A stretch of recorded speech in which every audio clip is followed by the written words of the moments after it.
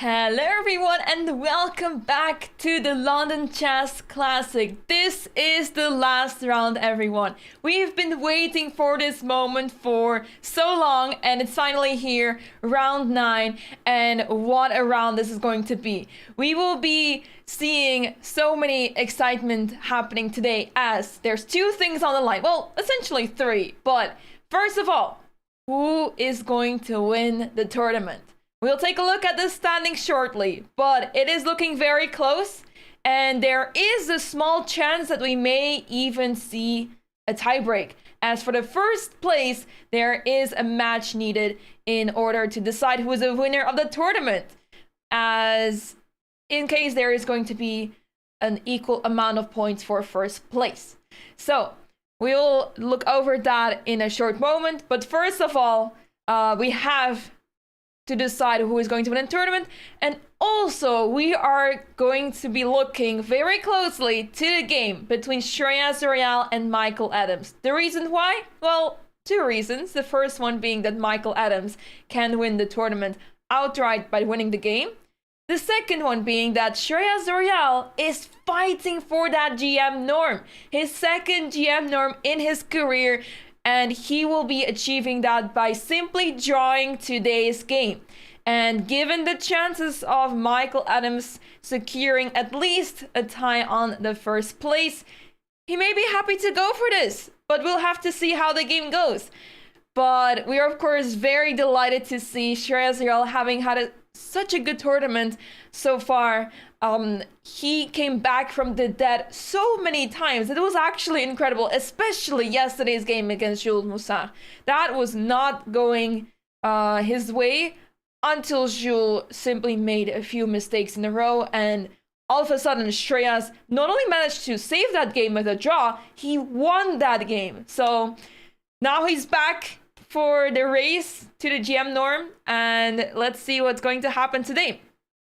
But first, let's take a look at the pairings. So the pairings of today are as follows. Luke McShane playing against Andre Volokitin. Andre made a huge comeback in the second half of the tournament, so he's currently in, well, we're gonna take a look at the standings, but I do remember from yesterday that he's on 4th place. So he made a huge comeback, winning his game yesterday. And then we have, as I mentioned, Shreya Zorial against Michael Adams. We have Amin Tabatabaei against Jules Moussa, Hans Niemann against Gukesh, and Mateusz Bartel against Nikita Vitiugov. And these are the current standings, everyone. Michael Adams with 5.5 points leading the tournament. All he needs is a win to secure first place. But he may also decide to go for a draw today, as that would secure at least first place with a tie, as it will depend on Gukesh and Amin, who are on 5 points. They would have to win their games to catch up with Michael. So it's going to be very exciting to watch those games. Andre Volokitin, as I said, on 4th place with 4.5 points. And after that follows Mateusz Bartel with 4 points and a couple of players with 3.5. And the reason why we're focusing on the top 4 is because of the prizes. Let me show you guys what the prizes are of the tournament. First place goes home with £15,000, which is approximately 19,000 American dollars. And then we have second place going home with £10,000, third place £7,500, and 4th place goes home with £6,000. So a lot of the players are still fighting for the top 4 places, and this round may decide a lot, but the eyes are of course focused on this game, the game between Shreya Zorial and Michael Adams. What will the players decide to do? As Michael is playing with the black pieces, he may be more than happy to go for a draw, but he's facing a 2400 rated player. We still have to look at the statistics, right? He should be fighting for a win, but the last round, it can change anything. It can change a lot of things, and yeah, that's why we'll have to see what happens. But I welcome you, everyone who is watching from Twitch and YouTube. Welcome, everyone. I hope you guys are as excited as I am for this round. I forgot to mention one very big detail. As Gukesh is fighting for a place in the candidates, he needs to win the tournament with a sole lead. And as we saw from the standings, guys, it's not looking much in his favor. He would have to rely on Shreyas winning his game and also winning his own game. And on top of that, Amin also not to win his game. A lot of things that he relies on, so it seems to be a very small chance for Gukesh to qualify to the candidates as of now, but there's still lots of tournaments ahead of us, so don't worry, those who are the Gukesh fans. He will have another chance for sure this month. This month will decide a lot of things, guys, and we will know for sure who is qualifying to the candidates the 1st of January. And by the way, thank you so much to Jack Sarkisian for the raid. Thank you so much for the party of 40 people. Welcome, everyone. You are joining us at the right time as the game is about to start, the final round of the London Chess Classic. And today we will see a lot of, final results. We will see the final standings, and it's a super exciting round. Anything can happen still. And as a commentator, I'm of course trying to be unbiased. But if there's one thing I would be looking forward to is a tiebreak match. I think the spectators would love to see a tiebreak match. And I was going to go over the tiebreak rules as the players have not started their games yet. So for those who are wondering, in case of a tie, so the prize money will be split regardless. So that we put already aside, as the prizes will be split, the prize money will be split. But in order to be awarded the trophy of winning the tournament, there needs to be a match played. So there will be a match played, and that match is a playoff match comprising 2 games of 10 minutes plus 5-second increment. Super exciting. And if that ends in a 1-1 tie, we will continue with 2 games of 3 plus 2. So even more exciting. And if that also ends in a tie, we'll have Armageddon. And who doesn't want to see Armageddon with real pieces on the board? So yeah, we will see more on that later in case it actually happens. If it's not, if first place is tied among more than 2 players, there won't be a match. And the following tiebreaks will be used: direct encounter, greater number of victories with black, greater number of games with black, and Sonneborn-Berger score. So keep those in mind, guys. And as I am mentioning this, the games have started officially. The games have started. We see in the game between Shreyas and Michael Adams, we see the Queen's Gambit. We see the Queen's Gambit. Funnily enough, Chess.com's opening explorer is calling it the English opening Anglo-Indian hedgehog system. The last time I checked, this looked a lot like the Queen's Gambit, but okay, it already searched now. So Michael Adams clinches a victory with a draw, but he relies on other opponents, on his competitors to not win their games. So in case Gukesh or Amin, in case they win their games, then we will have, if it's 2 players tying for first, we will have a playoff match. If not, then if we have 3 players tying for first place, then we will not have the match. So, all right. So far, so good. Bishop b4 in the Queen's Gambit is very interesting. We don't see this one too often. Oftentimes the bishop simply goes to e7, so I'm curious what the reason is behind this move. C takes d5, enabling knight takes d5, as a knight on d5, knight on c3 is pinned now.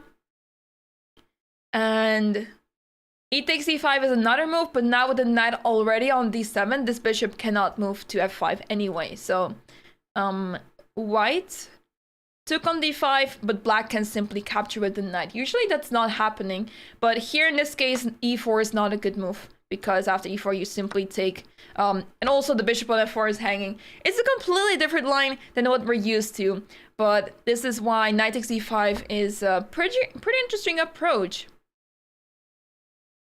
And Michael is spending some time on this now. Not a Berlin. No, I believe Shreyazaral is a D4 player, so that's why we don't see a Berlin. We've seen so many games starting with the Berlin, right? So, but yeah, I'm curious to see. So far, hard to judge if the players are opting for a draw or if either of the side is trying to win. This line is very unusual. But it is Michael now who is spending some time. So let's see. In the other games, some of the chairs are still empty.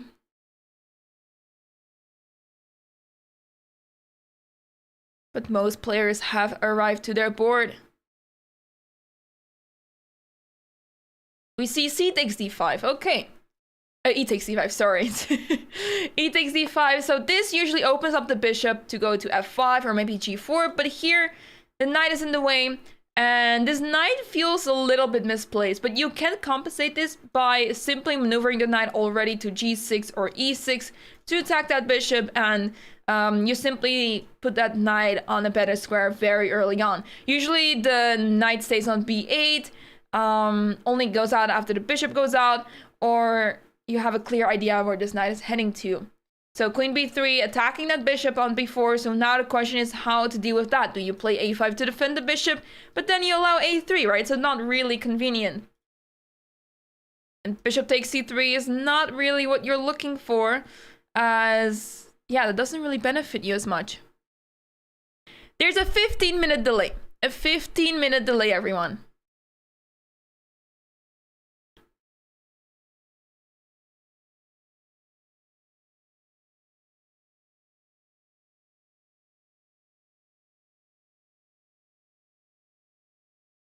Let's take a look. Let me put this over here.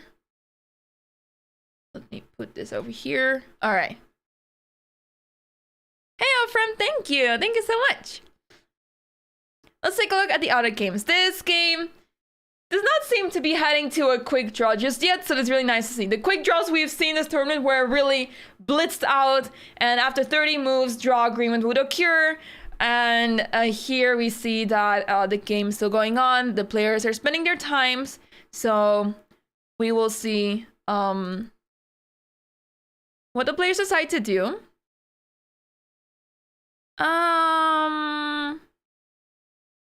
Jules Moussard has not showed up yet to his game. Let's take a look at the game between Luc McShane and Andrei Volokhitin. So here we see another canal attack. 97 shirt castle. A6 and bishop back to D3. We've seen this line before. We've seen bishop E2, we've seen bishop going back to F1, but here bishop went back to D3. So here, it looks rather strange, right? You block your D pawn that you want to move up to D3 or maybe even D4 so that the bishop, the dark squared bishop goes out. But here the bishop is in front of the pawn, so that is not happening, right? But instead, you can play b3 to put the bishop on b2. If you want, you can play c3, slide the bishop back to c2, and then d4. These ideas are very common in this structure, as white is going for this line, a more solid line against the Sicilian. Bishop back to f1. It's funny to see how little development white has, right? Of course, the king is castled, but the whole queen side is still in the starting position. It is as if the pieces are stuck on magnets or permanent tape or whatever you call it, and they just can't move. They just can't move. But I'm sure we will see them move very soon. Glue is the word I was looking for. Glue. I didn't use that word much. But yeah, it feels that way. But I'm expecting b3 to happen soon. The knight can either go to c3 or d2, but especially after b5, I would not want to put it on c3. Typically, you want to counter this either with a4 or you strike in the center with d4. Thanks, Stephen. Thanks so much. It's been a blast, guys. It's so sad that today is the last day because it was such a... you know, every single day waking up knowing that, okay, today's the next round, tomorrow we have another round. And it's been so fun, but time flew by so quickly. It feels like yesterday the tournament started, and it's so sad that the tournament has come to an end already. But at least we have one more round, and it's going to be a very exciting one, as a lot of things will be decided today. Hey, Mickey Dickett, hello. A4 on the board. And bishop b7, allowing the pawn to be captured as the bishop is counterattacking that pawn in the center. We actually saw a game this week as well where I believe it was it the game between Michael Adams and Andrei Volokitin?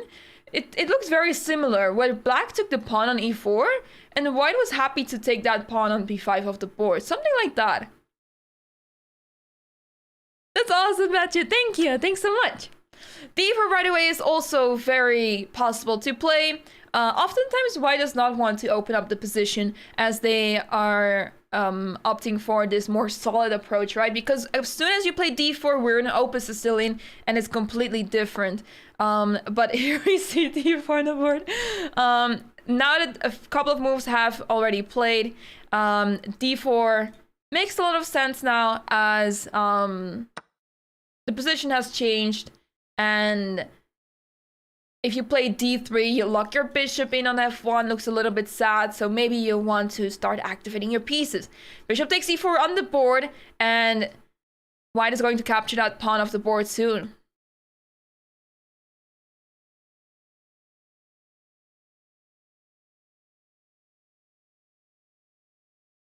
A look against Shreyas. Was that the same opening? What's at stake in this final round today?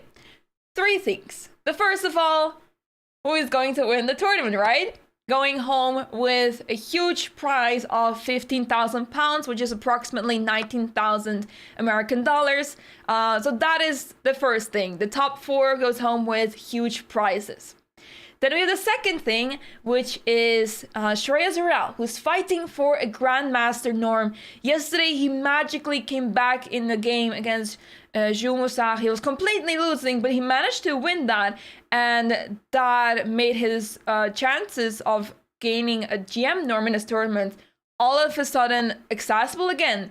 All he needs to do today is to achieve a draw against the leader of the tournament, Michael Adams. So if that game ends in a draw, Shreya Zorel will achieve his Grandmaster norm, the second one in his career, and Michael Adams will secure first place. It may become a tie on first place, but we don't know that yet for sure, as it will depend on Gukesh and Amin. They would have to win their games, as they are half a point behind Michael Adams. And third of all, of course, we are looking very closely to who is going to the candidates. Gukesh has a big chance to go to the candidates, but now today, as he is half a point behind and he needed to win this tournament with a sole lead, things are not looking good for him in regards to this tournament. So we may not see him qualify to the candidates just yet, but there's still lots of tournaments ahead of us, and that's why this month of December is going to be very exciting to follow the tournaments.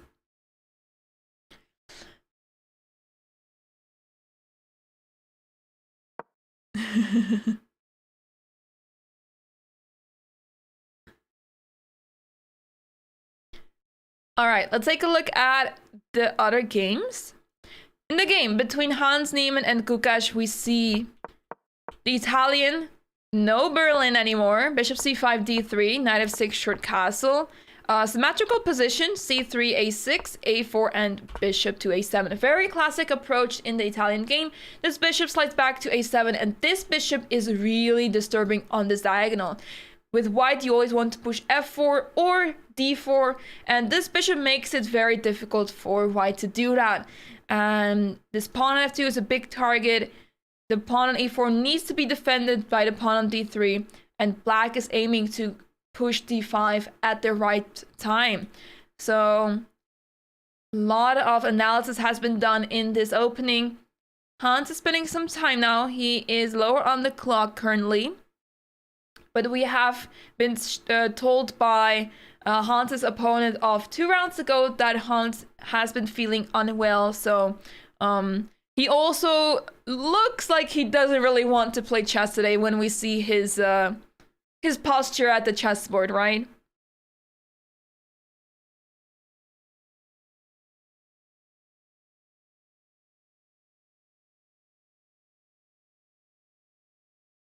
Absolutely. Oftentimes you see players relax as it's the final round. You want it to be done and get over with it. But at this level, every single round matters and you can't just relax. You can't just, you know, go for a quick draw or try to go for a quick draw. Every single round matters, especially the last one. So we may see some draws today as some of the players may feel like, okay, there's nothing to fight for anymore. But we do see that Gukesh and Amin are fighting for first place. And as Amin is also with the white pieces today, he will definitely fight for that win. So Hans is sitting over here at the very, very back near the banner where he's sitting in front of Gukesh. So yeah, it's a little bit difficult to see, of course, but luckily we can still recognize the players from this view.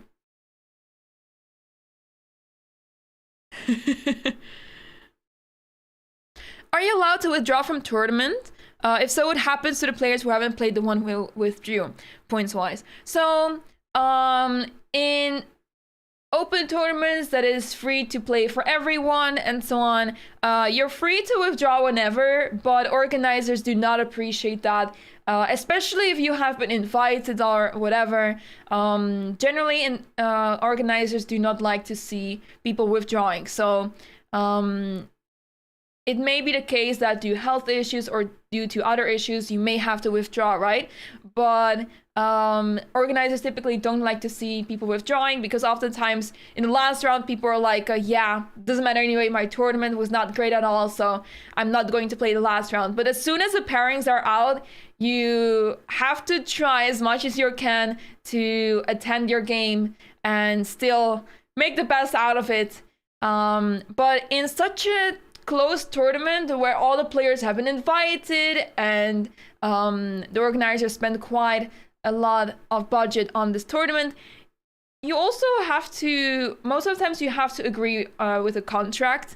So there's a contract as well that keeps you basically in the tournament. So you have to play until the very end, unless of course there is an extraordinary issue that forces you to withdraw. But essentially what happens with the points, if you withdraw, your opponent gets an extra point in the standings. It doesn't count for rating, so yeah, it doesn't really do much in terms of rating, but for the standings, the players will receive 1 point. Also, there's a rule, I think, where if you withdraw within 2 rounds or within a certain amount of rounds, then the results that you have played thus far will be yeah, cancelled or something like that. But I don't know the rules of that exactly.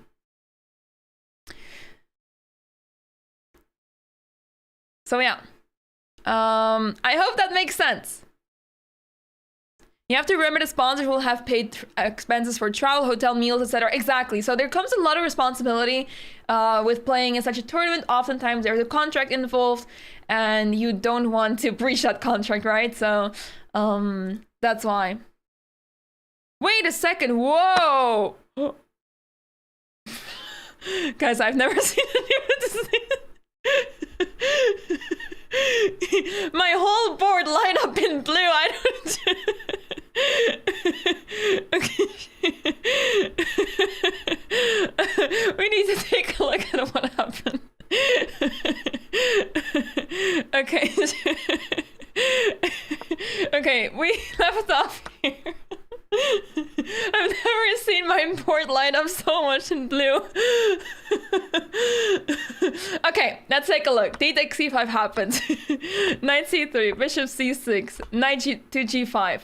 So Luke is really going for it with B4 and Knight takes F7.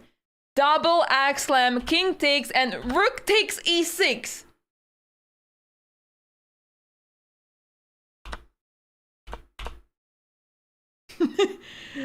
I'm sensing that both of the players know exactly what they're doing. Exactly what they're doing, as the eval shows zeros. This game seems to be heading to a very well-known draw. We will analyze the game real quick in a short moment, but I just have to process what happened on this board. No novelties yet. So, yeah. Queen takes d5, and apparently there is a draw with rook e7, bishop g5, king e8, rook e1, bishop here, queen check, check, check, check, check, check, check. Because if you play this, you lose and you get checkmated.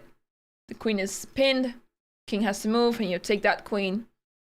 So, knight b6 on the board. The players know exactly what they're doing. Okay, but we do have to appreciate the two players here. This is not just your classic draw that happens through the Berlin or something. This is magic. Rook e7 on the board. Oh my goodness, this is incredible. No, I wouldn't go as far as pre-planned draw. I mean, the players are aware of this line, right? This seems to be a well-known draw. Nice and simple. Nice and simple. And there we go. There we go. All right, this game will be decided draw soon, but let's just take a look what happened. So b4 has been played, right? I just want to analyze this line real quick because it may be very interesting to look at. And if you make one wrong move, then it's simply over, right? So it's important to realize and understand what happened. So knight takes f7 was played. As if you move the knight simply anywhere, it's so passive, and the reason why knight g5 was played to capture on f7, so it makes a lot of sense in a way. King takes. So now you have the next step, being that your knight is still under attack, and well, I don't think anyone without having seen this line before would ever play rook takes e6, so you have had to see this line before in order to be able to play this. And the reason why this is not captured is simply because the king is extremely exposed. Bishop c4 would be played and the game goes on. King here, queen here, and there is some line with knight e5 taking that, and this king is just extremely exposed, so it doesn't feel safe at all. King d6 will be met with bishop f4, and that will be checkmate soon. So that's why you don't take that rook on e6. And instead you take the knight off the board, another knight off the board, bishop c4 defending that rook, and bishop d5 is intercepting that bishop. So bishop takes d5, of course you take that, knight takes, queen takes, and we have another, another possibility to discover check. Knight b6, attacking the queen twice. If you play rook takes b6 check, you lose the queen, of course. You don't want to allow this. You have to give a double check. If you just move the queen, let's say queen e4, you just allow queen d1 check. Queen has to retreat, queen takes, rook takes, and black is up a piece. So that's also not ideal. So you don't really have many options. If queen in here, I think the king can just hide. The king is hiding on g8 and is more than safe. With a checkmate threat in the air, pawn taking on b2, the bishop can develop soon. This is completely fine. So rook e7, king takes, bishop g5 was played. Makes sense. King to e8, rook e1 check, and this is just all speaking for itself. Queen c6, and this is the way to repeat moves. So a crazy computer line that the players are aware of. 1, 2, 3, 4, 5 brilliant moves, and the game will just end in a draw.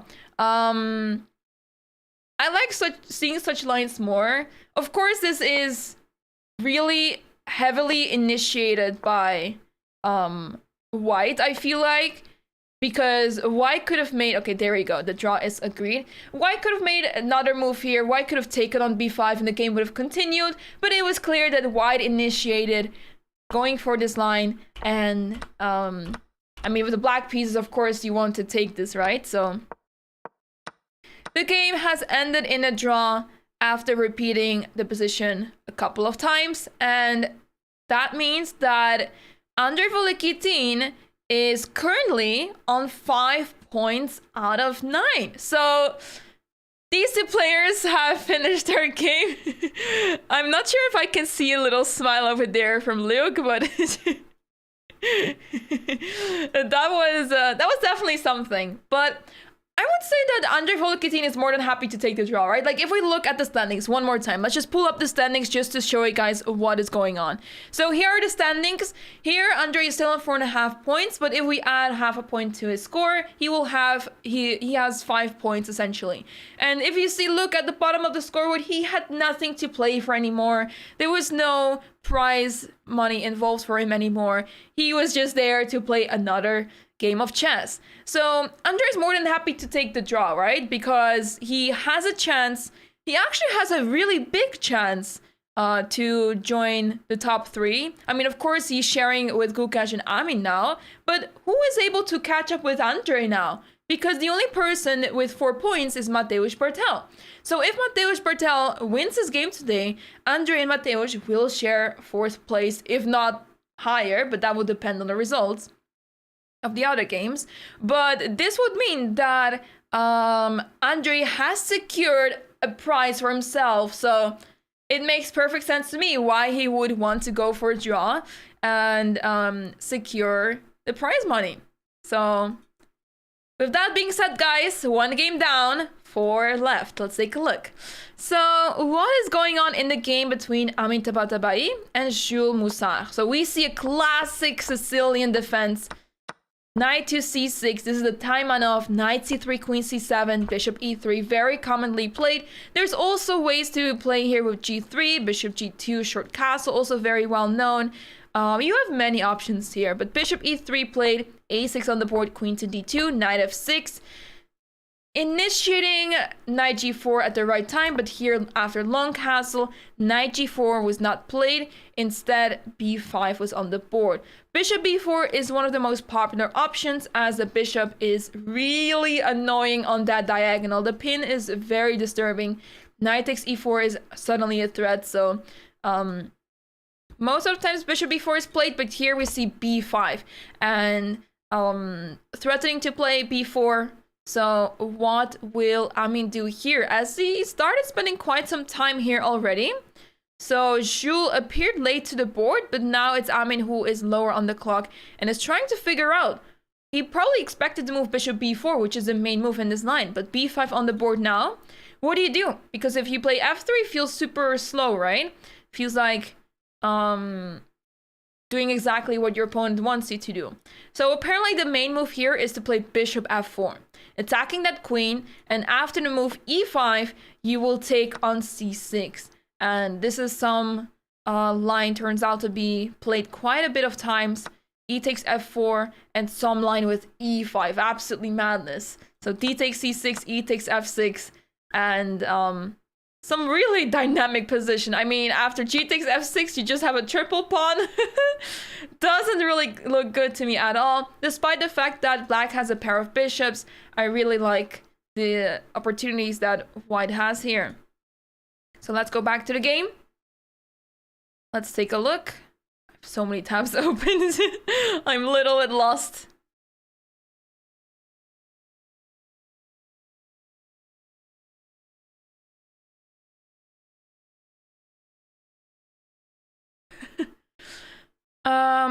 Wouldn't he have liked to go for a full point to have a bigger chance of ending up in the top 3? One would argue that, but seeing how Andrei has fared in his games the past few days, especially in the first half, right? And since Andrei was playing the black pieces, it would be a huge risk for him to fight for a win today. It's a huge risk and one he's not willing to take today. So, yeah, since the tournament did not go much better than this, essentially, since his huge comeback in the second half of the tournament, I'm sure he's already more than happy with the fact that he is able to get one of the top 4 places. Yeah, especially with the black pieces. Maybe with the white pieces, he would have tried more. But yeah, since it was his opponent Luke with the white pieces, who had not much to fight for anymore, the players agree to a draw. Who do you want to win out of Gukesh and Hans game? I cannot decide. I'm just cheering for an exciting game, honestly. It may just end in a draw, but I'm expecting the both players to fight, but we'll see. We'll see. As a commentator, I try to be unbiased, right?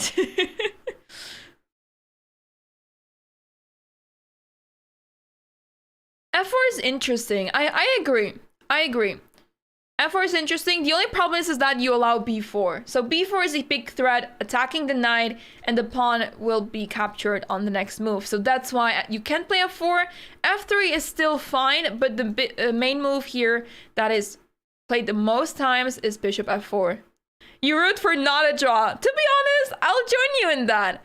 I would love to see a lot of decisive games today as well. We may not see a lot of them, but we can hope, right? Hey, Bala, welcome. Hello. An interesting, well-fought draw. Absolutely. Absolutely.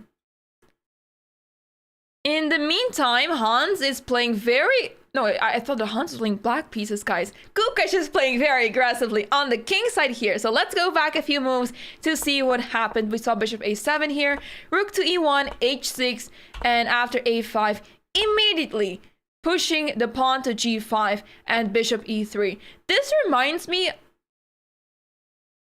of the game between Hans and Mateusz Bertel. Was that the same way, guys? Did it start in the same way?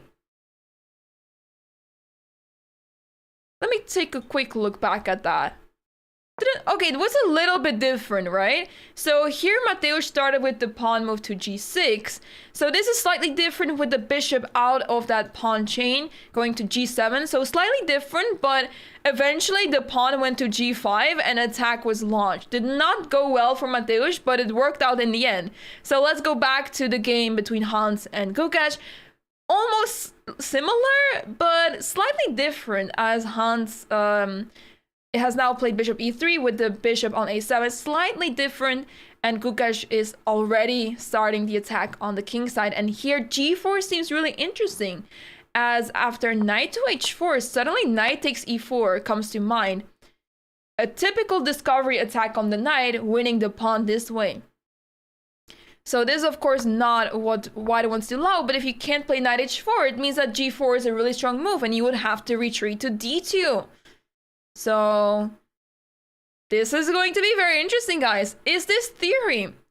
I see one game that has played in this line, and black went there with bishop takes e3. So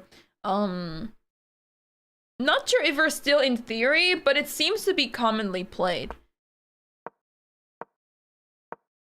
So a5 is not one of the main moves. The main move here is knight bd2.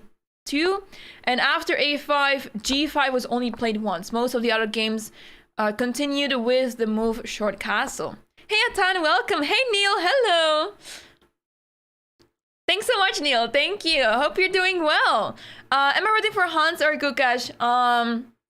Well, the thing is that Hans is not much to play for anymore, right? So it would be fun to see Gukesh win today for a potential tiebreak, but at the same time, I'm simply rooting for no draw in this game. That would be awesome. Wait, did the snacks table and back collapse? You're in general a Gukesh fan? Awesome, awesome. It is looking difficult for Gukesh to qualify to the candidates by his performance in this tournament, but who knows that maybe in his next tournament he will be able to have a better performance.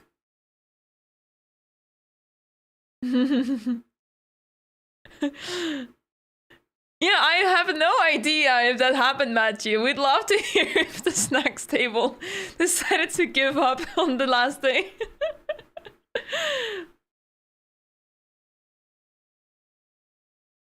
Ju Wenjun lost with g5. Ooh, that's rough. Let's take a look at the other games, guys, because we also have many other games going on. The game between Amin Tabatabai and Jules Moussa. Here, Amin had a huge opportunity with the move bishop f4, but he did not play it. He took on c6, queen takes c6, and now f3. So he's not going aggressively with e5, but he takes it easy, plays f3, and we have a very common Sicilian defense. Yeah, James solvers. These guys are playing in London, but it is, I believe it's in some hotel, but I'm not sure which one.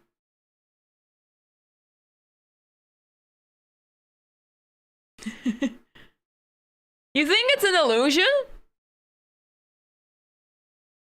Yeah, it is an illusion. I see it now. Yeah, it's an illusion.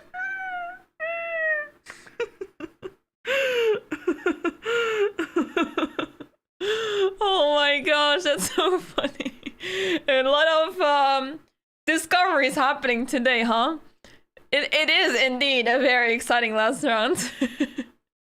So for the YouTube chat, who is probably very confused, what are we talking about? The very far right table over there, where the snacks are on placed usually. The Twitch chat was pointing out that the table seems to have collapsed. So then we started to investigate what happened with it, and turns out that it's an illusion. So, yeah, good to know. Okay, now I can see it. Let's move on to the game between... Schroeder on Michael Adams, because a lot has happened here. A lot of trades. And you know what that means. Queen b3, c5 was indeed played, takes queen a5, a3 takes on c3, takes the queens off the board, knight takes, and e3.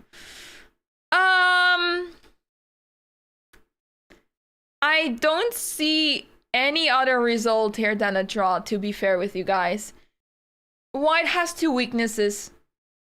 This pawn may be considered a weakness, but it's easy for black to defend this pawn. The pair of bishops are not enough to compensate the two pawns. I mean, they are enough in the sense that white cannot achieve more than a draw, I believe. So this game may be heading to a draw as well. And that would not surprise me a lot. In case Michael needs to play for a playoff, it is better to save some energy, right? Yeah, this looks a lot more drawish, and without the pawn on d4 anymore, it's very difficult to see how white can even try to go for a win here. Very drawish. Exactly, Dylan. It's crazy. Sunday trading used to be illegal in England. Oh wow, I've never heard of that. So let's take a look at the game between Mateusz Bertel and Nikita Vytryugov. So in this game, Mateusz Bertel has not drawn a single game in the tournament so far. I kid you not. I was shocked to find out about this, but his results have only been decisive. He has had 4 wins and 4 losses. So this player right here with the white pieces is especially not going to settle for a draw here, unless he has no choice anymore. But let's see how he started. So we see the Sicilian and knight c3, avoiding any sort of Sveshnikov, Kalashnikov,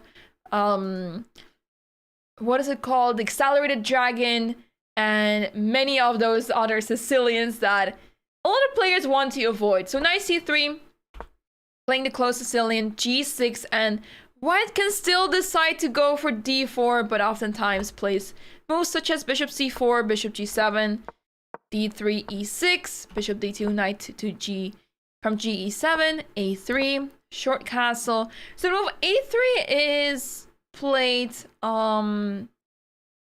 interestingly enough, it's played, but it's often the idea to play rook b1 and b4, right? I mean, of course, if your opponent starts pushing with a6, b5, they want to play b4, so you want to prevent this. But here, this has not been played just yet. So the idea, presumably, of a3 is to play rook b1, b4, and simply take space on the queen side. So short castles on the board, rook b1, a6, b4, b5, bishop b7, and knight to e2.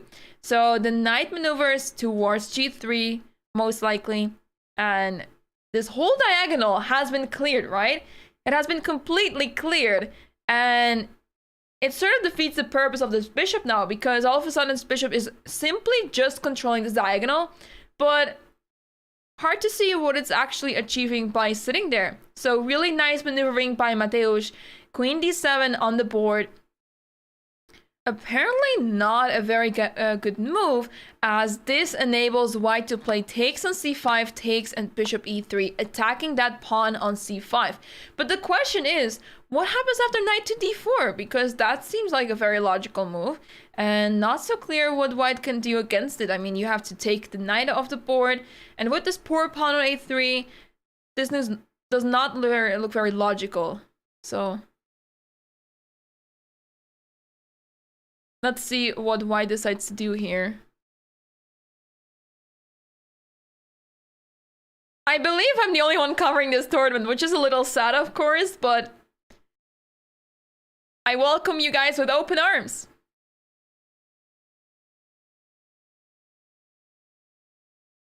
I'm checking real quick if we see updates in the other games. Indeed, Gukash has played the move g4, guys.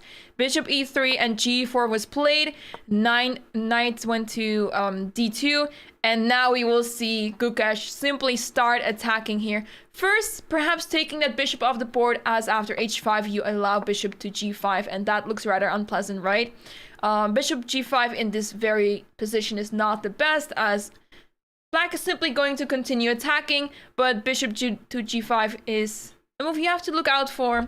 So that would make sense then to play bishop takes e3 first and then start attacking, making sure that this dark-squared bishop is not present, because since the bishop is on e3, it is the stare down on this diagonal anyway, so might as well take that bishop off the board, and indeed, Gukash goes for it.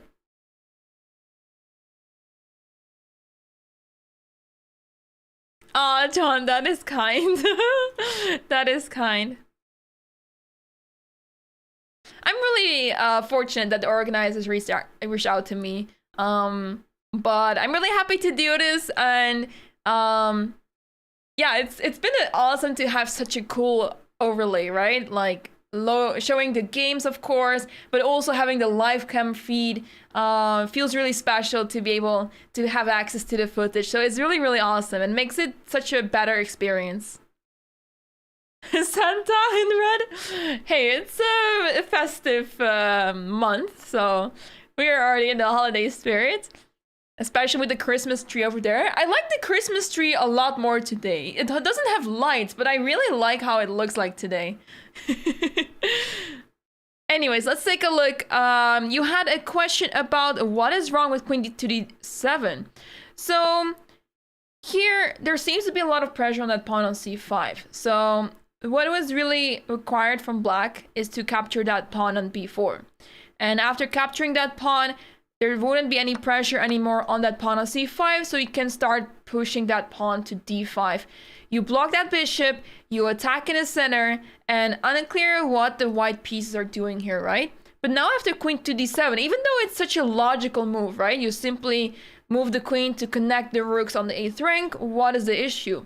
But it has a lot to do with this pawn on c5. So I'm curious to see if Mateusz understands this concept. Really difficult to understand without having any assistance, right? So I'm not expecting him to spot this or understand this, because it's a really difficult one. But at the same time, by taking on d5, you stop any sort of d5 move from happening. So that could be enough of a reason to take on c5.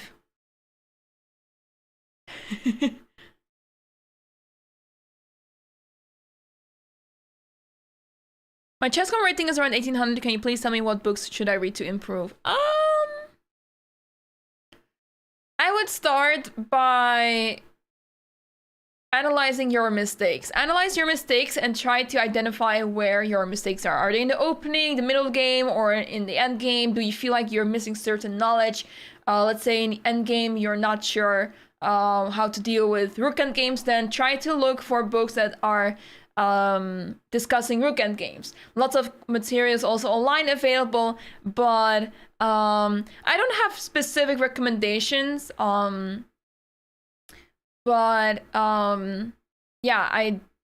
I do like following the courses online these days. I have some books lined up over here that I still have to read, but I really like Endgame Tactics by Fun Parallel. I think that one is really good. Bishop e3 on the board. So this is enabling the move c takes b4, followed by d5. So let's see if Nikita Vitigov will actually find out that he has to play this.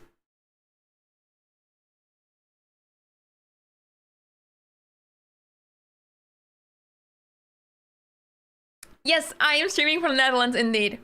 That's so kind, John. Thank you. That's super kind. I don't have any course myself. I'm so sorry. Maybe one day. Maybe one day I'll manage to make my own course, but for now I have to study other people's courses and I'm appreciating them a lot for it.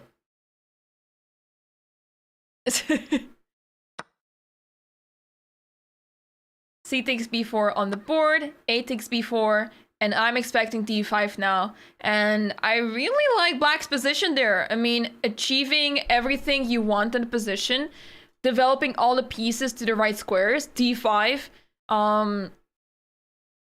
trying to take control in the center. This pawn on b4 is not the greatest. And after e5, you're just losing the pawn, right? So you can't even play e5. Usually you can counter this with e5, close the position, and gain some space on the king side, but here e5 is not a move, and that can cause some issues for white. Hey, Len25ph, hello! How to look after your rooks. Maybe, we'll see. Let's see what is happening in the game between Shreyas Royale and Michael Adams. So we saw that a lot of pieces have been traded. The queens are off the board, bishop d7 and c4, rook c8, and here we are where this pawn's over here may be traded soon. Michael is not even trying to start attacking this pawn. He wants to make sure that this c pawn is not going to get lost, so he wants to trade the pawns off the board. And black will be able to have a pawn more on the queen side. So I can see some chances here with black. Sorry, by the way, I was talking about... I keep confusing the colors today, guys. So I was thinking Michael's with white pieces, but he's with black pieces. So Shreyas wants to make sure that his pawn, the c pawn, is not going to be targeted, so he wants to trade it off for that d pawn. Only one international master in this event, correct? So Shreyas Royale is the only international master. He's a huge British talent, 14 years old only, and already a GM norm made. Not in this tournament yet, but he needs to make another draw. So if it makes a draw today, he will have a second Grandmaster norm. And we are honestly expecting this to happen. Not a lot of progress has been made by either player in this game. Seems to be heading to a draw pretty easily.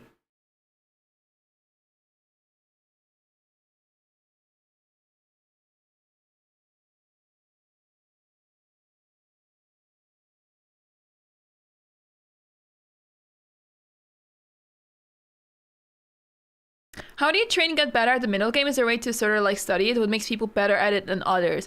It has a lot to do with having a lot of understanding. Understanding certain pawn structures, understanding middle game strategies, positional play, what to do in this situation, what to do in that situation. Chess is essentially a game where you need to learn a lot. Gain a lot of knowledge by reading books, reading...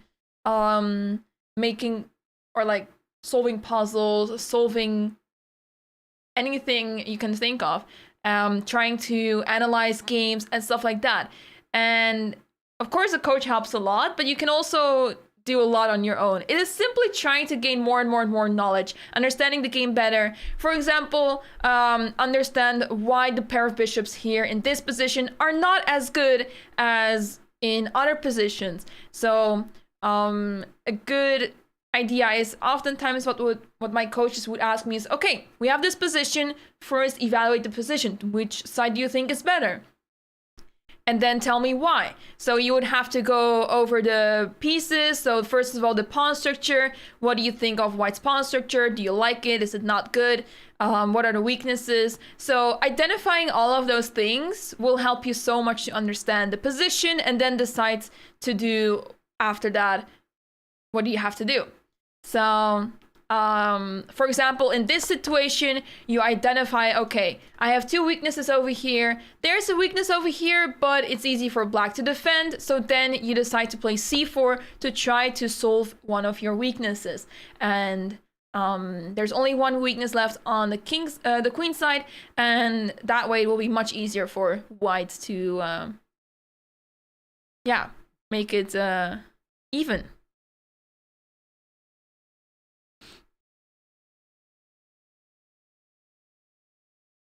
Position is kind of closed.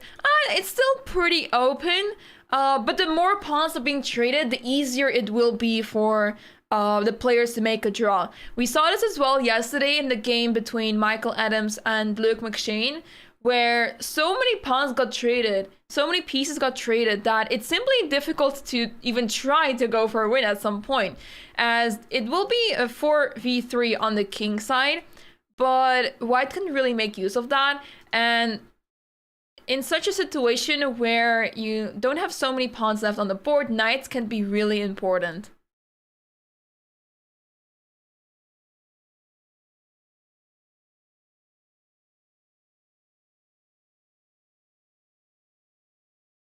Yeah, white doesn't really have that good of a position, but I feel like it's still pretty easy to draw here. It's still going to take some time until black has pushed the pawns forward, and for now this pawn is not going anywhere, right? So it simply depends on whether Streyas will be able to make the right moves in the next couple of moves. It will be on him to show that he truly understands the nature of this game, the nature of the position, and makes the right decisions based on that. So for now, wait. I think we are behind because Streyas already made a move, but we don't have his move over here. So I think we are behind with that camera, or like we're behind on the board. So can I don't see it. No, I don't see it. Let's take a look at another game then, because Streyas already made a move. So let's take a look at the other games. Oh, wow. What do we see here? The game between Hans Niemann and Gukesh is getting very interesting. Bishop takes e3, f takes e3, and knight to h7. The live cam is behind. Okay, let's see. So the knight went to h7. The queen is going to access that square h4. The knight wants to go to g5. Maybe we'll see h5, h4. Things are getting very interesting in this game, guys. We will see a huge attack coming in here from black. Gukesh is going all in, guys. He is going for the aggressive route, and we love it. We love it in the last round. This is the last round. I wanted to say it differently, but I didn't really process it well. Today is the last round. So this is the very last round, and that is why this is so important. Also, you can see, I guess you can see in the title that it's round 9, but it doesn't have to mean that it's the last round. So yeah, this is the last round. Yeah, the pawn capture is interesting. It opens up the f file, right? So that way you can put the rook on f1 and try to counterattack, but it's easy for black to defend. In any case, you have bishop e6, knight to g5 already defends the pawn. So perhaps he's opting for some sort of counterattack. Maybe wants to support d4 this way. The knight jump to f1 can be considered, where the knight will go to g3 and whoa. I think the boards froze for a few seconds because we saw that in this board on the front, it was Michael's turn. So maybe the boards had a little bit of a moment. So let's catch up with the moves. knight f1 was played, h5, knight to g3, and now queen g5. So here maybe it would have been interesting to play h4 attacking the knight, but then it allows the knight to go to f5, bishop takes, e takes f5, you can play d5, would have been interesting to see this, bishop b3. The pawn on f5 is quite a big weakness, but it's easy for white to defend that pawn. Not sure what to think of this. I guess I'd like black's position quite a lot, as you are attacking on the king side quite a lot. This pawn feels misplaced, and this knight is going to do a lot of damage on the king side. But for now, we saw that h4 was not played, and I have a feeling that Gugash did not want to face knight f5, so he simply went for queen to g5, preventing knight f5, as knight d2 has now been played. So after knight to d2, what happens if you play h4? That seems to be very logical to me, to play h4 and kick the knight out of here. Try to push those pawns even further and weaken the squares around the king. So the king of Gugash is exposed, of course, but really difficult to see how white can access this king. At any point, black can consider to go long castle, but you can also simply wait in the center, as it is really difficult to see how to open up the position with the white pieces here. So I really like Gugash's position right now. He has control over the board here, and not sure what white can possibly try to do here.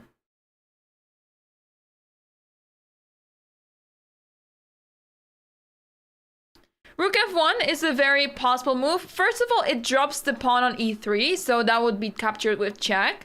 But if that pawn was not free, let's say rook f1, you're just attacking the pawn f7, so how do you defend that? Just to illustrate, you can easily play the move bishop e6 if you want to, simply to stop any sort of counterattack. But you can also decide to play, let's say, rook f8. You can play rook f8. Queen to g7 does not really help much because the capture will happen anyway, and pawn h5 needs to be defended, right? So in any case, you always have rook f8. If you really want to, you can short castle even here, as I simply don't see how white can attack that king on g8. But for now, rook f1 is not even a move. It is black's turn as well. So really liking Gugash's position so far. Knight went to e7, very interesting move, as he is completely shifting the attention to e7 and once again avoiding any sort of knight to f5, because now, so let's say instead of knight d2, knight f5 was played. After bishop takes, pawn takes, and if you play queen takes here, all of a sudden the rook f1 comes to mind. You do have to move queen to g5, counter-attacking that pawn. But after bishop takes, king e7, the king is in the middle of the board. Maybe not so ideal. The pawn is under attack, so you do have to defend it with white. But that bishop feels slightly misplaced, but at the same time, still a very strong piece, right? So maybe knight f5 would have been very interesting to play, but of course, very risky. So knight e7, stopping knight f5 altogether. All right, let's take a look at some of the other games. Do we have any updates? We do have some updates in the game between Mateusz Bartel and Nikita Vitiugov. We see that in this game, we saw that after bishop e3, the pawn on b4 is captured, a5, taking on a5. Interesting, rook takes a5. Okay, because this pawn on b5 is a huge weakness, right? So you don't really want to deal with this. So it's interesting that black went for a5 so easily and so quickly. After bishop b3, the move d5 appeared. So yeah, with so many trades going on, hard to see how either side can fight for an advantage here. But okay, this position is still pretty unclear. Black is taking space in the center. A lot of tension happening here on e4.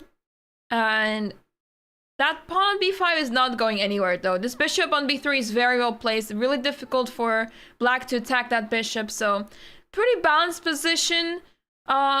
Really curious to see how the players will make it very exciting. As so far, it seems to be pretty balanced. Black does have access to the A file, right? The bishop on g7 is covering this whole diagonal. So rook a1 is not happening. But at the same time, black cannot really achieve so much on the e file. The bishop on b3 is protecting the important squares, right? So what can you really do here with the black pieces? So difficult to say.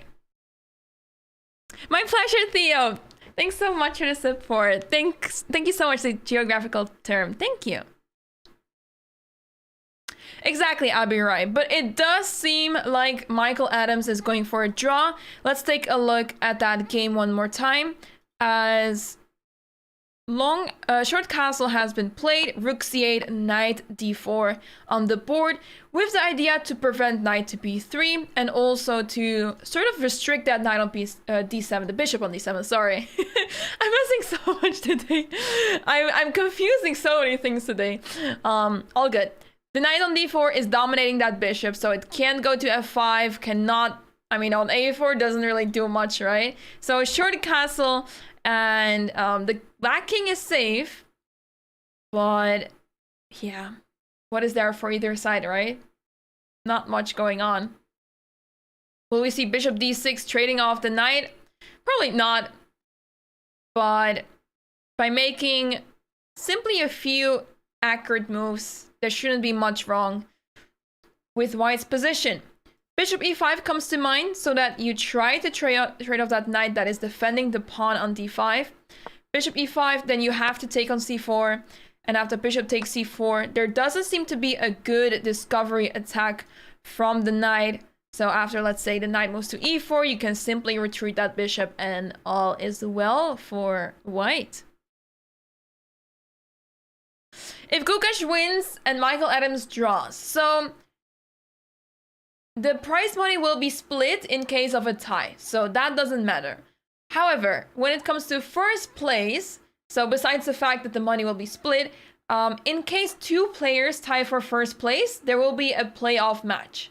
But what if three players tie for first place? Then there is going to be tie breaks. There's not going to be a playoff match, but the tie breaks are as follows. The first tie break is direct encounter, and then we have greater number of victories, then greater number of victories with black, greater number of games with black, and Sonneborn-Berger score. So to quickly take a look at the standings, everyone. So here we see that Michael Adams and Gukash have made a draw. So that covers the first tiebreak, right? Michael Adams has beaten Amin, so that is not looking good for Amin. His tiebreaks are not the greatest. He did draw against Gukash, so that would be equalized. But in this way, Michael would be ahead of Amin. Then we come to the greater number of victories, and if we take a quick look, we see that Michael Adams has made a lot of draws, right? So he has only 3 wins. Whereas, also Gukash also has 3 wins currently, but if he would win today, then he would have 4. And Amin has 4 wins. So, with the win today, he would have 5, so he would be looking better on that. So, I will leave it up to the arbiters to decide who is going to be ahead in tiebreaks if we get to that point. But just to illustrate what would happen in this case. The FIDE circuit point, so Gukash needs to win the tournament with a sole lead. So he would need to rely on Michael Adams losing and Amin Tabatabai not winning his game.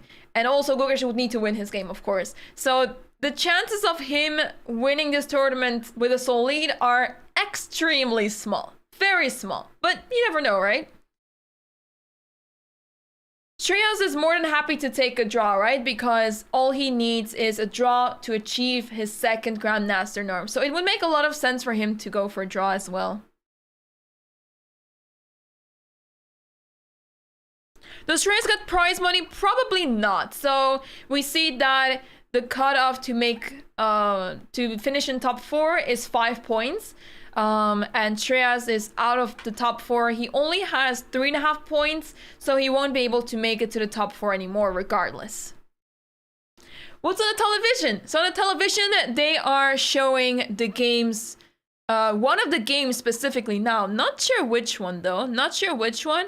But essentially they are showing one of the boards. The other days we had many more boards available on that screen. But yeah, this time only one. But it's basically the DGT transmission that only shows the board, the current position, the last few moves, and who's playing and the clocks, and that's it. So bishop e5. Bishop e5 on the board, very well decided by Shreyas Royal. He wants to capture that knight off the board in order to take that pawn on d5. So Black would need to play d takes c4 in order to save that pawn.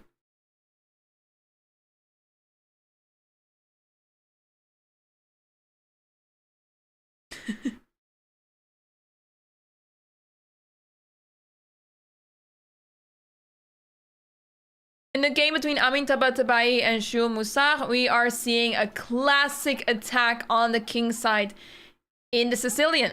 So here, Amin went with b3, bishop b7, g4, and h6. So, of course, trying to stop that g5 pawn move. The king hasn't castled yet, but as soon as all the files will be opened, it is going to be difficult for this king to survive over here, as yeah, there's a lot of weak squares around the king, right?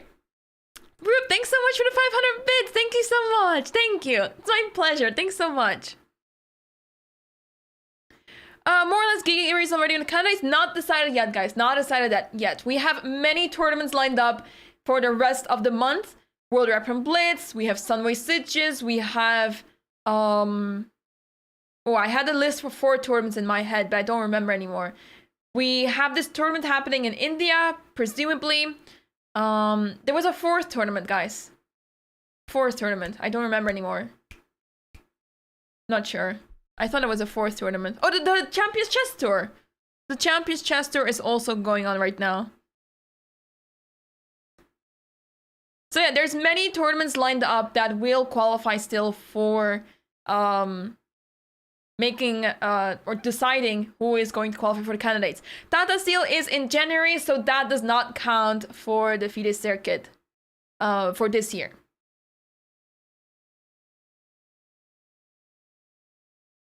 King beyond on the board, very classic move because you want to make sure that you cover all the pawns with your king and you get safety this way. So very often played when you play long castle in the Sicilian.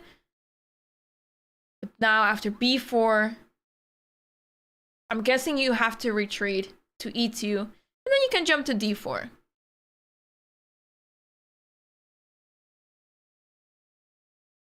Yeah, yesterday was really exciting first day of the Champions Chess Tour. We had, I believe, 3 Armageddons.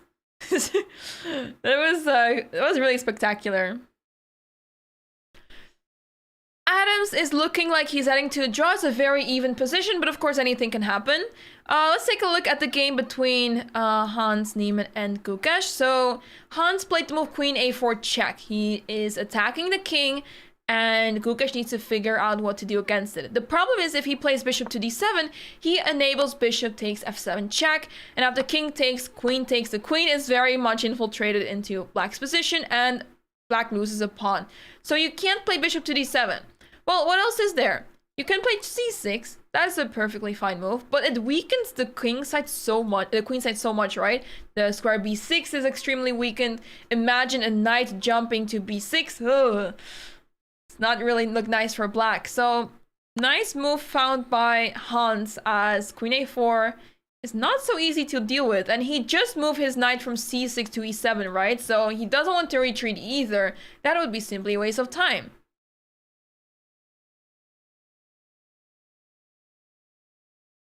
Who is at the top? Do you mean in this tournament? Michael Adams is currently leading with 5.5 points. And right behind him is Gukesh and Amin with 5 points. So queen a4 check now on the board. Difficult to see what Gukesh can do. The best he probably has is to play c6, as the king does not really want to move either, right? King to d8 feels Not good at all. Oh yeah, the Fugagashimo Memorial is now going on as well. Right. Thanks for sharing, John.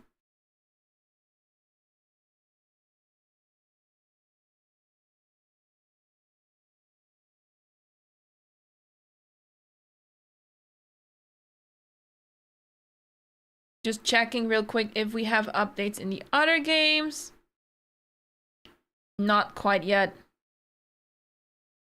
Not quite yet, as Shreyas played move bishop to e5, so he played a very strong move, and now Michael has to decide what to do with this poor pawn on d5. You think Gukash will win? He does seem to be in a very fighting spirit, which we love to see, of course, especially in the last round of the tournament, so really curious to see how the game will develop.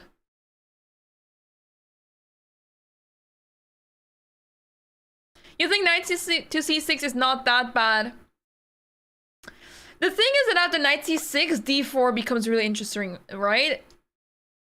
Trying to play d5, and the knight is still pinned, so looks a little bit awkward, but I'm guessing after d4, you have at least move bishop to d7, and now you can easily move that knight away with the discovery attack on the queen. So yeah, maybe knight c6 will be played, but it's one of those moves that you simply try to avoid to do, because you just moved the knight back to e7. Why would you play knight c6? And I can see why Gukash would want to avoid this.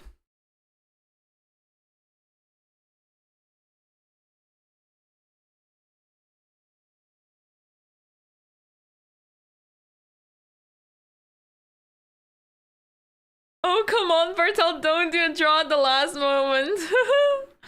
Yeah, the position is looking extremely drawish over here. So in the last few moves, we saw that d5 was played. The pawns have been traded on e4.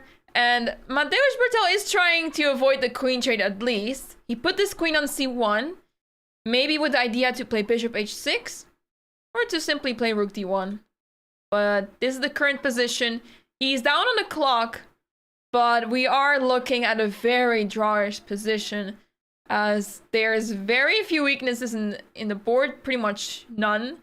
I can see how one can argue that a pawn on c2 is a weakness, and the square c3 is a weakness, but at the same time, there's not much that black can do to try to attack. Knight b4, I mean, the pawn is already defended. It's really difficult to see how either side can make progress here.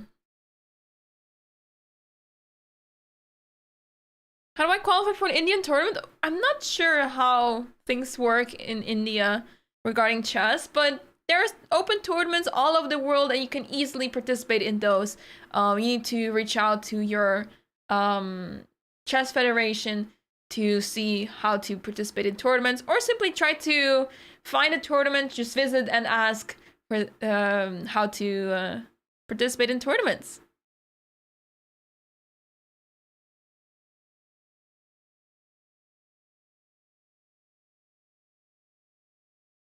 What are some good chess synonyms for idea?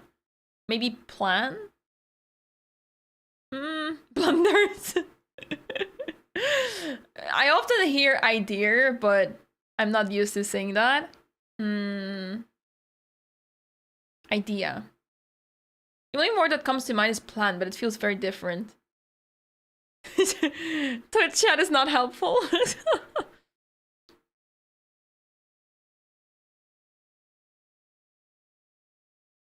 Bishop f4. I like the move.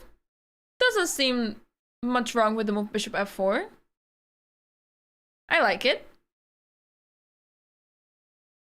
I guess queen b6, bishop b3, queen c7, bishop f4.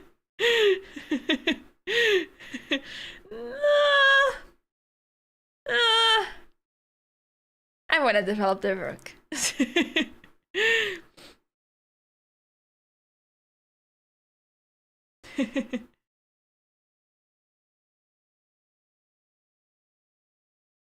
Ooh! I see a move! Oh, it was not d4, d5, but e takes d5. Alright, wait a second. Black played move d5! Wow, can you just play d5 in this position? E takes d5 on the board? That seems very brave. If this works, black should be fine. But for some reason, the computer is not happy with black's position at all. As after knight takes d5, knight takes, queen takes, you can't really move the queen to knight square because the pawn on f3 is also under attack. I guess you do have to move bishop to d3 if you want to avoid queen trade, but once again, you will lose a pawn on f3. Oh, you have a tactic here, actually. Bishop e4, of course. You're threatening checkmate. Okay, then I really like bishop d3. Let's make that happen. Bishop d3, avoiding the queen trade. The king still in the center of the board. The action will be on, but this is a huge puzzle rush moment as queen d7 is unstoppable. Or the queen will be lost, of course. So, e takes e5. I'm expecting knight takes, queen takes, and then let's say queen takes happens, bishop takes, bishop g2. I don't really like this position for white. The bishop is very passive over here, whether it goes to e2 or g2. The bishop on e3 doesn't really do much. This bishop on d5 is extremely well centralized. I can see black go for bishop e7 soon. Short castle maybe, maybe not. You can also put the queen, put the king simply in the center of the board, and this should be fine for black. But I don't really see why white should go for that queen trade. Simply covering with bishop to d3 seems perfectly fine. Knight b5 is a little bit too ambitious, as the pawn is defended with 2 pieces, so knight b5 cannot be played. Hi, Vincent, hello. Queen takes e5, and now is the moment. Will we see bishop d3 or queen takes e5? I would certainly go for bishop d3. Because with the white pieces in the Sicilian, you want to keep the pieces on the board in order to attack. And if you don't keep the queens on the board, it will be much easier for black to play, generally speaking, in Sicilian pawn structures. Hey, Rizzycat, hello. Do we have an update in the game of Gukash? Not yet. Gukash has not made a move just yet, but the game of Gukash, just so you know, Gukash is simply attacking on the king side, so he's playing very aggressively, but Hunt has come in with the queen on a4, giving a check to that king, and now Gukash needs to figure out how to cover this check, because after bishop d7, you lose the pawn on f7 with the check, and if c6, you weaken the dark squares a lot around there, the queen side. And the knight just went back from c6 to e7, so if you go back to c6, doesn't really help much, right? So maybe he'll move his king. Maybe king d8 will be played. That is also possible. Is several players finished with equal score? So in case 2 players end with the same score for first place, we will have a playoff match of 2 games of 10 plus 5, I believe. And if more than 2 players will be tied for first place, we will have several tie breaks. The first one being direct encounter, second one greater number of victories, then greater number of victories with black, greater number of games with black, and then Sonneborn Berger score. So that is the tie breaks that will be used. I think queen a4 was a really easy move. I mean, I would say any player out there would happily play queen e4 h4 check. You know how beginners love giving a check because it may feel like they're about to checkmate the opponent, or this is the start of winning the game. Oftentimes people would tell me like, at least I checked you, at least I gave a check. So I feel like at any level, this move is very easy. At any level. Because if you see a check, you have the opportunity, people go for it without even thinking about consequences or what comes next. So it was an easy move, yeah. You love a scuffed playoff? Oh yeah. Yeah, I will leave it up to the arbiters to determine the final standings, as the tie breaks for more than 2 players is pretty complicated.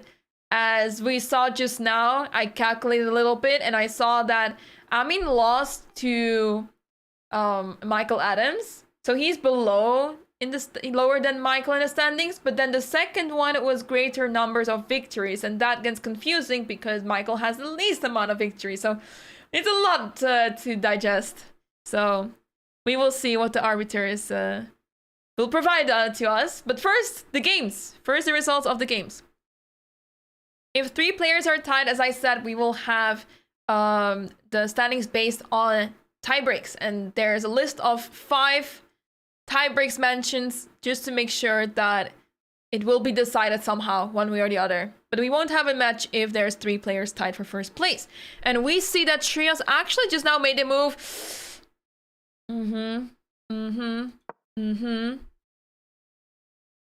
Somebody should write a book about positions where giving an obvious check is a bad idea. Actually, not a bad idea at all to write that book, because a lot of people can use that for sure. Check carefully. Why don't you write that book? You should totally write that book. It would be a bestseller. Knight c2 e4 was played, guys. Bishop takes, knight takes, and a trade here. Bishop d3. And I'm calling it a draw on move 31. That is my guess. A draw on move 31, guys. A lot of trades have occurred here. And despite the fact that Michael has the slight advantage on the queen side, right? With 2 pawns against 1. He can try to create a passed pawn, but how far will this pawn get? Because b5 is not even moved right now. a6, b5, you can play b4, but then this pawn a6 is stuck. So how far can the pawn get? Not so sure.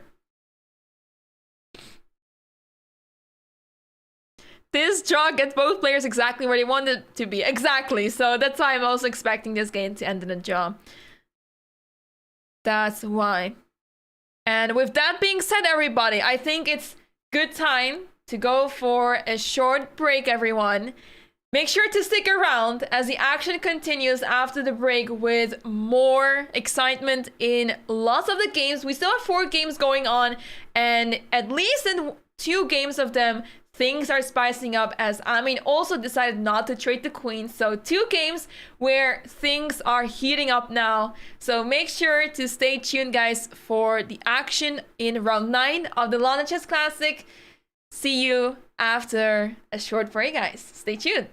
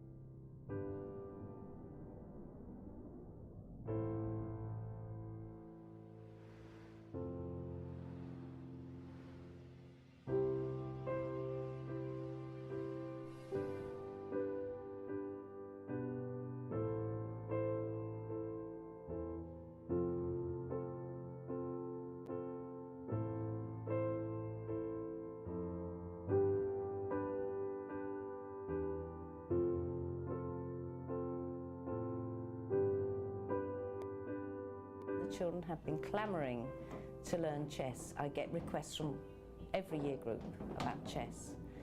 I'm convinced that the strategy, the discussion, the enjoyment, the game playing all have something to add and will in fact enhance the children's attainments in other subject areas.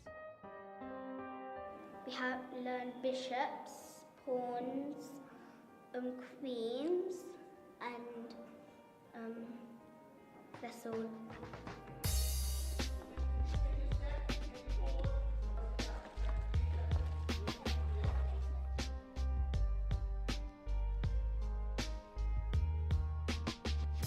next? After Queens, we're learning about knights, and these are probably the most difficult. With CSC, we follow a curriculum, which I think is fantastic, because the way that the curriculum works up, step by step, small bit by small bit, really helps the children digest it, and I think they can understand it a lot easier that way. The lessons that I did today, that was only their 6th lesson in each class. They were giving moves that more advanced players may even struggle with. I mean, they were giving moves where the queen was attacking more than one pawn when they've never learned about a queen before. That's really good. So that kind of tells me that they're really understanding what we've done so far. Well, in Hungary we made a very big step from starting from 2013. Chess will be a choosable subject from September in every school. The school can decide whether they choose chess as a skill development. Here in England, chess in schools and communities, charity is doing a very good job. So I do hope that in the near future I can also say the same numbers as they can.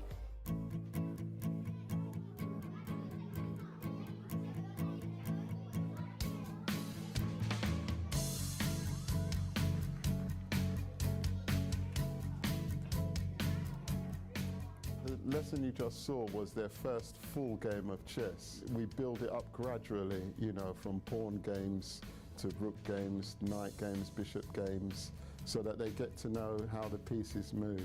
If you capture this pawn, she will use her pawn to capture your knight.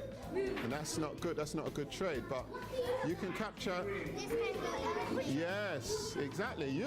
She's only just learned, but she can understand it.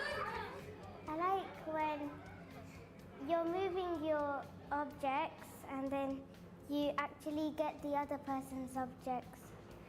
And even when you get checkmate, you win. You need to think of ways in your mind you can get the king to win. I think it teaches them how to reason. It's because of the puzzles involved. Like when we started with the pawn game, it's a very simple game where you have to get your pawn to the back rank, the first.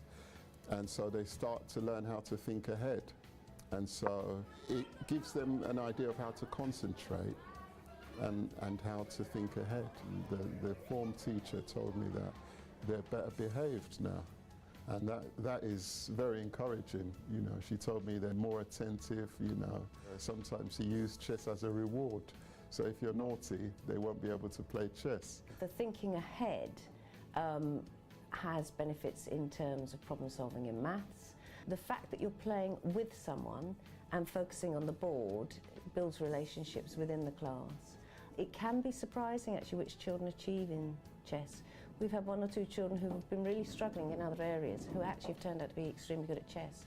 And that can be very, very good for somebody's self-esteem and self-confidence, which again has a knock-on in other areas. Well, it's always nice to see the results immediately. I mean, these kids come and make our moves for us, and it's quite an enjoyable session always. So far I haven't been involved in a great way, but I'm involved in a similar project in India. We call it the Mind Champions Academy, and it's wonderful to see that chess in schools and communities is doing something very similar here in the UK.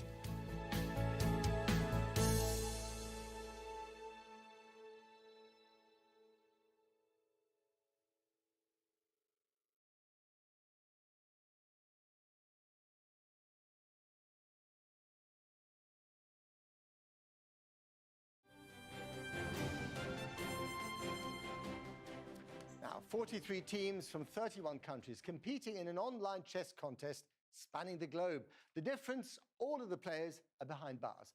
4 of them are in Wandsworth Prison, one of the largest jails in England and Wales, and one of 9 now running chess clubs. Advocates claim that taking part in the game can play a role in rehabilitating inmates for life outside, as well as providing a way out of an often violent prison culture. Our Home Affairs correspondent, Andy Davis, has this report.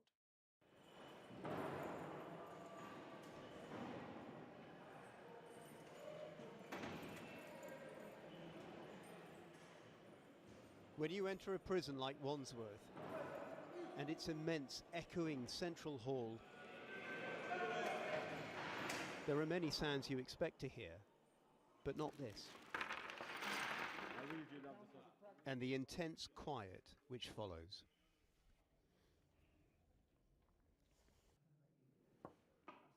we join a game between cellmates. So tactically, how are you approaching this? Well, the very basic is just to try to take over the center, which is at these 4 squares. And once you control the 4 squares, you pretty much control the game. A lot like football. Teaching them are Peter Sullivan and Malcolm Payne, the England chess team manager whose charity now runs chess clubs in 9 prisons.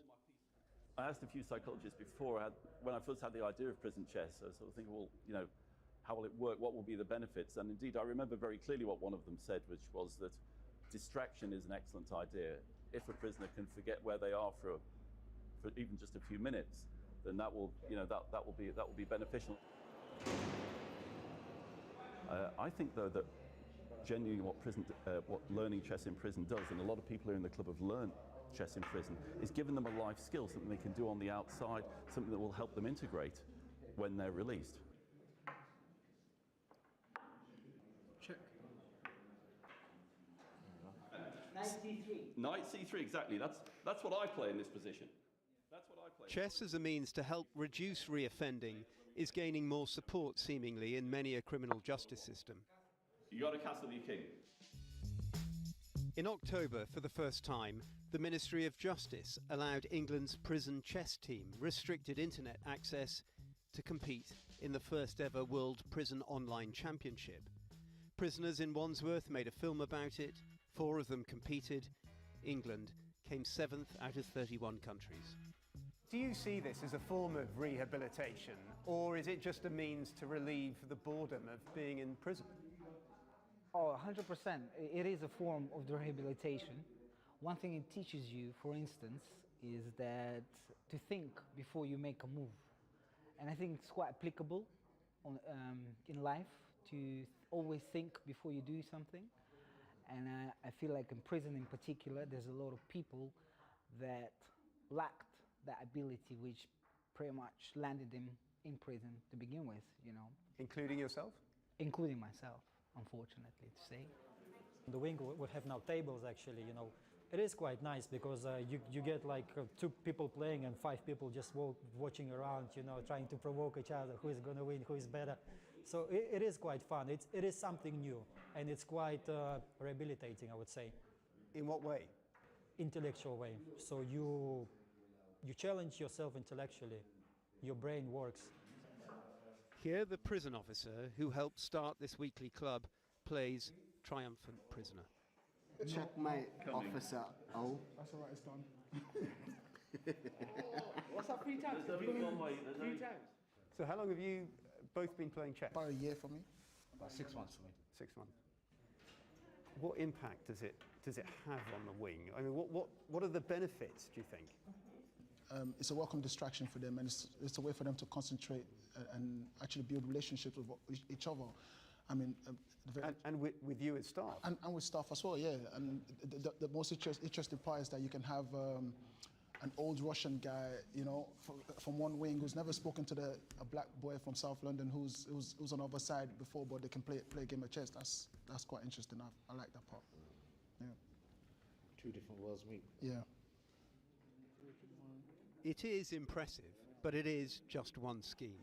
We weren't allowed to film on the wings in the prison. To help assess this in the context of what many consider a wider prison system in crisis, creaking under the strain of overcrowding, violence, the pandemic, and inadequate access to rehabilitation programs. This chess club, you know, looks great, but it isn't the reality across the prison system that there remain glaring deficiencies in terms of prisoners getting adequate access to rehabilitation programs. There are lots of different ways of offering rehabilitation programs in the prison service, and what we try and do is adapt the rehabilitation to the prisoners' different needs. In a prison where most people stay short-term like Wandsworth, we try to offer activities that people can learn quickly and that they can take with them to another prison or that they can take outside with them. See, you rushed me into it. You rushed me into it. Sorry about that.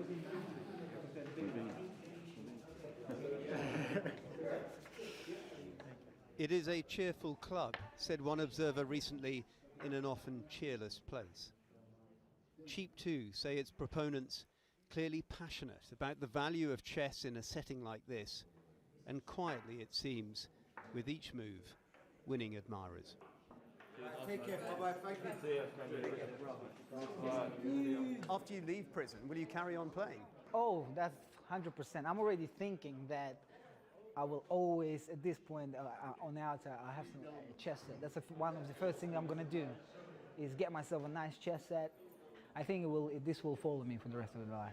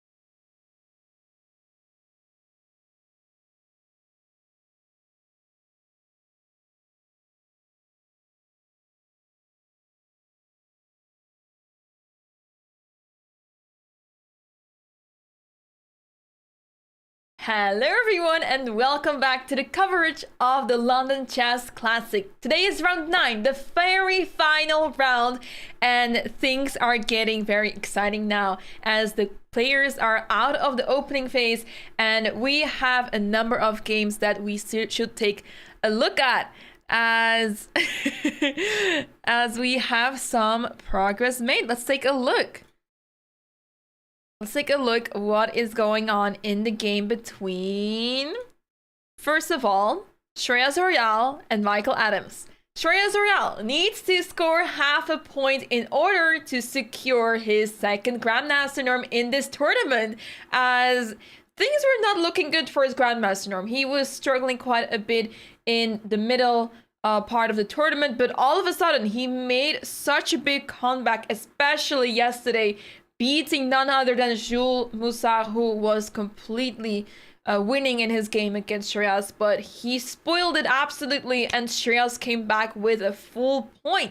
So today, all he needs to do is score half a point against the leader of the tournament, and as you can see, things look very drawish over here. A lot of trades have been made, and the only result I can see happening from this position is a draw. Because with a draw also, Michael is more than happy to take a draw, because that will secure him the first place, as two of the other players that are right behind him with half a point less than Michael, they will need to win their games. So not an easy task. So he will leave it up to the others to try to win their games, and Michael will be able to enjoy a nice and simple draw. I'm not saying a quick draw, because the players did spend quite a lot of time, right? So it's not like they went for some quick draw that we've seen where they want to move 30 really quickly, but no. We see here that the players are actually trying. They're using their time quite a bit. So, yeah. For a Grandmaster norm, you need to achieve a performance rating of 2600. So, that is quite a lot, as for the Grandmaster title, you need to have crossed 2500 at least once in your career.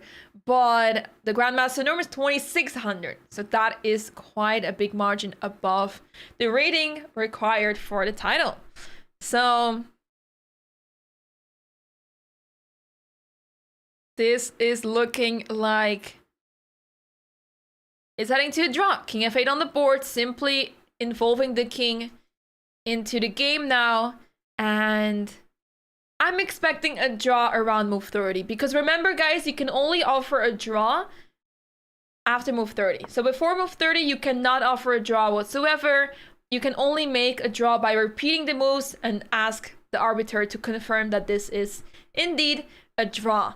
So I don't see repetition happening here. I can see how this would end a draw after move 30 as soon as the players reach it, as there's simply not much to play for here. Super drawish position, really hard to fight for an advantage here. The rooks might be traded off soon as well, and with the kings both very close to the action, I don't see any problem here for either side.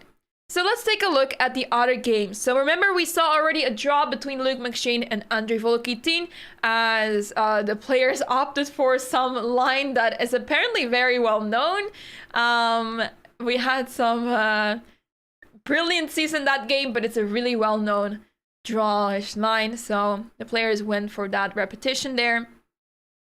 In the meantime, the game between Amine Tabatabai and Jules Moussard, not much has changed ever since we left. So bishop d3 on the board, Amine avoiding the queen trade, as in the Sicilian you want to keep the queens on the board, especially with the white pieces. And we saw that queen takes e4 is not a good move, as that allows the move bishop to e4. Attacking the queen, opening up the queen towards that square on d7, because after the queen captures the bishop, it is checkmate. So that is why you cannot take that pawn. That pawn on f3 is poisoned, and this is how this is why bishop e7 was played instead.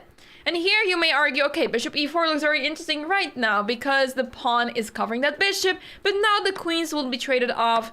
The bishop will take on e4, and the pawn structure of white is not the greatest. So I really like black's position here. And oftentimes also in endgames, in the Sicilian defense, black is oftentimes much better. They have a better pawn structure.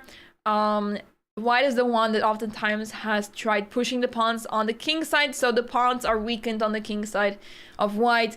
And for that reason, white wants to avoid queen trade at all costs. You want to attack with the queens on the board, So that is why the queens are still here. So I'm expecting now the pawn to be defended, because now queen takes f3 is actually a threat. The king is now able to escape to f8. So rook to f1 would make a lot of sense. In the meantime, we see that some progress has been made in the game between Gukesh and Hans Niemann. So let's take a look what happened. We saw this move, queen a4 check. Gukesh spent quite some time, almost 30 minutes, 24 minutes to be precise. After 24 minutes, he decided to play the move c6. So as I mentioned, really difficult to decide what to do here. You're in check. If you move the king, it looks rather awkward. You want to connect your rooks as soon as possible. And after bishop d7, you allow bishop takes f7, of course. And you don't want to put the knight back to c6, because that's where it came from just now. So what do you do after queen a4? So Gukesh decided to play the move c6 eventually. This does weaken the square b6, as mentioned before. The pawn on d6 is also a weakness now. So a lot to deal with for black, but for now c6 seems to be perfectly fine. Queen b4 is on the board, attacking that pawn on d6, and Gukesh is saying, you can have that pawn. I'm going to focus on attacking your knight on g3. Knight f5 was played instead of retreating, because after retreating, things would go south here on the king side. Queen f6 is a really good move to play first, so that you make sure to defend the pawn on d6, and then you can start pushing the pawns g3 or h3, whatever works best. But for now, this knight is not where it's supposed to be. It's hard for the rook to move to the f file as well this way. So that's why knight f5 was played. But after bishop takes f5, the knight was captured on f5. E takes f5 was played. And actually Hans had a really good opportunity to take on b7 here. An intermediate move attacking the rook on a8. And black would have had to castle here. So the queen does seem to be in an awkward position. But here, this way, white has his pawn captured and is potentially able to capture another pawn, either on the c6 or a6. So this would have made the game very interesting for white. But now after e takes f5, black has the opportunity to play moves such as d5. And by the way, Rennie Faircast, thank you so much for the raid. Thanks for the raid for party of 71 people. Thanks so much. Hope this stream was amazing. Welcome everyone. We are covering the London Chess Classic. You are arriving at the very right time, since this is the very last round. 4 games are still in progress, and we may see, maybe not so soon, but we are going to see today who is going to win the tournament and how many people finish first place, because we may see a lot of ties happening today. So really interesting to see how this game develops. We have 3 games that we are taking a close look at, as 3 of those games are very important for the championship. I'm not aware of the playing venue. No, I believe they're just in some hotel. That is what I believe is the case. So, is it unsportsmanship to flag your opponent when you will get mated in a few moves? No. The clock is part of the game. And okay, it is unsportsmanship.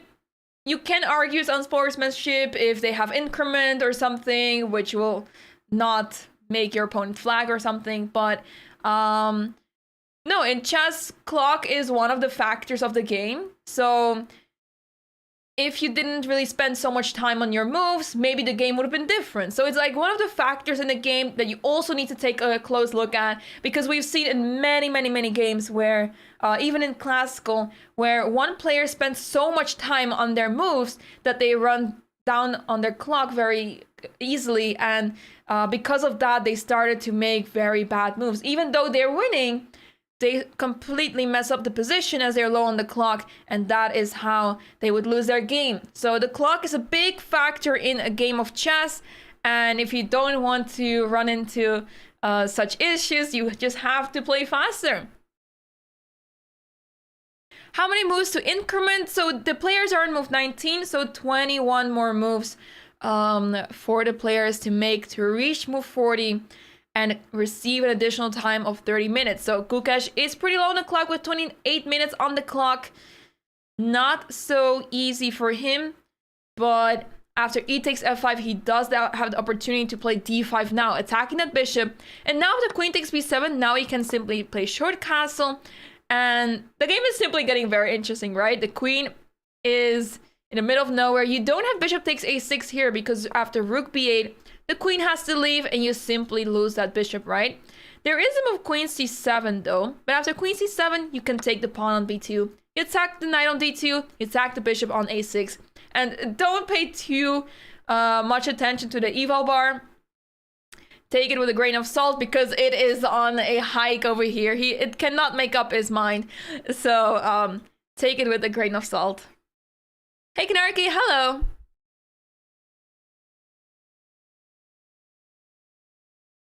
We see Hans walking around a lot today. Makes sense, right? He's up 30 minutes. Actually, almost 40 minutes on the clock.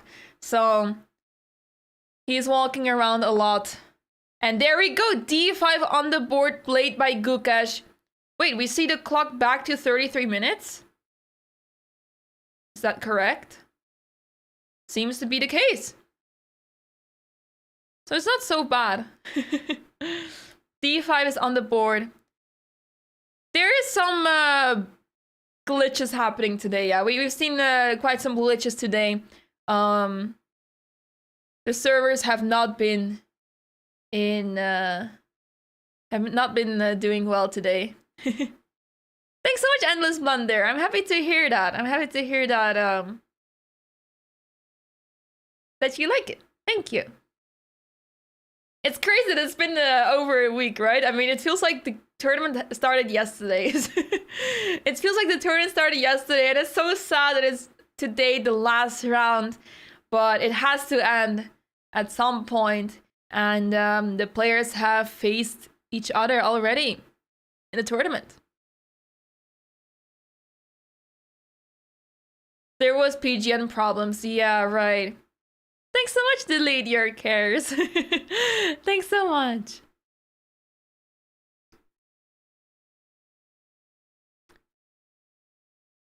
We see some guests walking around in a playing hall. We also saw Shora Bayat, international arbiter from Iran, and she is making sure that everything goes accordingly. The tasks of an arbiter are actually super interesting, right? Because not only they have to look over the boards and everything, they have to make sure that the tie breaks, the rules are met, and there's so much that comes with being an arbiter. So, yeah, it's actually really fun. Wait, what? What is Bishop b3 short castle? What is wrong with this? Rook a4? Attacking that pawn? But what about knight f6? Oh, that blunders the knight, of course! The pawn is undefended. You can't defend that pawn anymore. Wait a second. What did Gukesh do? Short castle. He made that move. The server says that he spent 19 minutes on that move, but what does he have in mind after the move rook a4? Oh no, does he maybe want to play some sort of d4? I'm not so sure because the pawn on g4 simply seems to be hanging. Oh no. So if you play g3, the h4 pawn drops, right?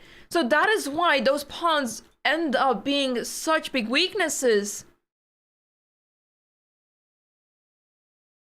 Oh no, Gukesh. That is a big heartbreak, as he was doing so well in the opening. He was in such a good position here, but after bishop b3, he shouldn't have gone short castle, but the long castle instead. It's crazy how such a small difference, such a small detail can make such a big difference, right? Because either short castle or long castle, it doesn't sound like it's such a big difference when you think about that it's either a short castle or long castle. But short castle is enabling the move rook a4 because this pawn on g4 cannot be defended anymore. And after long castle, if rook a4 now, you can simply continue with g3. And here it is not so bad, as after queen takes, you can easily attack here on the h file. The rook is necessary on that h file, as after, let's say, queen takes h2, you can suddenly move the knight to f6. You can move rook to g8 so that you reinforce the attack on that g pawn, which is why queen takes e5 is not possible anymore. Queen takes g2, checkmate will follow. And here, black is still in the game. But after short castle, if you go back to the current position, short castle, and this is suddenly losing. Indeed, I also thought initially knight f6, right? But the knight on e7 is simply a free piece. Ouch. That is really painful. And now it is on Hans to find the move rook a4, and it is not a difficult move at all, everyone. He moved that pawn all the way up for a reason. We've seen in other games of Hans where he played the same line. He would easily opt for moves such as rook to a4. This is heartbreaking for Gukesh. This is absolutely heartbreaking. He was on his way to potentially tie for first place, but if he loses this game, his chances are over in the tournament.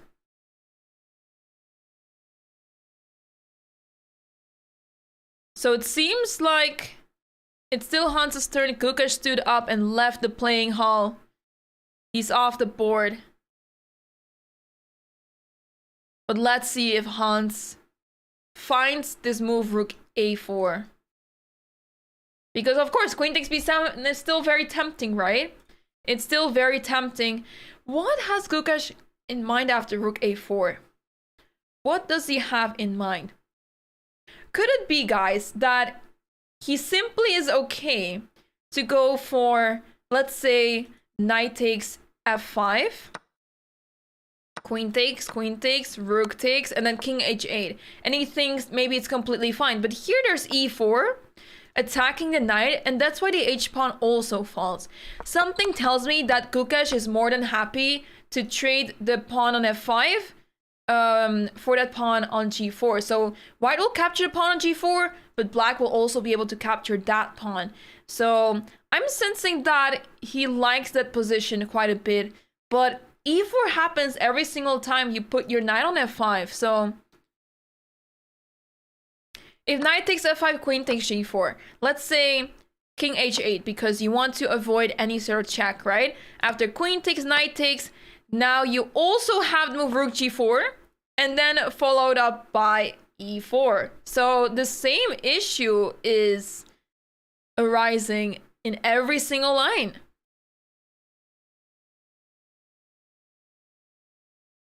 So if, let's say, rook a4, queen takes f5, queen takes g4, so you don't have to move knight g6 because that loses the queen. I'm assuming you mean queen takes, rook takes, and knight to g6. Possible, but here knight to f3 comes to mind, and this rook is a monster. This rook is going to maneuver around, can go to b4, you protect the pawn, knight to f3, and this pawn is under attack, and hard to see how you can defend this.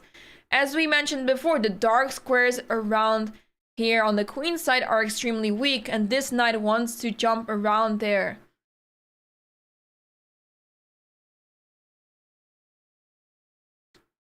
If Hans finds it, will the game be over? I wouldn't call it over so quickly, because of course Hans needs to make the best move still after that, but it is definitely heading to the wrong direction for Gukesh.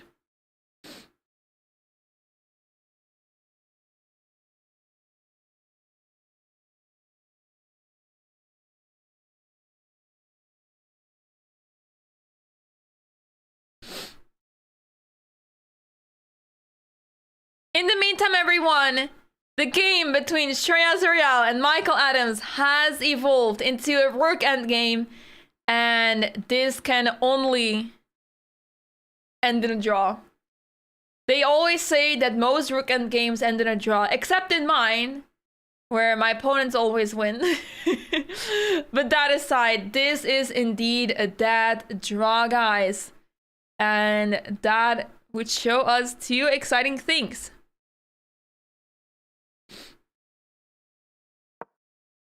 B6 on the board. As after A6, rook B6 would have been slightly annoying to deal with. The pawn pushes forward and the pawns are blocked, so B6 is the correct move. And players are on move 28, so I'm expecting a draw in a few more moves. Let's take a look at the game between... So in the game between Amin and Jules, we see that H4 has been played after a long thought by Amin. So he's still going for that attack with G5. Let's see how this game continues very shortly. But for now, not a lot of updates yet. We haven't looked at the game between Mateusz Bartel and Nikita Vitiugov in quite some time, as a lot of trades happened here. And after Queen C7, Bishop F4 was played. I remember someone asked, what about Bishop F4? I remember someone in the YouTube chat asking this, and here you go. You thought the exact same way as Mateusz Bartel, decided to play Bishop F4, attacking the queen, and now Knight to E5. The knight was captured, and Queen to E3. The bishop did not capture that bishop because that activates the queen. We don't want to allow that so easily. B4, rook FD1, rook D8, bishop takes, rook takes, and queen takes. So we are in this position now after lots of trades. Really difficult to see how either side can create some winning chances here. For now, there's a lot of pressure on this pawn on E4. F3 comes to mind, of course, because you have to defend the pawn on E4 some way. But after the move F5, looks really dangerous, right? Because, ooh, the pawn is under attack, really difficult to defend. But now rook D8 comes in. And after king to G7, rook D7, the pieces are simply undefendable. So that is one way to mess up. So I'm not expecting F5 to happen, of course. But that's why you have to be careful and not rush into making such decisions. So F3 is a safe move, and this may be the first game that Mateusz Bartel will manage to draw. And if he makes a draw, he would have a perfect 50% score, as he has won 4 games and lost 4 games so far.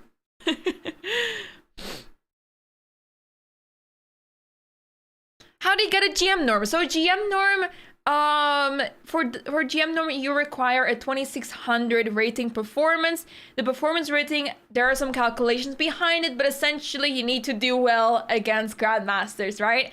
So you need to score a certain amount of points against a certain amount of average rating of your opponents in the tournament. And there are some rules next to it. So the organizers in a closed event make sure that these rules are actually taking place. And for example, one of the rules could be that you can't play against too many players from the same federation. So the organizers make sure that there's not, let's say, 8 players from England playing or something like that, so that there's enough diversity in the field. So other than that, there's many other rules, but difficult to list all of them.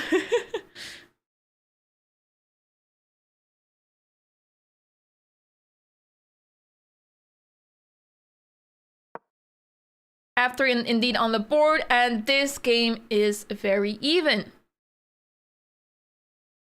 Let's take a look what happened in the other games. We don't have an update in the game of Hans and Kukas just yet. So we will go to the game between Amin and Jules, as we see that the pawn eventually got captured on F3. As Amin did not defend that pawn, he's going for the attack on the king side. Now he plays move rook Hf1, attacking that queen. And I'm seeing some attacks happening here, some sacrifices. I'm smelling them, but for now, rook takes F7 does not make any sense, right? But I can sense that something is happening here. Something will happen, and Amin is out for blood. He's going all in because with a victory, he may potentially be signing himself up for a playoff for first place. Queen to C6, and look at that evil bar. The computer is extremely happy with white's position. Amin is going absolutely for the win. As bishop d4 would be attacking that pawn on g7, will Amin be able to find that move? As bishop d4 attacks the pawn, and how does black defend this pawn? This king is still in the middle of the board, extremely exposed to a lot of threats. You don't want to go short castle, because short castle will be the end of black's game. Let's hope extra game. We may actually be looking now at a potential playoff match. Hello, Raphael. The difference between this tournament and the one in Singfield Cup, I would argue that the main difference is that this field is composed, filled with players that are out here for blood. They want to fight every single game, and a lot of the players are fighting players. So, of course, no offense to the field in Singfield Cup, but it is a simple reality that in this tournament you had a lot of fighting players. Andrei Volokitin, who does not want to settle for draw too quickly unless in the last round where it doesn't matter so much anymore. But throughout the whole tournament, he was fighting until the very end, and he really wants to make the best out of it. We saw that Shreya Zoryal had super exciting games, a young talent from England that wants to go and try his best against such strong players. And also Michael Adams simply fighting many long games as well. And Mateusz Bartel, who did not draw a single game in 8 rounds. There's a playoff if there's a tie for first place with 2 players. If there's a tie with more than 2 players, there won't be a playoff match. But if there is a tie with 2 players, we will see a playoff match.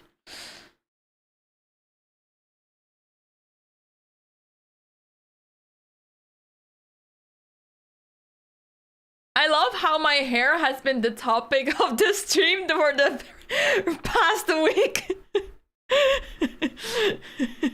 I love how that has been such a big part of the chats the past week, but I appreciate the nice comments. It's funny. Oh, we have a result, everybody. We have a result. The game between Shreya Zoryal and Michael Adams has officially been declared a draw. My prediction was right. On move 31, the game has agreed to a draw. And that means that Shreya Zoryal achieves his 2nd Grandmaster norm. Congratulations to Shreya Zoryal, everyone. What a performance he has shown to us in this tournament. We were so unsure at the start of the tournament. What is he going to do? How will he do in this tournament? We were so unsure because it's such a tough field, right? But he has scored not just a few points, he scored 4 points out of 9 in such a tough field. What an amazing performance by this youngster from England. 14 years old only, guys, and he is heading towards that Grandmaster title. What an amazing achievement, and we're so happy to see that the one norm that was possible in this tournament has been achieved. So congratulations to Shreya Zoryal, amazing performance, and super happy to see that such young talent can do so well in such a tournament. Absolutely amazing. So with that being said, we also have to congratulate Michael Adams for securing the 1st place. He is not sure whether he's going to be finishing 1st place with a tie or with a sole lead just yet. But in any case, nobody can catch up to, ahead of him anymore. So it will depend on Amin and Gukesh whether they can make it possible to tie for 1st place or not. So we're still looking very closely to those 2 games, as there are still 3 games going on, and Amin seems to be actually winning in his game against Jules Moussa. But so far, no updates there yet, so we will take a look at the game between Hans and Gukesh, and Hans has played the move Rook to a4. Gukesh in huge trouble as his pawn on g4 as well as the pawn on h4 are both hanging here. You move one pawn, you lose the other. You move this one, you lose the pawn on g4. So this is not looking good for Gukash whatsoever.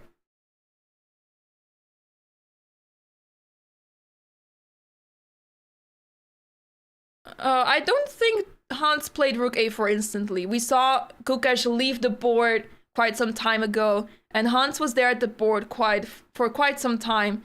So I don't think Hans played it instantly. I see that he spent 14 minutes on this move as well, so he did not play it instantly, I think.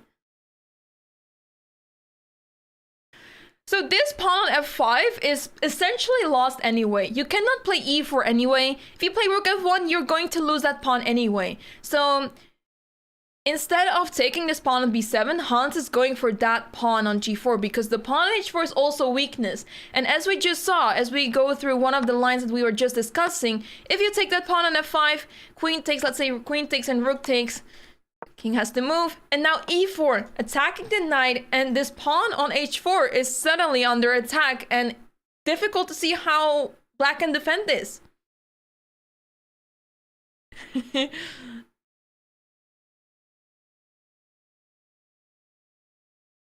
No worries, Alberto, no worries. Thanks, Treasure. I appreciate the nice comment. Thank you. This is looking good for Hans indeed. And if we take a quick look at the standings, everyone. John, thanks so much for the $5 super chat on YouTube. Thanks so much. Thank you. That's super kind. I appreciate it so much. But just to take a look at the standings, everyone, the current standings, they are updated, thankfully. We see that Michael Adams is leading with 6 points, everybody, and only 2 players can catch up with him, as Andrei Volikitin has already finished the tournament. He finished his game with a draw, so he made sure to secure the top 4, which receive a prize money, at least. And we see that since Hans is on 3.5 points, with winning this game, he would be still out of the prizes. So not per se a lot at stake for Hans, but of course he would want to win rating points, right? So of course he's trying his best to recover from his losses in the past few rounds. So he is looking out for blood here, ruining the chances for Gukash to qualify for the candidates. But of course, there's still many tournaments ahead of us in this month of December, as this is not the only tournament counting for the qualification for the candidates. So rook a4, and I'm expecting Gukash to spend quite some time on this, as this is not an easy move to deal with. Because what do you do here? It's really difficult to find a somewhat practical move here, right? We saw that queen takes a5 may be one of the best moves to consider here, but then queen takes g4, and if queen takes, rook takes, knight g6, this is the way to defend that pawn on h4. However, this pawn remains a weakness for the rest of the game, so not sure if you would want to be playing here with the black pieces here. The rook will go back to b4 to attack that pawn on b7. Lots of weaknesses in black's position and looking difficult for Gukash. Thanks so much, see you, Jimmy, for the sub with Prime. Thanks so much. Thank you. Mystery India tournament, only hope.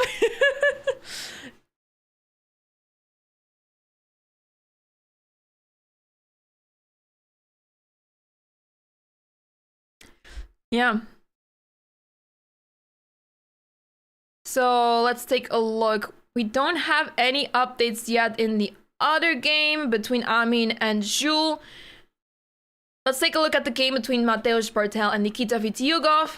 F3 was played, rook a1. I'm seeing a red move here, and I already know what happened with the transmission. But the rooks were traded off as well. King f2, queen a5, knight f4, knight c6. The players continue to make moves, but if there's one thing for sure, guys, this game is very balanced, very even, and I am expecting a draw very soon. Thanks so much, Jimmy. I appreciate it. Thank you. Knight d3 on the board. The players are still making some moves as they are approaching the 30th move shortly. They are on move 29 now. So I would be surprised if the players did not agree to a draw on the next move. That would be surprising.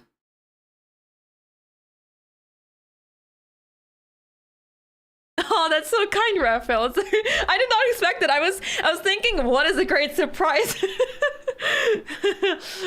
It's always so fun to, like, you know, I did not expect you to say that, so I was like, oh, that's so kind.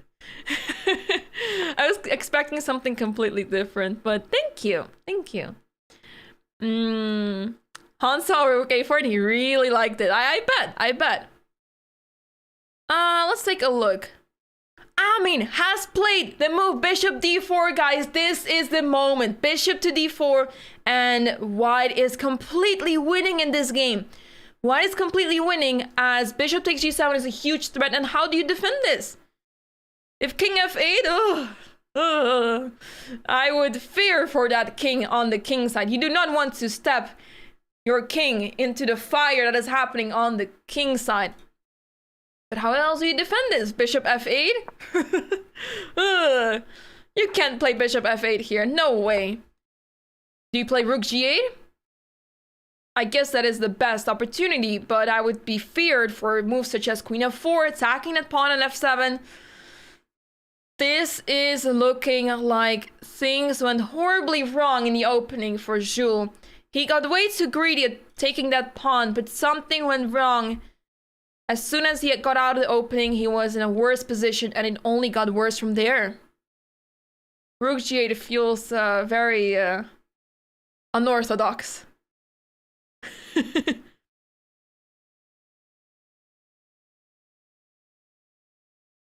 I usually play the French defense. Yeah, I usually play the French defense. We saw, I believe, 2 games in the French defense this tournament. Did not go very well, but we tried to disregard that fact. Yeah, he got way too greedy grabbing that pawn on F3. So currently Black is up a pawn, right? But at what cost? The king's safety is at cost here, and hard to see how to bring that king to safety. Thanks, Chessman.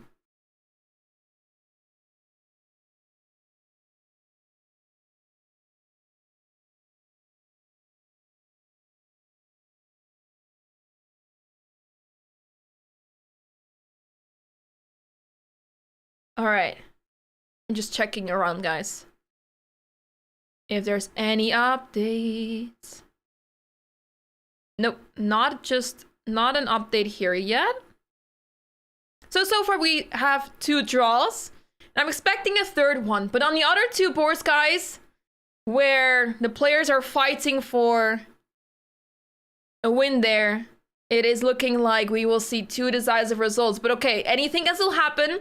Even in the game between Hans and Gukash, the evaluation bar is extremely favoring White's position, but anything can still happen. But of course, Gukash needs to win. He can try to save the position with a draw, but he needs to win, and it is not looking like he can possibly win from this position.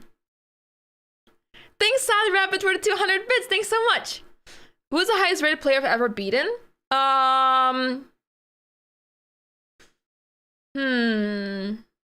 In classical chess, I think something around 2450, I think.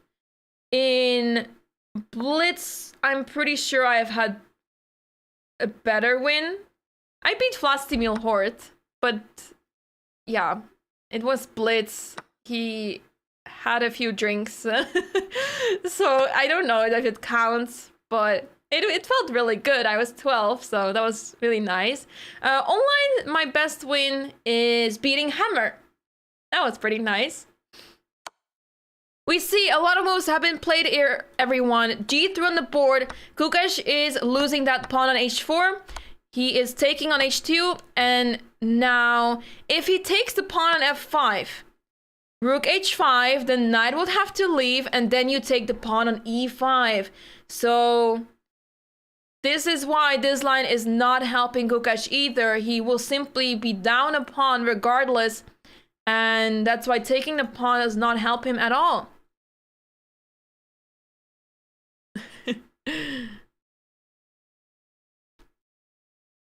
Nice, Chaos, nice.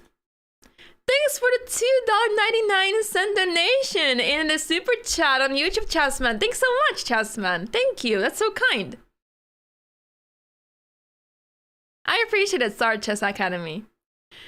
This is 3.6. It's maybe a little bit difficult to see because it's such a small number, right? But it's plus 3.6, which is crazy, right? Because plus 3 means that it's more than a piece, more than a bishop or knight. And for some reason, it's this much winning. It has a lot to do with the fact that this king on g8 is super unsafe. The rooks are right around the corner to give a checkmate or to win one of the pieces.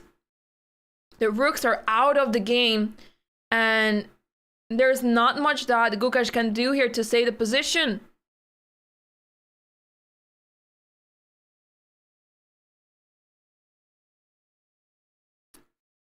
I did read the YouTube chat as well. Yes. Yes. I tried to. I tried to. Ooh, king f2, rook e, h1, Scorpio sub. Indeed, very good point. Ugh. Looking very windy over here on the h-file. With the knight jumping in as well. We don't even need that bishop on b3. The bishop on b3 is simply decoration for to use at a later stage. But it's simply there for decoration for now. We don't need it. We just need the two rooks and possibly the knight.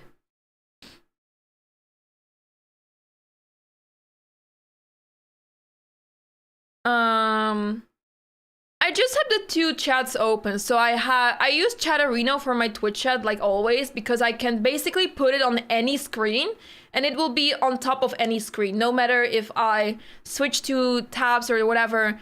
Chatterino always stays, but I haven't figured out if I can put YouTube chat in Chatterino. I don't think so. But for the YouTube chat, I just have it on top of my OBS and have focus on it on my other monitor. So that's how I can keep track of the chats.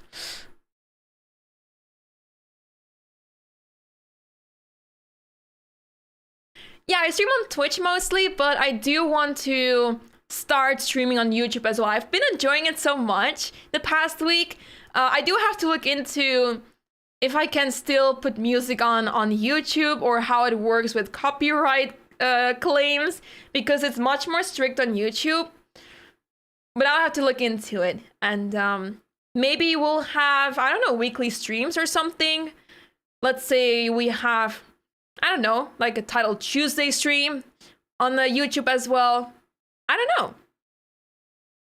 Same Dede, so I haven't been able to look up to it. Yeah, so my YouTube chat has popped out. I figured it out today.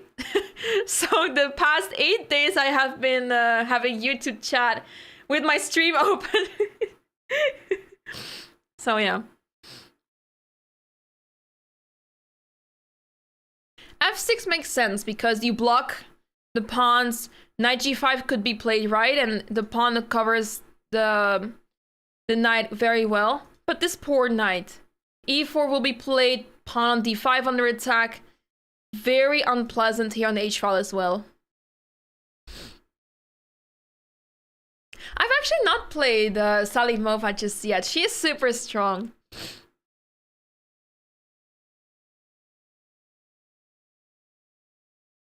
NCS music? I'll look into it.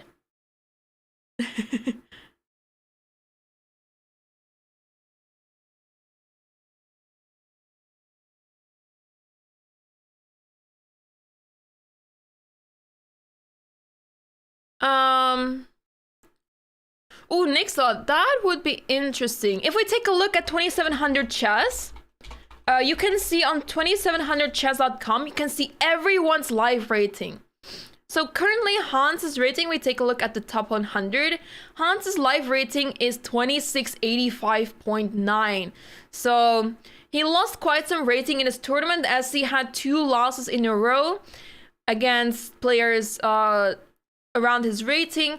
And he's still ahead in rating, but not going to be 2700 this tournament just yet. So even if he wins this game, he will be very close to 2700, but not quite yet. Hey Moritz, thanks so much. Thanks so much. How many moves until move 40? So this is move 24. So we are 16 moves until the 14th move will occur. 16 more moves. The mods are on the field today in YouTube chat. Aw, Hannah. I appreciate it. I don't like my voice, but I'm happy you do. Yeah, Trade, it was not very difficult, right? Because if you look at it this way, the pawns are very weak, and now rook a4. This move he actually played a few rounds ago as well. He made this rook lift idea as well, but here it's even better. There's a more concrete idea because you're literally attacking the pawns on the 4th rank. So it actually makes sense that he found this. I'm guessing that he was deciding whether he had to play rook a4 to attack the pawns here or simply capture on b7, which is also a possibility. But it makes sense he went for queen takes he went for rook a4 instead of queen takes b7 because the queen would get trapped maybe on the queen side and not very clear if he would survive the attack here. So yeah.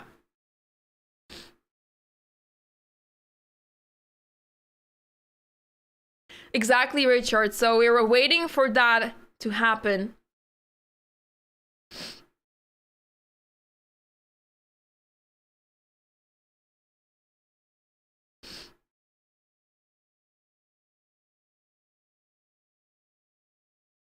Yeah, I was actually wondering how Hans would be dealing with fatigue because when I played in my tournament in European Team Chess Championship, I mean, I am not as active, of course, as Hans, but after a few rounds, I was already fed up with the tournament. I was super tired. It was super exhausting preparing every single day for the game.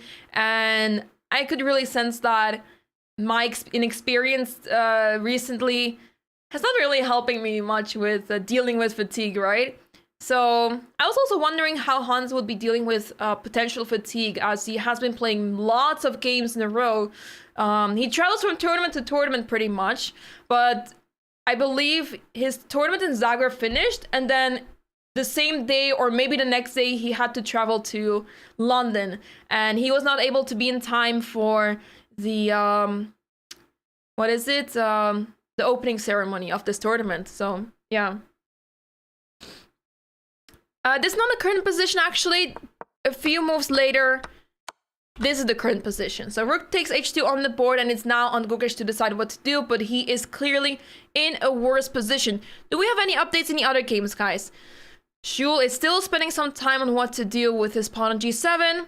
The game between Mateusz Bertel and Nikita Vitiogov has some progress, but hard to see how either side can make progress here.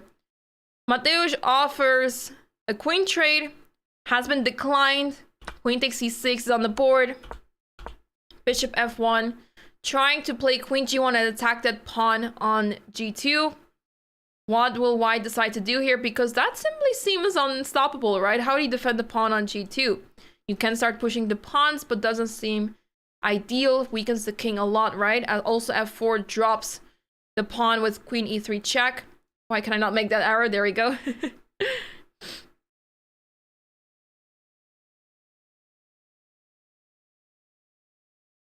I offered to carry Hans' suitcase, but never heard back from him.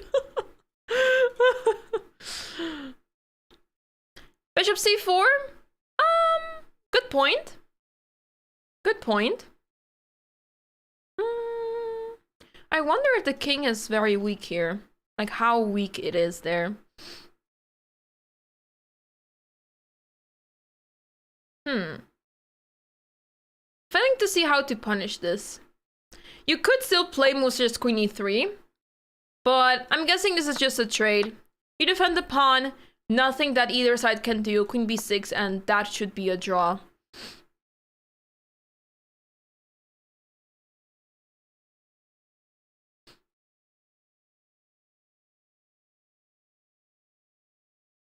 Exactly, Slow Aaron. If Amin wins his game, there will be a playoff match between him and Michael Adams. Unless Gukesh magically wins this game, but it's not looking like that is going to happen. top players are in the Champions Chess Tour, I believe. And other than that, I guess maybe they had other plans in this time of the year. So there's still lots of tournaments happening this year, this month of December. Lots of tournaments are being scheduled, guys, or they're already scheduled. So a lot of tournaments are still. Make sure to make it exciting for the qualification to the candidates. So stay tuned that after this tournament, anything can still happen. Anything can still happen. Top players are a Santa Claus. Can Google still draw that position? So what really surprised me a lot is how losing this is according to the computer, right? Because it's really hard to see from this position how lost this is. You can argue that it's just a pawn. What's the matter?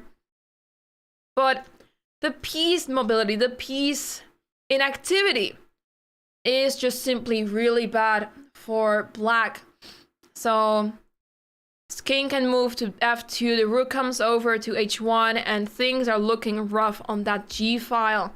So it is possible still to make a mistake here with white, but with good technique this should be winnable easily. Thanks, Ryan Ray, I appreciate that. Fuga Gashimov also happening right now, so lots of tournaments going on, guys.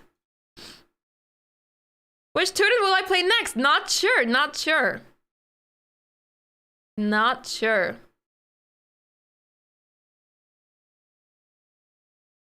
Oh, Jules has played Rook G8?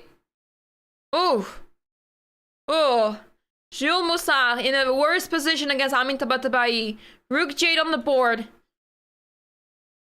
But Bishop H7 doesn't work because you can just put the rook back. So that's pretty funny. But Rook G8 cannot be good. This king can never be safe there in the middle of the board. What will Amin come up with here? We've seen great attacking games of him so far this tournament. So I'm really curious to see how he will continue here.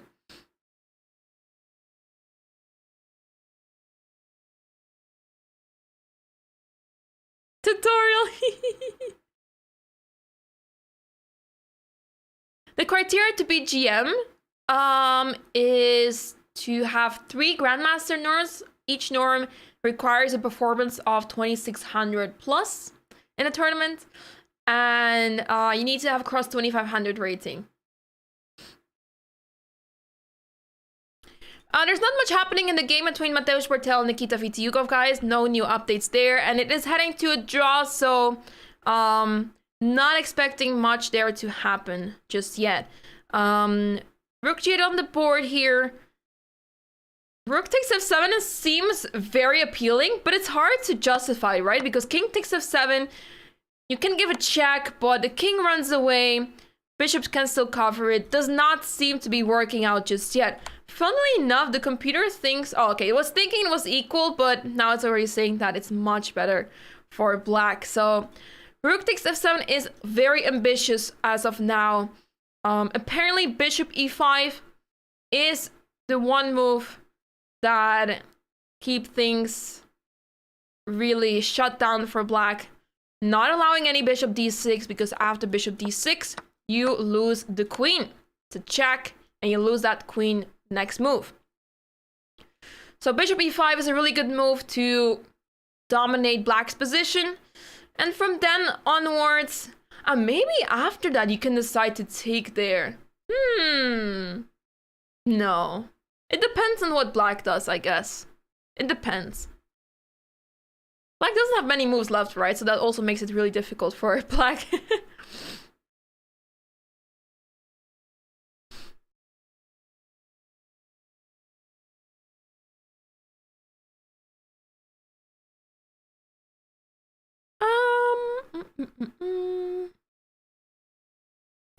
Queen d6 has been played, attacking the pawn on b4. I'm expecting queen g1 to be played. And this may mean that Mateusz may go for a repetition here as queen e5 check. They will be repeating moves here, so I'm expecting this to happen, actually, because if you continue playing queen takes g2, this king is in huge danger, and that will not end well for that poor king, as well as the kingside pawns, which will all be captured eventually. So that may be the first draw of the tournament for Mateusz Bertel, who has been doing so well keeping all of his games decisive. But this draw would result in a 50% score for him. He fought really hard until the very end, but this game simply was not able to do much. He was unable to fight for the advantage here. Michael Adams drew his game in a very simple way against Shreyas Royal.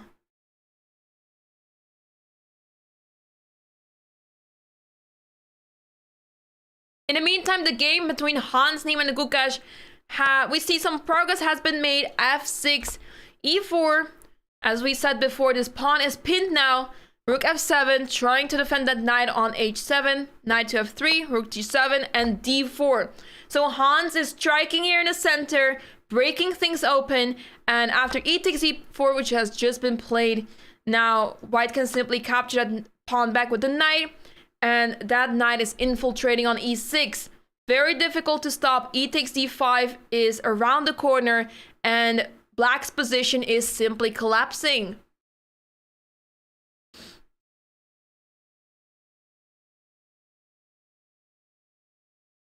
What is tiebreaker? Very good question. I have no idea.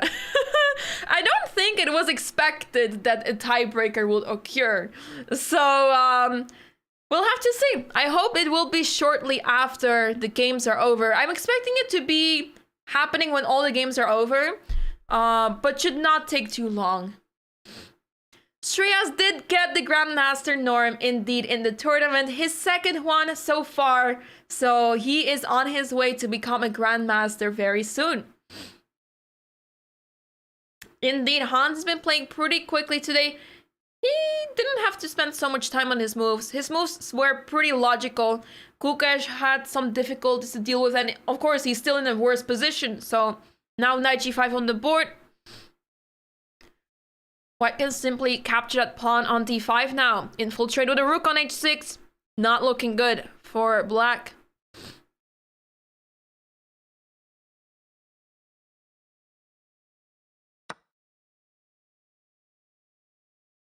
I have the official regulations of tiebreak. There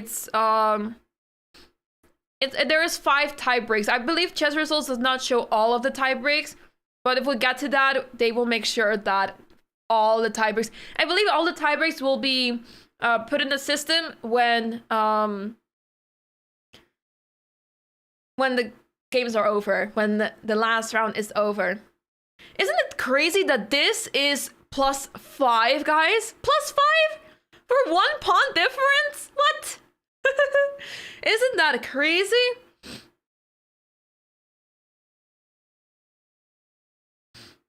Wow. Yeah. It's crazy.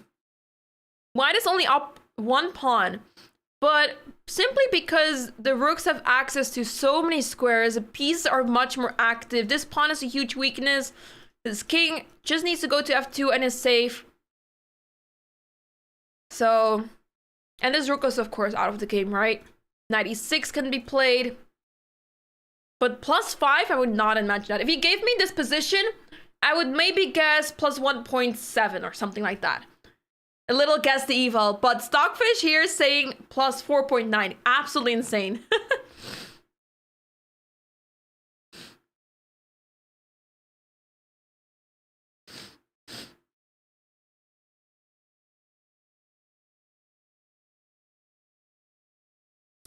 Absolutely crazy.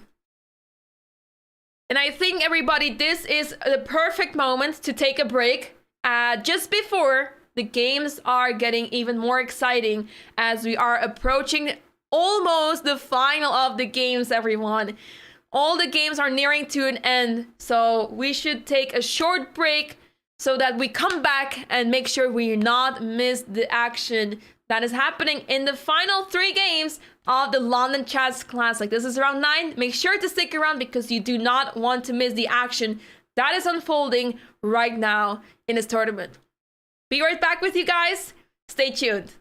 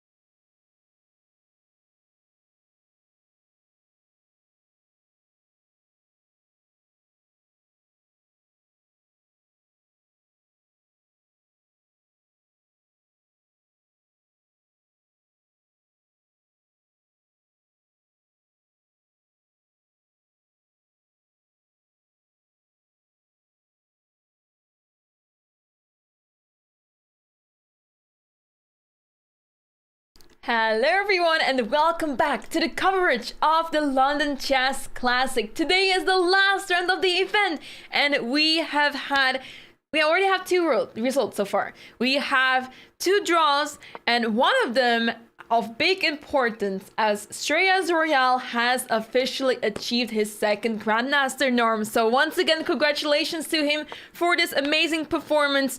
And with this draw, it also means that Michael Adams secured first place. And there's still a couple of games going on that may determine whether we will see a playoff match or not, as tie for first place means that we will have a playoff match in case there will be only two players. If there will be a tie with three players, then we will have different tie breaks. But it is not looking like we will have this whatsoever, as Gukash is in a completely losing position currently. So let's rewind real quick what just happened.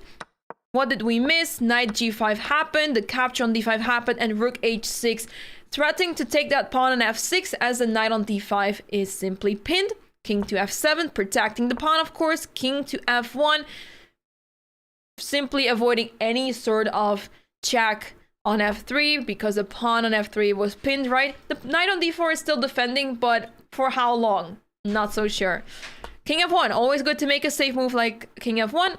Rook h8, c4 was played, now c5 with a check, so the knight has to retreat, and Hans decided to capture this and comes in with the knight to e6. The idea being that after knight takes e6, you simply capture with the rook, rook takes f6, and this is a completely losing endgame. After rook takes, you can take with the rook, the h rook on f6, and this is losing the rook as it is no longer defended. So you can't just take on g2. This pawn is lost, and actually that is a checkmate threat. So you have to move one of the rooks to avoid checkmate, and soon after that it will be over. Very nice find by Hans, and the last couple of moves were not really complicated, but it goes to show how such a small mistake as castling short to go back to where it went wrong for Gukash, how such a small mistake can have such big consequences. We didn't think, wait a second, it already resigned. Knight e6 and Gukash already resigned. Oh my goodness, Hans winning the last game, completely ruining all the chances for Gukash that he had in this tournament. And this is such a big heartbreak for Gukash, who has been doing so well in this tournament. He fought so well throughout the entire tournament, and this game is over. And at the same time as we are seeing on the camera, the other game between Mateusz Bortel and Nikita Vitiugov, as predicted, went to a repetition, as here the threats were a little bit too much. There's not much to fight for here anymore, so Mateusz decided to go for the repetition, and this means that after queen b8, the game ended in a draw, and Mateusz successfully made his first draw of the tournament. So far, he had only decisive games. He had 4 wins and 4 losses, but the last game, there was simply not much more that he could possibly do, so he had to settle for a draw. But he tried, he fought, and until the 14th move, they went on. But then they had to decide to make the draw happen. So 50% score for Mateusz Bortel, but this is looking very good for Andrei Volokitin. Remember, Andrei made a really quick draw today? He is currently super happy as everything went according to plan. He is sharing at least 3rd place now, and Mateusz Bortel is unable to catch up with Andrei. As we take a look at the standings right now, everyone, let me see if they have actually been updated. Not precisely, but we can do some small calculations here. Mateusz Bortel on 4 points, makes a draw, jumps up in the leaderboard with 4.5 points, will be ahead of Shreyas Royal, but as he will be on 4.5 points, just outside of the top 4. And we know that when we look back at the prizes, everyone, the prizes are for top 4. So that is why the top 4 matters so much. And we know also that the prizes are shared. So since Gukesh is still on 5 points, Andrei Volikitin will be sharing the prizes with Gukesh for sure. So Gukesh and Andrei now on 5 points. Amin still playing.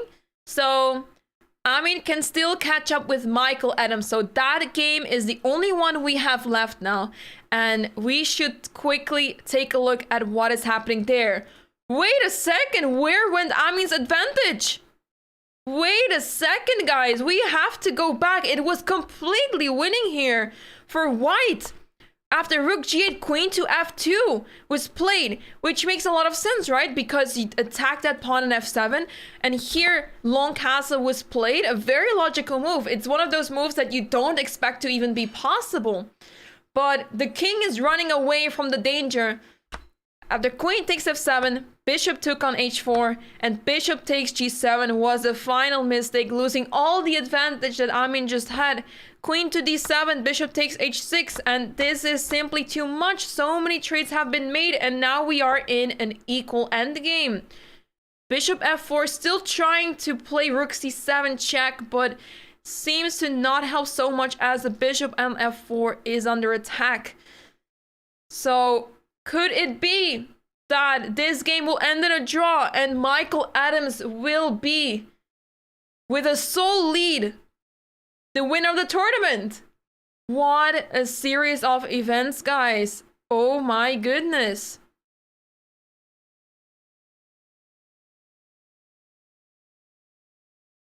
This is crazy.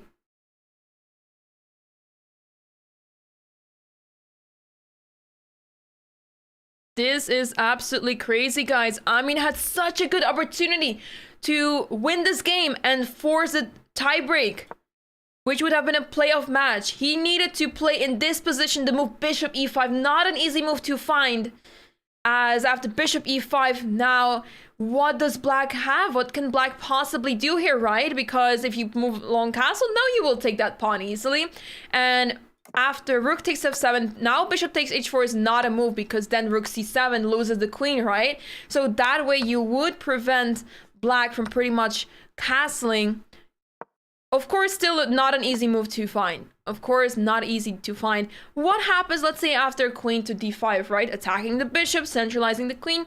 Queen to e3 comes to mind. Maybe queen h2 is also possible. But simply dominating the board, making sure that rook takes f7 is going to happen. As having the rook on the 7th rank is much better than the queen, because you need the queen to support the rook on the 7th rank. And this way, only the queen was active, which was not enough, as the queens were traded off. And now we are in this position. 14 moves left until the 14th move, where the players get additional 30 minutes on the clock. And that is a huge miss by Amin Tabatabai, as he was in a winning position and now heading to a draw. Very hard to see where the winning chances are in this position, as only a few pawns are left on the board. 3 for white, 3 for black. This pawn is a huge weakness, but is also the only passed pawn in the position. This king is barely surviving, but with both sides having the bishop pair in such an open position, not a lot of things can go wrong here. However, we do have to take a look at some of the possible moves. What can black possibly play here? Because if you play rook d7, of course you lose material, because after rook takes, king takes d7, you lose because of bishop f5 or bishop e2 check. You take that rook off the board, and that's it. So instead of rook d7, what else do you have? Not so easy. The bishop is also quite restricted. Let's say bishop f2. That's one of the very few moves I see that doesn't lose on the spot. There is rook check here, king to b8, rook d7. And what happens, let's say, after king c8? The same idea, remember? Rook takes d8, king takes, and bishop e2 again. So now you take that rook off the board. So black actually needs to be quite careful. So the evaluation is telling us that it's equal, right? But black needs to be super careful because this is posing quite some threats in the position that black needs to deal with. So this seems to be the case that black needs to move that bishop. How about bishop to d5? How about moving that bishop on this file to make sure that we won't run into some issues after rook c7? And now let's say rook here. You can simply capture this bishop actually. Oh yeah, this is the reason why bishop f2 was bad, because you had to keep defending that rook. So that makes actually a lot of sense now. So if you move the rook here, you of course lose that bishop because the rook is defended now. So then you have to go back, king c8, rook c7, and this may end in a repetition. And on the right we see, oh my goodness, we see the little girl on the right. She is such a huge talent, everyone. She is such a huge talent. The little girl you saw on the right, I believe her name is Bodhana Sivanandan. She is only 8 years old, guys. Only 8 years old. And her rating, 1850 on FIDE. Her FIDE rating is insanely high. Her Blitz rating even higher, almost 1950 points. She is a huge talent and has such a bright future. For those who are wondering, tomorrow there is another event happening at the London Chess Classic. The tournament is not over just yet. Tomorrow is the Pro Biz Cup. So this will be live, will not be streamed on this channel, but the games will be broadcast online. So everyone is able to follow this on the favorite platform of your choice, as the pros will be pairing up with Team Biz, and it will essentially be a team format. And the pairs have already been determined, and Bodhana is also playing, and she is in the team, I believe, together with Shreya Zarial. So going to be very exciting to follow that. So if you are interested in following this tournament, make sure to check it out, the Pro Biz Cup. For more information, you can look at the website on the London Chess Classic. I will drop the link to this in the chat, in both the chats, so you can find more information about this event over there. A super exciting event where the players are matched together with a lot of famous people that are from England.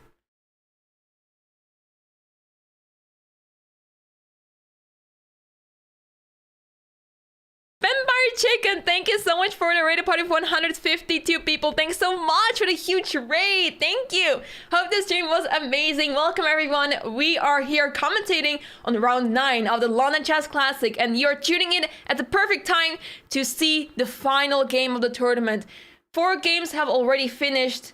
Gukash had a heartbreaking loss against Hans Niemann. Hans fought back and had quite a simple win today, and for Gukash it was really difficult to handle this the position he was in today, and that means that Michael Adams is currently first place. He drew his game today against Shreya Zarial, and that means that Shreya Zarial is has achieved his 2nd Grandmaster norm. So it's absolutely amazing, and yeah, he just absolutely deserves it after the games he has been through in coming back from losing position. Simply amazing result. My pleasure, Wild Nature Scaves. My pleasure.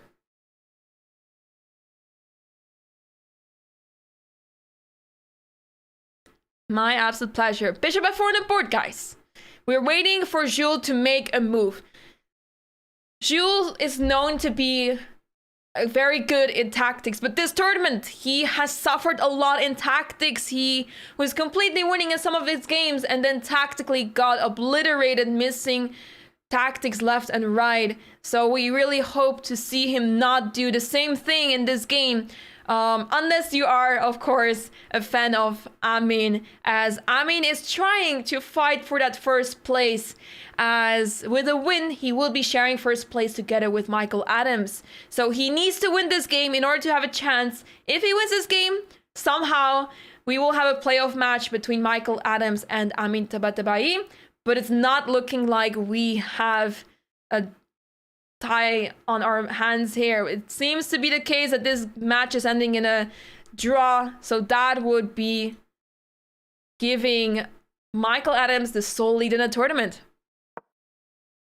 Rook d5 on the board, another way to deal with the position, as you defend the rook very well now, and after rook to c7 you can still safely go to b8 and not have to worry about losing material.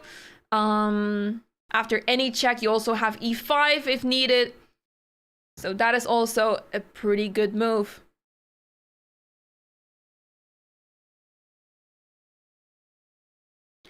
We are not certain yet if Michael Adams has won the tournament. Anything else will happen in this game, right? We've seen the craziest blunders happen this tournament. But if Jules manages to not lose this game, if he does everything he possibly can to not lose this, then it will be a victory for Michael Adams. We were secretly hoping for a playoff match to happen, but it was not meant to be, with Gukash losing against Hans and Amin spoiling his advantage that he had so early on in the game.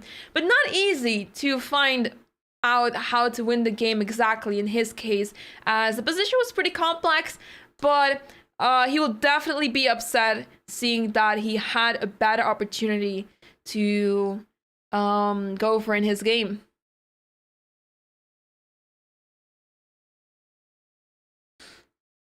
Thanks, Nima. You mean Amin's name? For those who didn't see the video, we were taught by Shora Bayat, who is the arbiter of the tournament. We had a really funny video that was recorded together with the organizer, Malcolm Payne, and they were telling us how to pronounce the surname of Amin. So after a day, I finally managed to learn it properly, and now I know how to pronounce it. So it feels like such a relief to be able to pronounce it well. Do we want to take a look at the video? Let's take a look at the video, all right?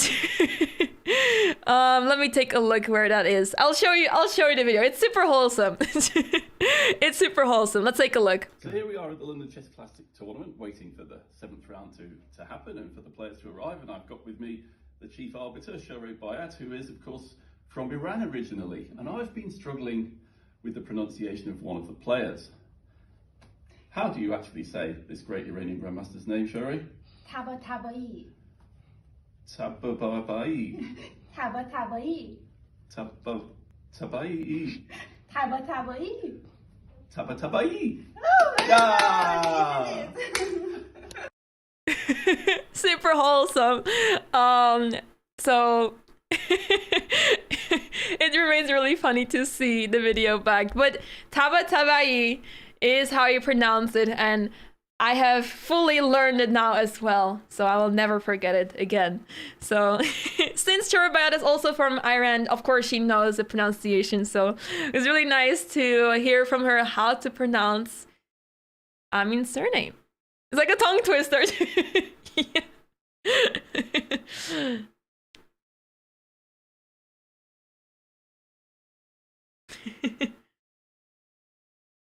My pleasure, Tim. My pleasure.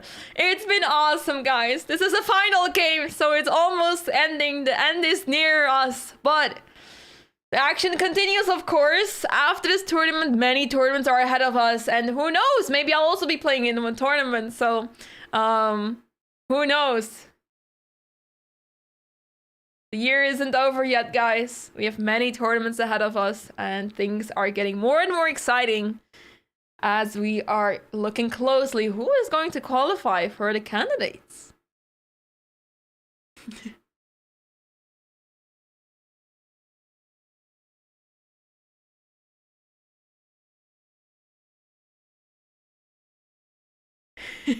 You can't handle that person last draw of Mateusz in London. Yeah. Didn't seem to be much possible there, right? It was really difficult to find an advantage there. Thanks so much, Toiler. Thanks so much. What happens if c4? Ooh! If c4, you lose a pawn. Unless you want to play rook c1, that is possible. But something feels off about this, right? I guess you can try it, because of course you can't take with the bishop, right? So if rook c1, rook takes c3, rook takes c4, the king will have to move to d8. The rook will capture on b7, but that is going to be it. And I don't see how white can try to complicate things here, because after moves such as king e8, you open up the door for the bishop to cover the 8th rank, and that should be enough to hold the draw. But I do like your attempt to complicate things. This is definitely one of those moves that complicate things further, and I did initially think that it's not possible because of b takes c4 and the bishop is pinned, right? But after rook c1, things suddenly get very interesting. And I guess you also have rook c7 in the worst case, but you don't want to retreat that rook from the 7th rank, so yeah. Thanks so much, Math Master. Thank you for the kind words.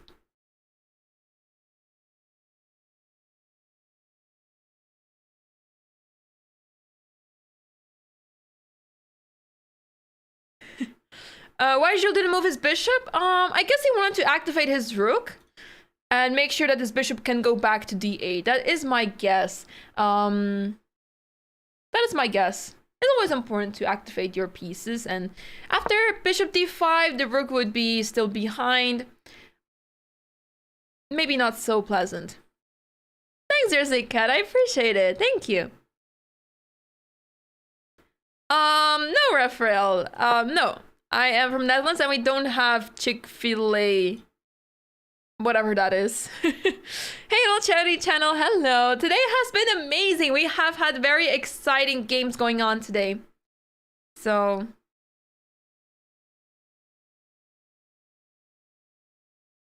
let's take a look.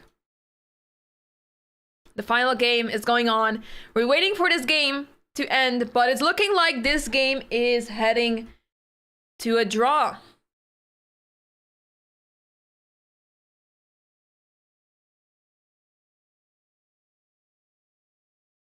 Thanks for 100 bits, Jim Silver. Thank you. Thank you, Jim Silver. I learned it from Matthew himself. Well, not Mateusz Bartel, but from Matthew in the chat. He taught it to me once. And then I feel like in the first few days, I was like, wait, isn't it pronounced this way? And then I slowly started to change to how it is pronounced. So as the tournament progressed, I learned a lot. Yeah, this game is heading to a draw. The players are getting lower on the clock. So the players are getting lower on the clock.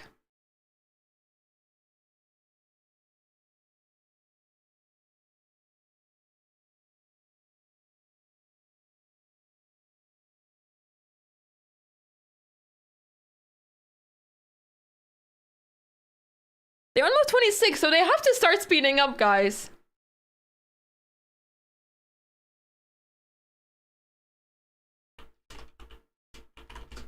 Give me a second, guys.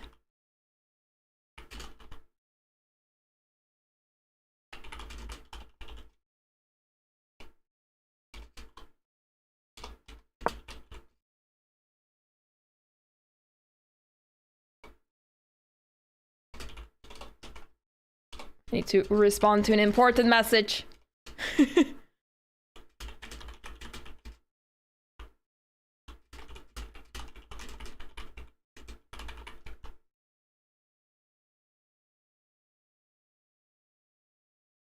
How do you pronounce my name? Something I struggle with myself. I say it like Anna-Maja Kazarian, but it's very Dutch. And I don't know much else, but that is how I say it. So I guess that's how you should try to say it. But I say Anna-Maja Kazarian. I don't know. I don't mind if people say Khazarian because that is very English, right? I don't mind that. Maybe Armenians will be slightly disappointed. I don't know. But yeah, Anna-Maja. That is how it should be. So my name is Anna-Maja, but if someone calls me Anna, that's also fine. That's also fine. He completely spoiled it for our guide. He completely spoiled it.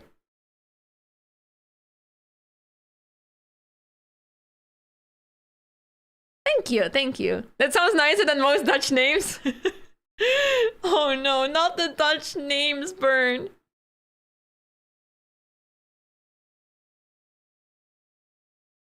Can black play e5 now? Ooh. Bishop f5 around the corner. e5, bishop here, and I'll take on g4. Ugh. Spooky, spooky. Thanks, Chandan. Thank you. I know you are, John. I know.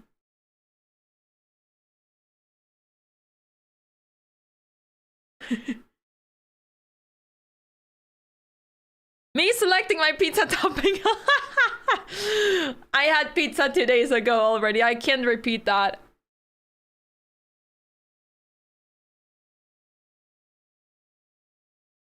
Let me check something real quick, guys. I could also be going to a break, but the game can end any moment as well, so might as well just stick around with you guys. But I do have to figure something out in the meantime with the organizers, so that is why this is all right.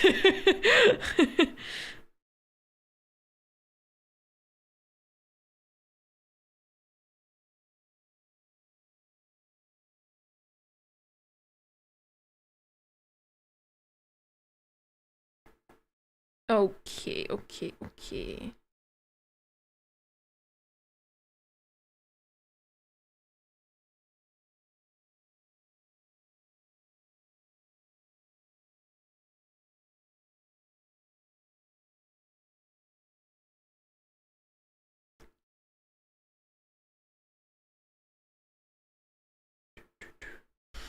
Not much progress has happened anyway. Bishop g5 on the board.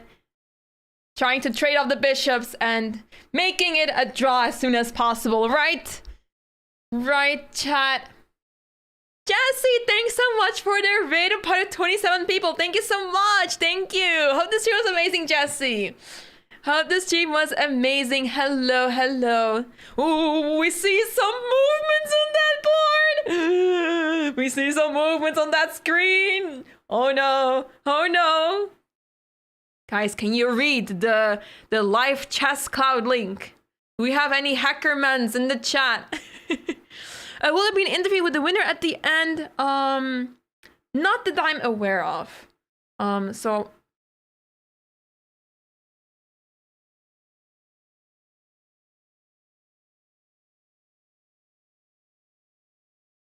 this should end in a draw, yeah. This should end in a draw.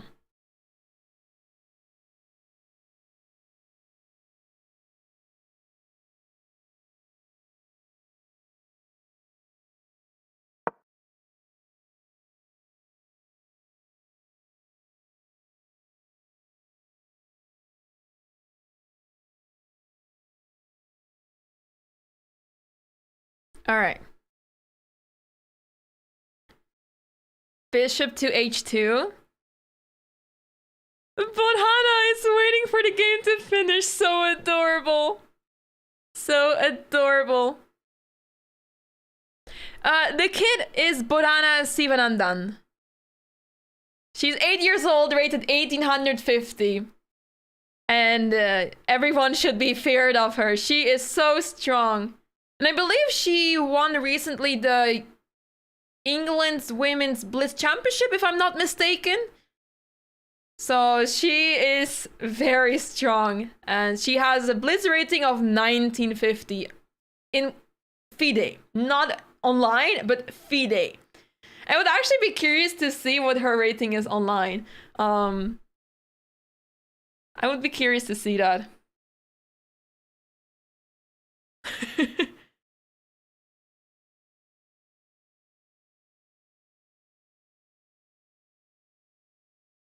Bishop h2 on the board now, guys.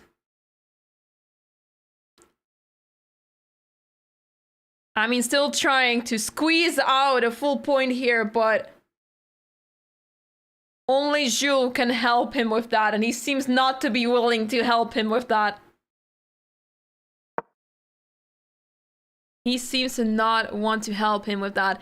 Bill's a sub, thank you so much for gifting a sub to Jesse. Thanks so much. Thank you.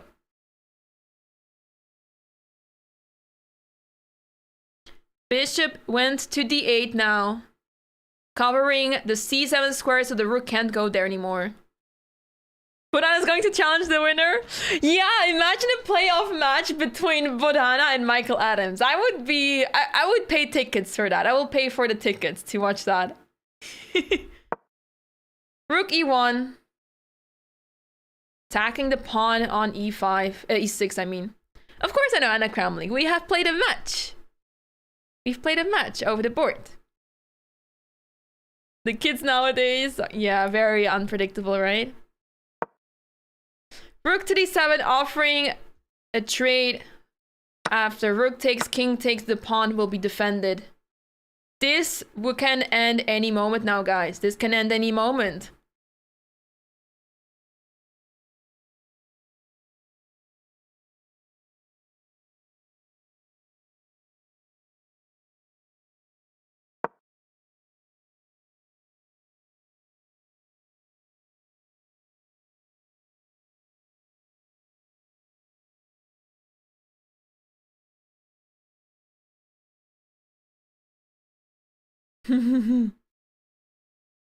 Rook F8, the game keeps going, exactly. I mean, of course, Amin wants to try anything he possibly can to win this game, as this game is of huge importance.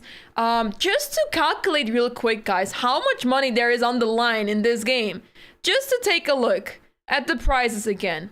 So here we have the prize fund. They are in pounds, so the first prize is approximately $19,000 American dollars. 15,000 pounds for first place. If Amin would have won this game, or if he would win this game somehow, he would be splitting first and second prize, and it will be 15,000 plus 10,000 divided by 2. So he would win 12,500 pounds, all right? So that would be his prize if he had won. But by drawing, he would be finishing second.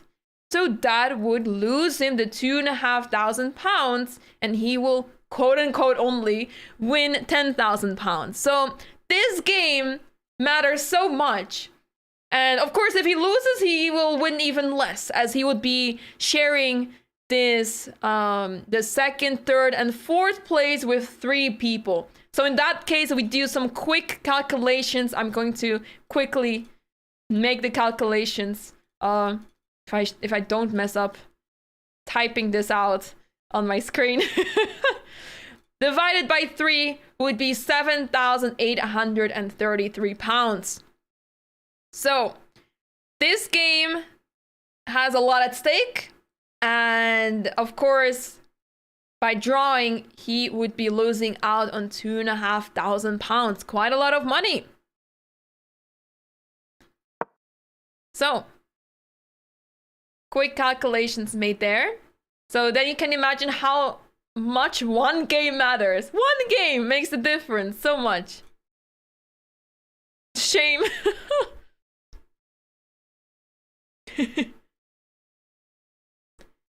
Indeed, we are move 31, guys. So, ooh, a4. This allows the move bishop takes b3. Completely equalizing the position. Well, this maybe complicated things further after a takes b5. Not so fast. Not so fast, guys.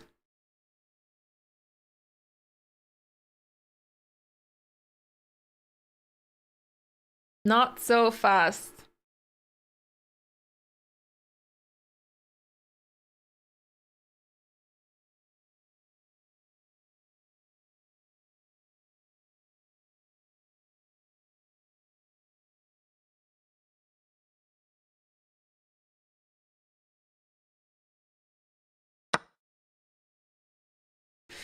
St. Louis would play for 500K. There is a lot of prize money in the US for tournaments. My biggest prize I have ever won in my life, especially before starting streaming, right, was $3,000 in New York. It was a tournament. There were 2 tournaments essentially. I played in both. So there was one open, accessible to anyone, where all the grandmasters played and every strong player out there. And you had the under 2200 section, I believe. And I was around 2150 or something like that. And I was leading that tournament. I shared first place and I received a check of $3,000. So I was super happy with that win because that was my biggest win ever and it still is. So there is a lot more for prizes reserved in the US than here. Well, in Europe, you'll have some nice tournaments, but I have yet to find a tournament where it was under 2200 rated, like a different rating category, and then with such a high prize fund. Maybe a few tournaments have similar prizes, very few, but yeah, these prizes, you barely see them in Europe. Thanks so much, Jid. Thank you. That's a poor weekend for Washington Square Hustler. Well, poker is risky, right? You can lose quickly. You can lose badly. I do like playing poker, but I've never played poker like professionally or something. So maybe I'll be able to play poker like Botes and Nima are able to play, but I'm just in the Netherlands here, so it's different, right? There's an under 22 tournament in Romania in February 1st, price 2,400 euros. Oh, not bad at all, not bad.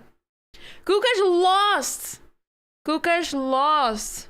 Let me update my pinned message. Can I update my pinned message?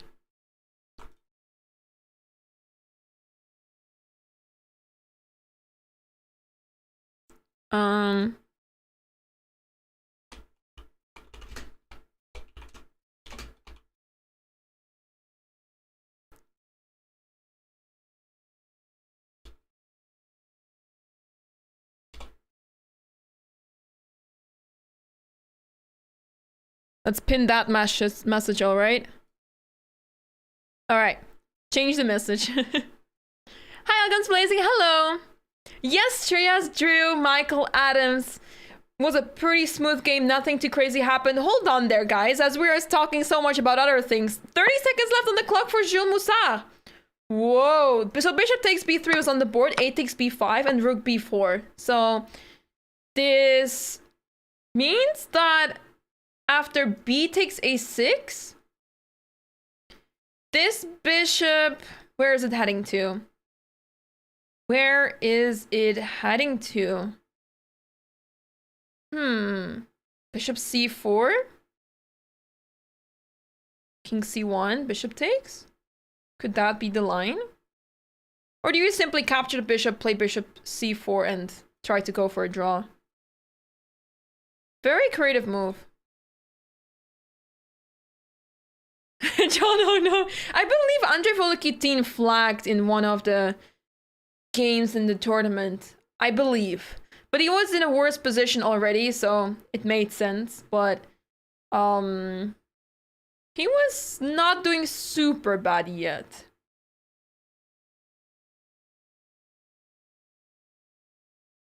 It was such a good tournament. Yeah, this tournament had so many ups and downs for the players. So many upsets we've seen. And the real winner, besides Michael Adams and Shreya Zorial, are the spectators. Seeing so many decisive games throughout the tournament. Over 50% of the games were decisive.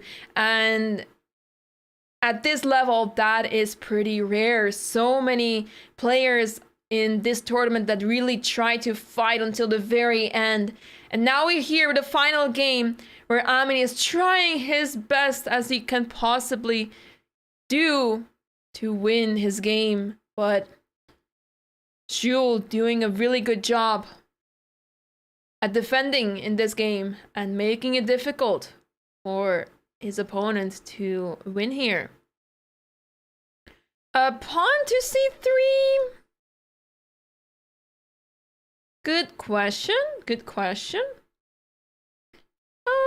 Yeah, I guess you just play rook h4, yeah. Just rook h4, you attack 2 pieces, so the rook is attacking that bishop, right? So good try, but not quite yet.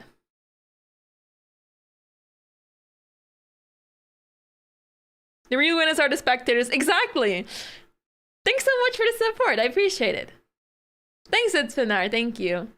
I need to broadcast Norris tourneys. Well, it's just been so nice to broadcast it on my channels and to be able to interact with you guys more, because as soon as a co-commentator appears, as soon as you're on different channels, the interactiveness is much less, because the interactiveness will happen with your co-commentator. It's a very different environment, but now that I'm on my own, I can essentially decide, okay, I reply to you guys, I focus on the games, and I answer your questions. It's just much easier this way. But of course, speaking for 5 hours on your own, my nose has definitely not enjoyed it, but I'm okay with it, but my nose isn't.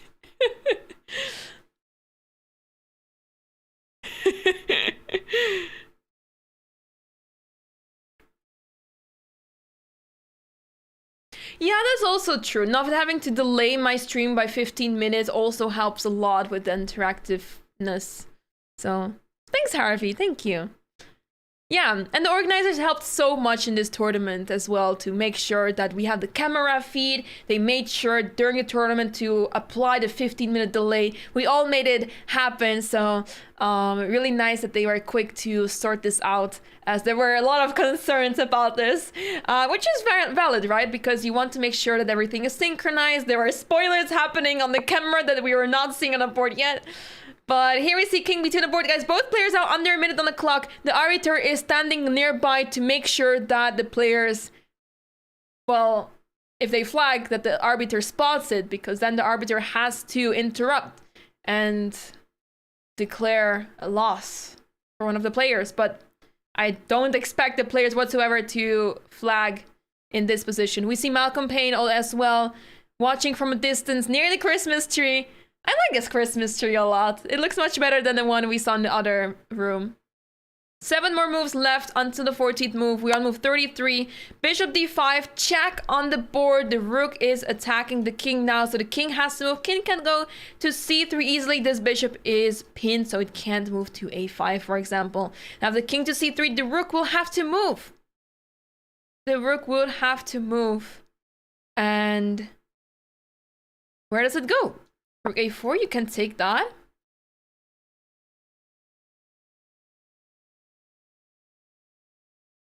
For some reason, I was seeing the computer saying that a takes b5 is fine, and I've been trying to figure out what is fine about this, but I'm just sensing that the computer missed that the bishop is pinned or something. I was very confused, trying to figure out what is going on here. But a5 simply to defend the rook. So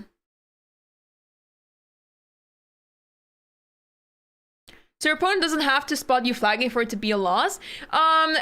You have to spot it, but in such situations, the arbiter can interrupt and say like, okay, you flagged, over.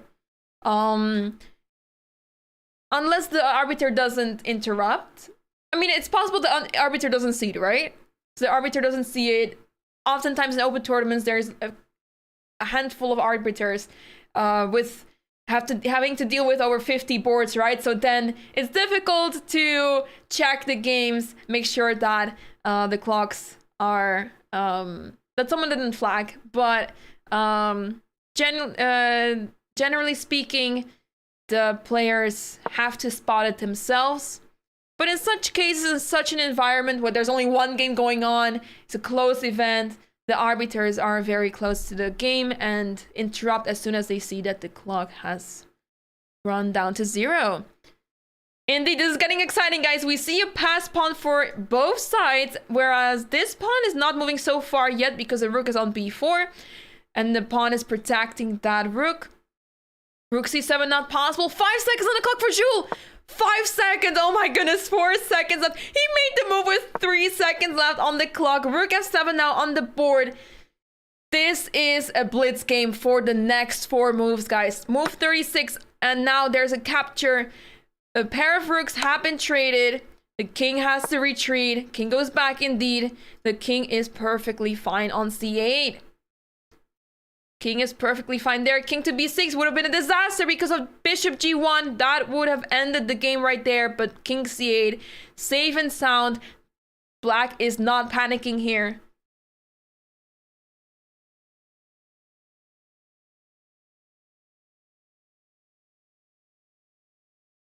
Liverpool won, so Malcolm will be happy.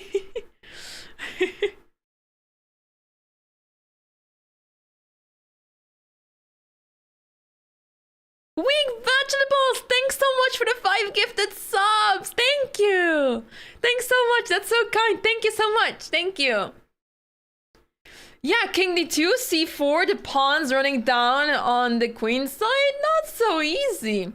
But getting c4 on the board, maybe starting with bishop d6 could make things interesting, right? And also subscribing at tier 1. Thanks so much, Weak Vegetables. Thanks so much. Aw, Tadgo, that's so kind. Thank you. How about one for me too? Oh, that's very kind. Thanks so much for the support, Weak Vegetables. Thank you.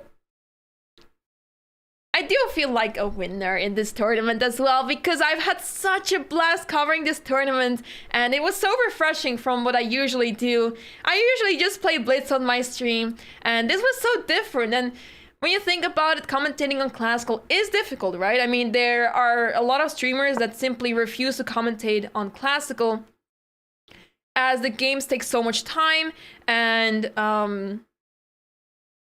it can be difficult to commentate on, as a lot of passes and it's difficult to fill the air on the broadcast. But I've had a blast with you guys. The rooks are off the board now. 2 bishop pairs. Ooh. We've seen how crazy bishop endgames get, guys, so we will definitely cross move 40. Amin just reached move 40, so he receives 30 minutes on his clock. Shul is about to make his 14th move. There we go, a4 on the board. He can easily stop this pawn with bishop to d6, but the question is, what happens after bishop b2? After bishop b2, he can play the move c4 and push that pawn up. Play king c2 to attach the king to that bishop on b2. This should be a draw. But we have not reached table base just yet, so we can't enjoy the privilege of table base. But either this game will go until 2 bare kings, or I'm expecting a draw in the next 5 moves. Oh, thank you, Silver. That's so kind. Thank you. I'm learning a lot, and I really enjoy commentating on games. And every single day I'm learning, and it's an honor to be able to commentate on events. I mean, it helps to have played chess for almost 2 decades. That's not a funny realization, guys. That's not a funny realization to have played chess for almost 2 decades. But I did learn a lot. It's the one thing I have become an expert in. Not good enough yet to be a grandmaster, but in so many years you learn a lot, you see a lot, you experience a lot, and that helps a lot with commentary because you know that, okay, in this position I knew what happened in that game that I played 10 years ago. That was not fun. Or in this game, ooh, that game, this opening I am so happy about. So it's really nice to refer to those moments and relate to it and see how the players handle certain positions that you may be unfamiliar with, and you try to figure out as you go on the broadcast how things are supposed to be. And it's just so much fun. There are 7 pieces table bases. Yes. So once there's 7 pieces on the board, you can utilize the table base. Thanks so much, Matcha, for gifting 5 subs. Thanks so much. That's so kind. Thank you. Thank you. That's super kind. And also, Bells is up gifting another sub to Gakos. Thanks so much. Thank you.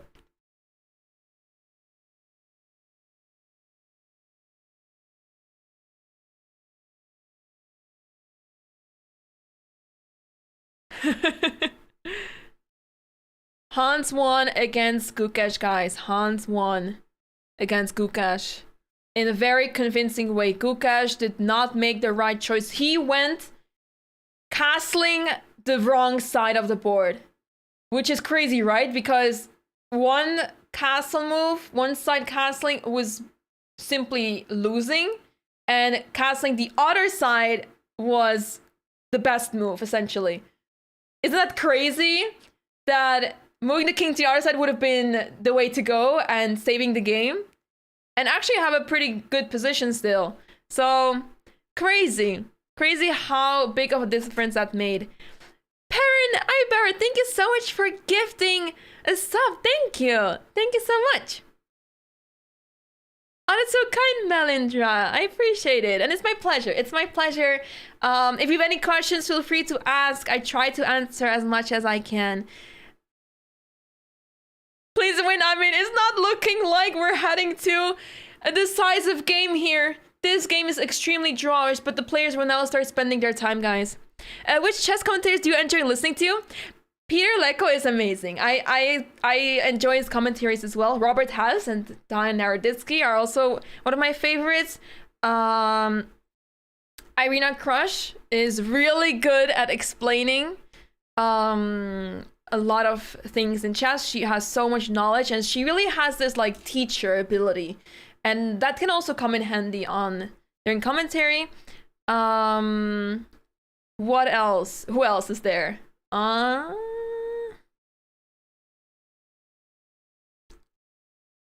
think it's always really nice to see one of the top players in the world, like legends such as Judith Polgar on the broadcast. She has so many insights, right? So it's always nice to have one of those players on the broadcast. Who else?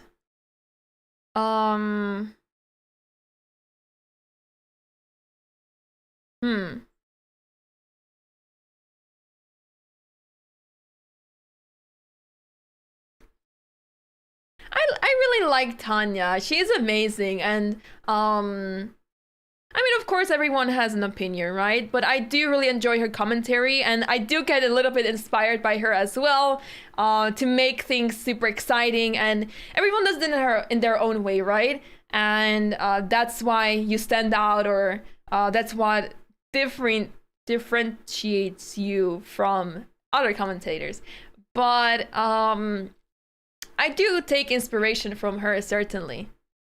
So she's awesome. Yes, there's Sarah, of course. Yeah, there's just so many strong chess players that are also very good at commentating, and the list goes on, but these are some of the names that I really look up to. And yeah, there's a really good one, few good commentators. I have to admit, Jimmy, I have not listened to Mr. Dodgy's commentary just yet. I don't know why. I don't know. I don't know how it's possible, but yeah, I haven't been able to catch his brilliant commentary yet.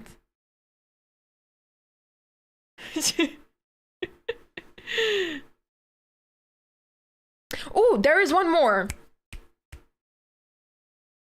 Daniel King. He is really good. Really good. As an Indian, it's hard to say. Oh. Oh.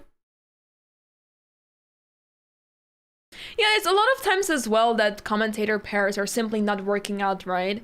I've had a lot of instances as well where my co-commentator is amazing, but I had a lot of difficulties trying to commentate together, because really difficult sometimes to navigate, and being a commentator or a good co-commentator is a skill on itself. And I feel like a lot of commentators maybe don't have this skill just yet or something, or I don't know. Sometimes it can be difficult, which is also partially why solo commentary is just enjoyable, because you don't have to rely on anything. I can just control the stream the way I want to. So it gives a lot of flexibility.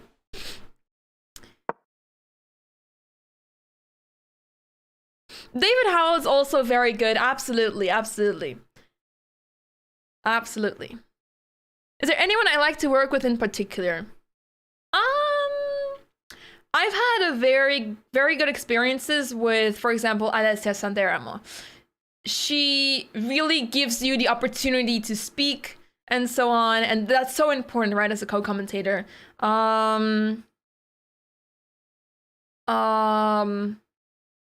Robert Hess is amazing.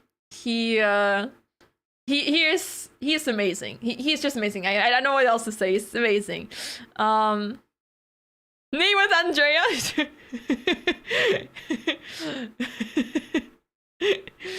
Maybe total chaos, maybe. I also called a draw a schaakfeestje. I also call it a draw, but the players are going to spend more and more time as they have reached the 14th move, and they are not giving up just yet.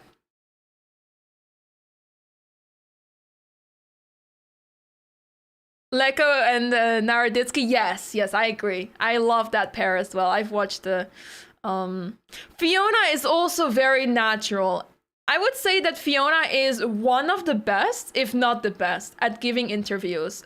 I have seen her in person giving interviews at Tata Steel, and she is really the best of the best in interviews, giving interviews in chess. So that was just so impressive to see. But yeah, who else did I have a good time working with? I mean, of course, like Diana Arditsky was amazing. Diana's vocabulary is maybe sometimes a little bit too much for me. So sometimes I'm like, oh yeah, sure. And sometimes I don't get any of the references he mentions because he's very much into sports, and I'm like, yeah, sure. Katy was absolutely amazing as well. Yeah. Kanti is so much fun to commentate with. It's always a party with Kanti.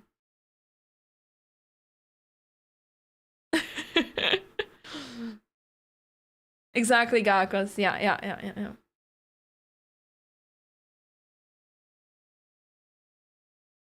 Yeah. So a lot of big names. You don't get a lot of the references Kanti makes. Yeah, a lot of them. Well, I guess it's like differences in vocabulary. He has a lot of nicknames for a lot of the players, and it takes time to catch up with that. But he's really awesome.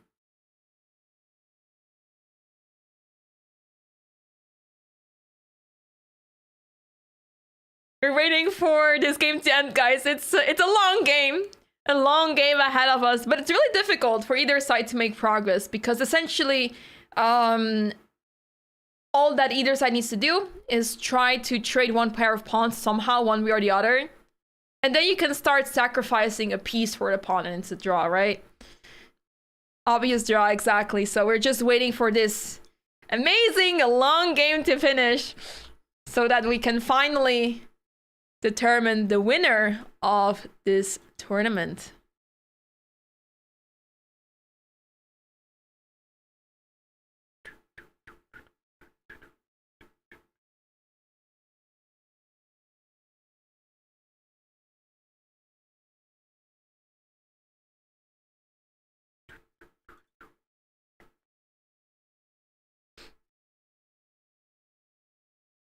Dina had also really fun interviews, for sure.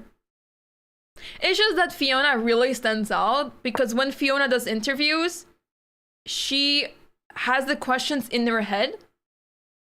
I've seen her maybe once hold the phone to make sure that she remembers, but she remembers all the questions she needs to ask, and she's just talking to the players. She's having a conversation with the players, and it's just so pleasant to listen to, and it's just so smooth. And what I really appreciated when I was looking at how she was giving interviews in Tata Steel, so some point many of the players finished at the same time, and the organizer like, okay, like we will have 2 or 3 interviews in a row. So Fiona doesn't even get the opportunity to like take a break and try to think of questions. No, she just jumps into the next interview and has everything ready. So that is what really stands out from Fiona, and what I also personally like. I would never be able to keep up with that because it's just such a gift, that gifted talent. So yeah, that's why.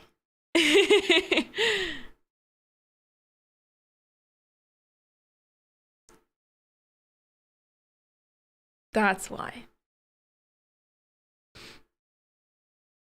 It's funny how we're talking about other commentators now. That's what happens when you have such a game where it's a draw, but the players don't want to give up on it, especially Amin, who does not want to settle for a draw. He wants to continue. He wants to go fight for that win. Squeeze it out, one way or the other. One way or the other. But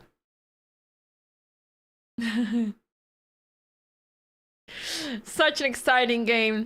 It was very exciting for, let's say, 5 to 10 moves, but after that, all the dust got cleared, and now we're here waiting for the players to decide. But I'm expecting this game to go on for much longer now, because I expect it to be a quick draw since a few moves ago. But now the players are going on and on. C4 is going to happen. Bishop moves C5, C6, bishop check B6. Oh wait, maybe it's... I'm kidding. Aman is great too, absolutely. The important thing is to be able to fill in the silences. Yeah. The thing is, chess is such a different sport, right? To commentate on. Because, well, here, for example, it's really hard to fill in the air. There's simply not a lot going on. But you can have the conversations about the different things related to it. I would say it's easier to do it if it wasn't the last round, because now it's sort of anticlimactic, right? Like, all the rest of the games have ended. This game is still of importance, but since it is heading to a draw, what can we more expect, right? We already sort of know what is going to happen, so the excitement is not so much present anymore. We have to try and fill the air somehow with making moves such as C4 exciting, because we will have 2 passed pawns that are fighting for the win somehow. But I'm curious how far white can get with the pawns, at least. At least in cricket, you can comment on the seagulls on the pitch and the clouds. Hey, we have a Christmas tree, all right? We are not going to disrespect the Christmas tree at the back. See, even Jules is heading towards the Christmas tree. Hey, Chen-san. I did a stream like 2 years ago with December scratch cards, but I don't think I'll do it this year. It was not very successful that time I did it. Not very successful. You also tried some comments here on Twitch. Oh, so fun. It can be difficult. It can be very difficult.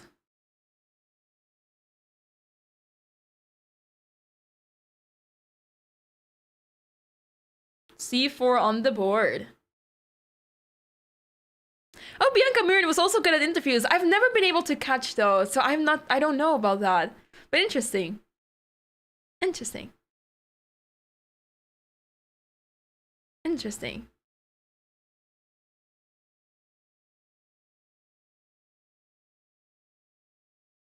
It's so cool, Seal Blow. It's so cool. It really shows how passionate people are about chess, right? And that's so cool to see. He left with the arbiter, yeah. Discussing the tie breaks? No. Probably not.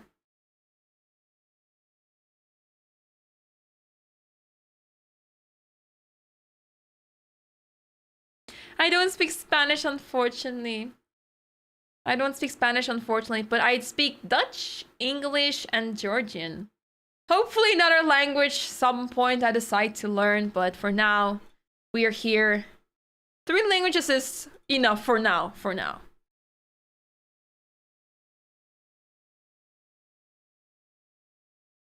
I'm trying to go for a higher title. I certainly want to at least reach IM. That would be a big dream. A lot of the times also what I've noticed in commentary is that people judge you for your title. So if you're not international master at least, why are you commentating, you know? And that's why I want to like show people like I can do it and I want to become IM, if not GM. GM is a big step further, but let's first try to go for WGM and then IM and then we'll see what happens.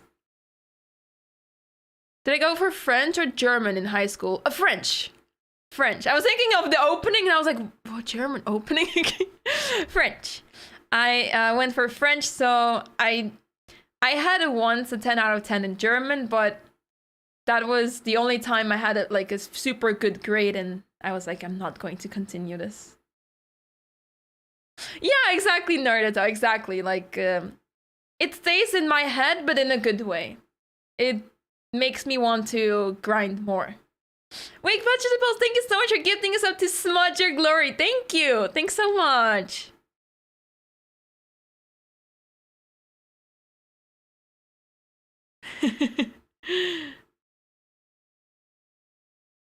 Say I'm going to? Well, when you look at these days who get GM, right? Look at Vaishali. She has been such a huge talent for so long, and she got GM now. I believe she's she's younger than me by a year or something. But if you look at it this way, I'm like, she's the sister of, and okay, she's also been very strong for many years. But then I'm like, yeah, that's a difficult road to get there, you know? It's not easy. So it requires a lot of hard work and it's tough. I'm not a GM, unfortunately, Mr. Zero Noctis, but I'm a Women's National Master and FIDE Master. First time sibling GMs, exactly. I speak Georgian, yeah, but not Armenian, sadly. How does Jules Musa pronounce Vaikanse? Ooh. I don't know. How do French pronounce that? Yeah, he probably doesn't even try. Something like Vikanze. Z. Vikans. Vikans? Vikans. I heard a lot of butchering of Vaikanse. It's really funny.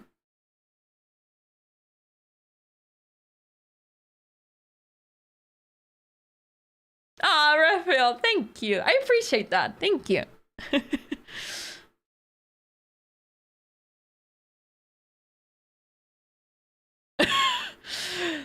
Yeah, the thing is with my growth personally is that over the years, the mistake I made, well, was also really difficult because of school. It was difficult for me to play in open tournaments. And open tournaments is essentially where you can gain rating, where it's easier to gain norms, etc. And I was mostly playing in European and World Youth Championships. In these tournaments, you can't really get norms. I did get it by winning one, but I mean, I did not get like GM or anything like that, right? So it's very different. But that's why it's important to play in open tournaments a lot.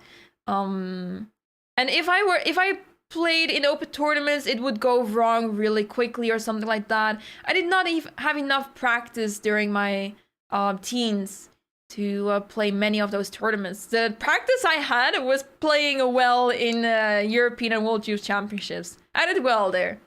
For W, they say V, and they believe that the E is I in English. So Vishkanzi. Vishkanzi.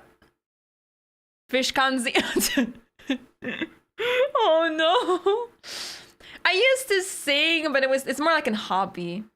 It's more like a hobby, you know? I never properly practiced it or something.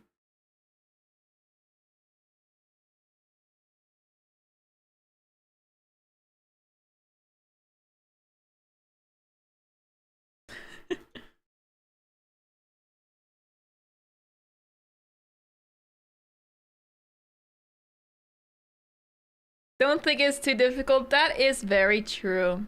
That is very true.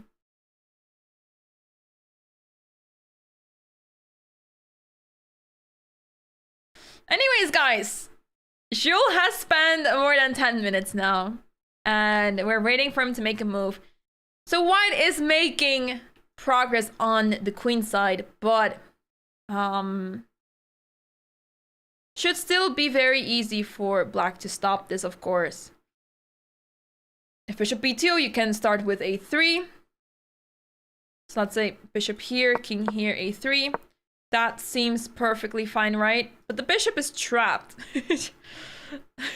That is pretty funny. The bishop is trapped here, so interesting.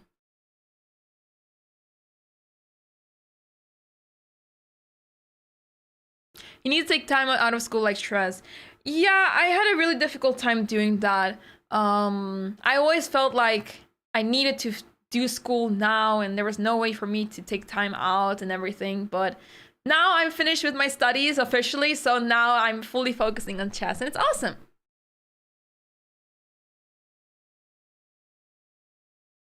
Hey John, hello.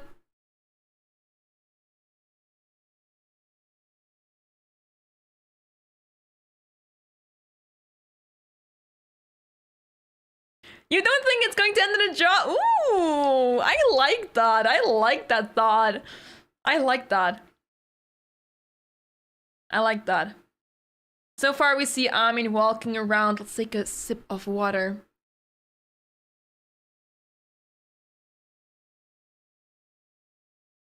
Yeah, we're just having a good time now. We are just having a good time now.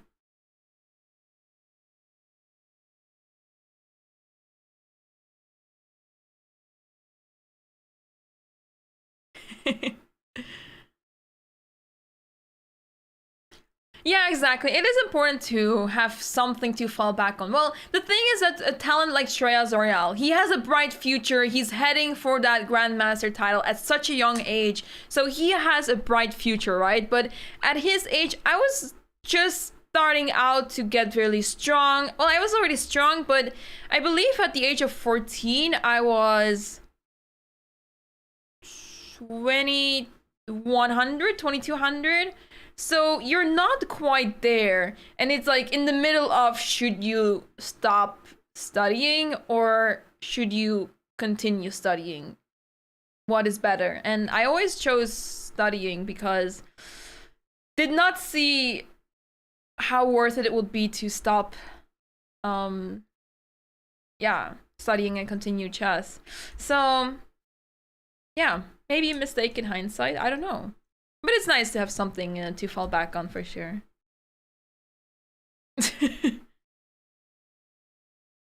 Both, Matthew. Both. I was pushed into chess and school, so I had to do both. No way I should choose only one. I had to do both.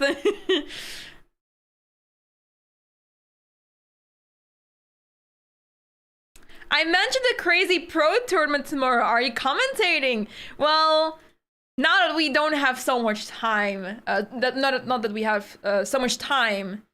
Well, we have so much time. We have a lot of time, but not moves. That's what I wanted to say. Now that we have to wait for the players to make moves, how about we announce that tomorrow is the Pro Biz Cup, all right? Tomorrow the Pro Biz Cup, 3 rounds of good fun, and it's a Team Swiss tournament of only 3 rounds, and the players are paired up in a team format, the pros with the biz, and you can find more information on the website of the London Chess Classic. But the reason why I was chatting a little bit during the stream was to decide that we will have the coverage of that tomorrow as well. So we will have another stream of commentary tomorrow. Super exciting. I happen to have nothing to do tomorrow, so I was like, let's do it. So we will have another day of commentary, and this time on the rapid. So it will go much more quickly. We will have 3 rounds, a lot of games going on, and I'm excited for this format. I'm excited. There won't be any playoffs as of now, Dacha, because Amin needs to win his game in order to have this happen. And as you can see on that board, it looks completely equal.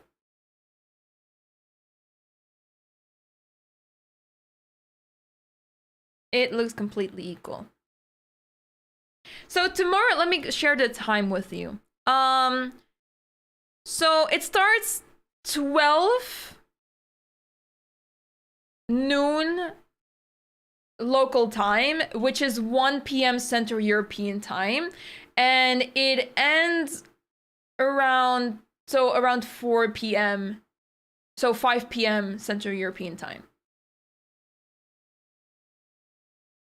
Well, the schedule of play mentions that 10:30 is a player arrival local time, so I'm expecting to have the stream up before 1 p.m. I guess. I almost fainted upon seeing the name.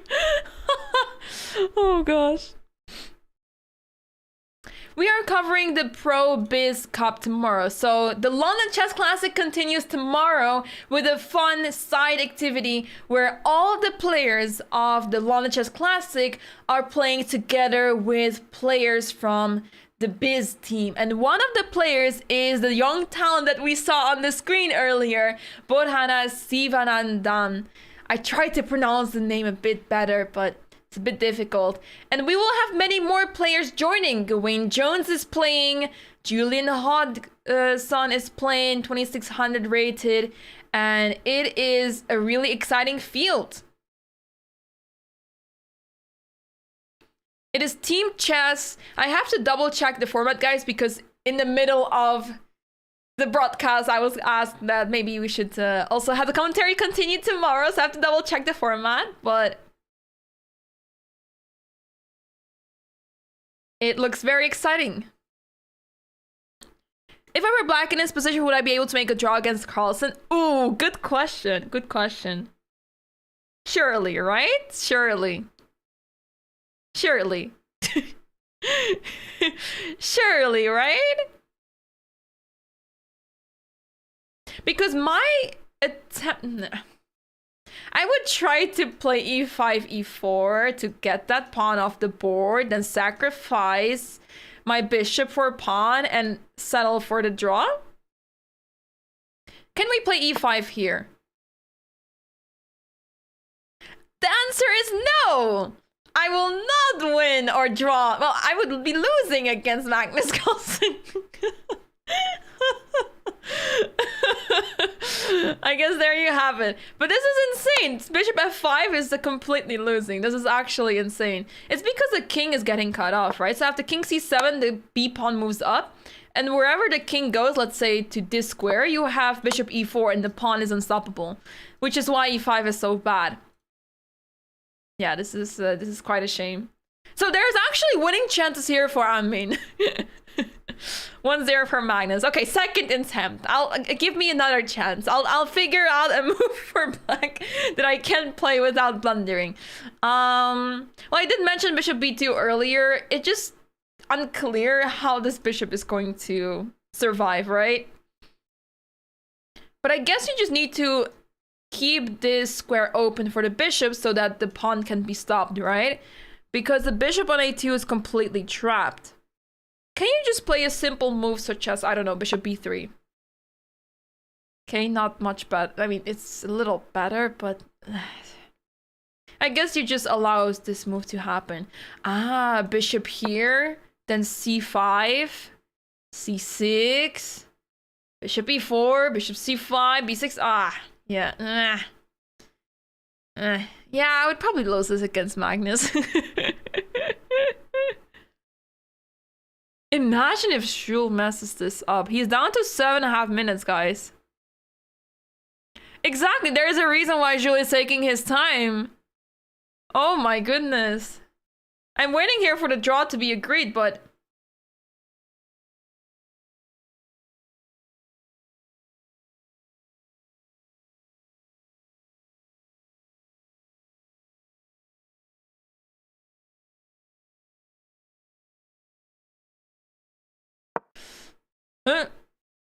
Okay, that was a quick error, but bishop b3 on the board.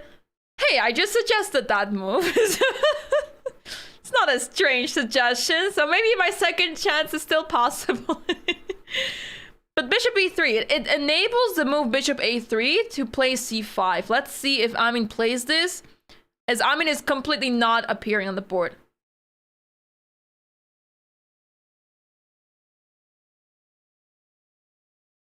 This is a bad sign indeed. I mean, if this game would be decided with a win for Amin still, that would be absolutely madness. And we have seen that Jules has been making huge mistakes this tournament, and he has to fight for the draw now, so tough tournament for Jules, but can he still manage to save this position?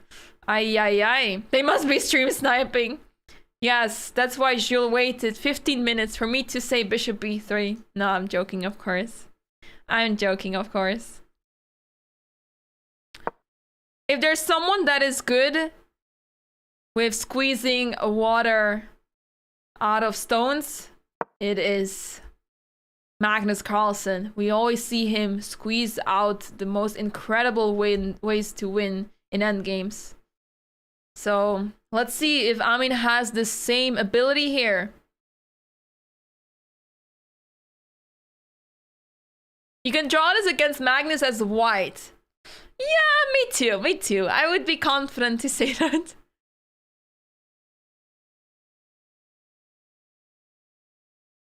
He's not energy, just call him Jules.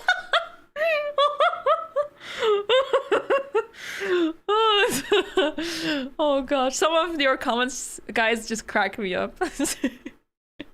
C5 on the board now. The pawns are slowly moving up, saying hi to the king.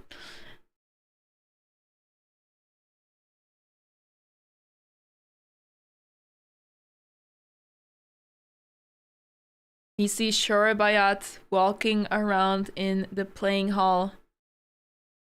7 minutes left for Jules. Bishop d5 now, yes? Because as soon as c6 happens, you just take that, and you're happy to take 2 pawns for that bishop, or even this one for that matter. That would be certainly a draw. So bishop d5 stops c6 from happening. It is on the board now, and how does white proceed here? Not so easy, right? Bishop c2 is a good attempt to take that pawn off the board. And then black has to play the move bishop b3. Uh-oh, getting complicated, guys. Getting very complicated. Any plans for any recaps for any interesting games from the tournament? Not sure. See, I did consider before the tournament if I were to commentate on some tournament to make recaps after that, but I noticed how tiring commentating is, that after that I have no energy to do recaps. So I don't know if I want to make recaps. I'm not sure. Robert, don't worry.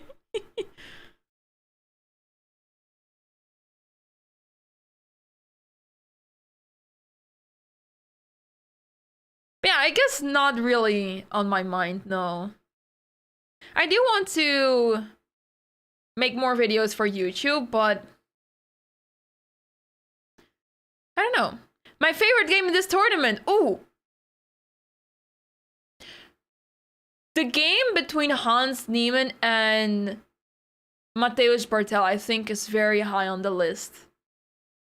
I think that game was just insanity. And the fact that that game had 3 results was just crazy, right? I mean, the EVA bar was like skyrocketing for white, and all of a sudden, black is the one winning. That was, I think, the most exciting game. There has been many exciting games. I think that one is really like topping the charts.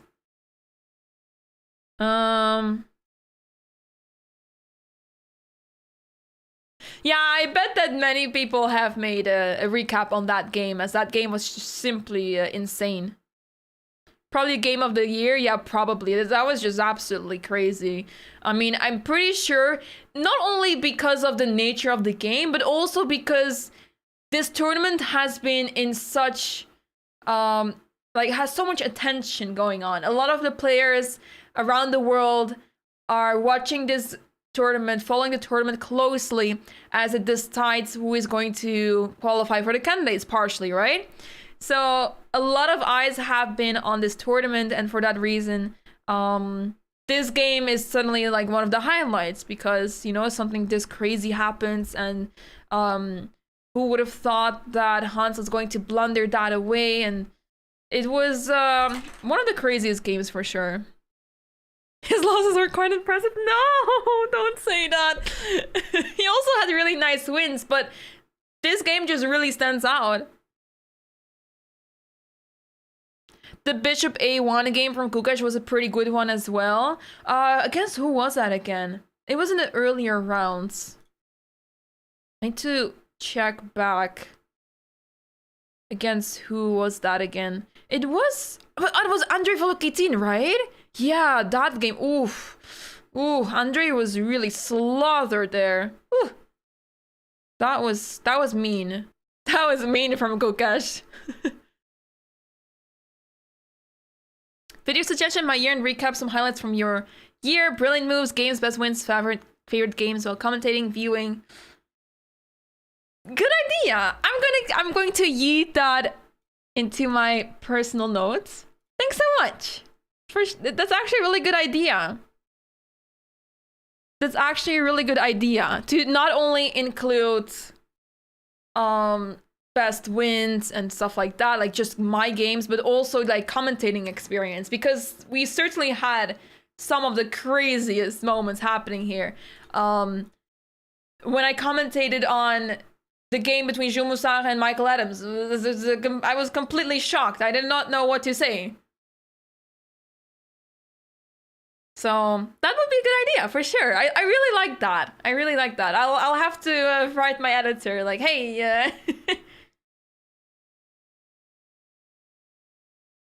yeah, true, Nordy. I don't know. I don't know why I say heating. I don't know.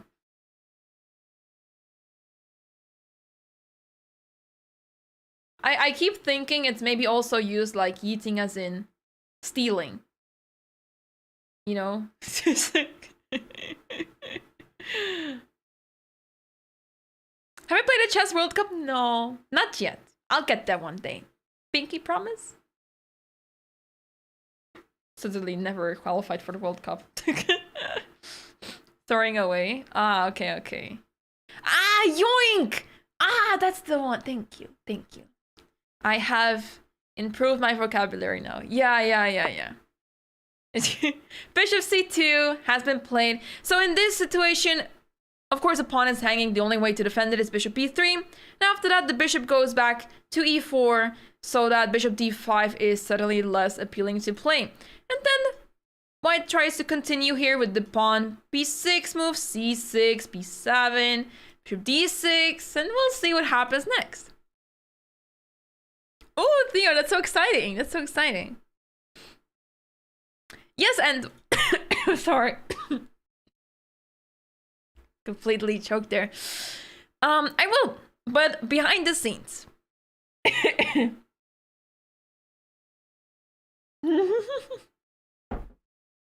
Bishop b3 can be played to defend the pawn. Bishop b3 may be played.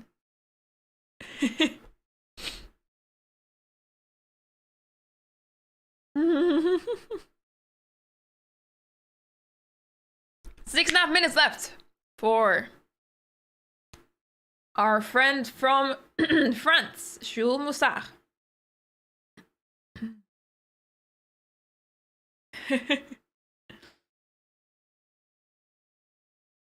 I don't know, Matthew. I don't know.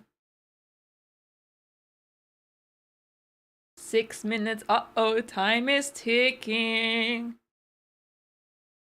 21 minutes, by the way, for Amin. So Amin is in a good spot with the time. Getting concerned slightly for Jules. Slightly. but not just yet. Not just yet. It's so funny how everyone has finished and we're just waiting for one game to finish. You know, one game. This very last day.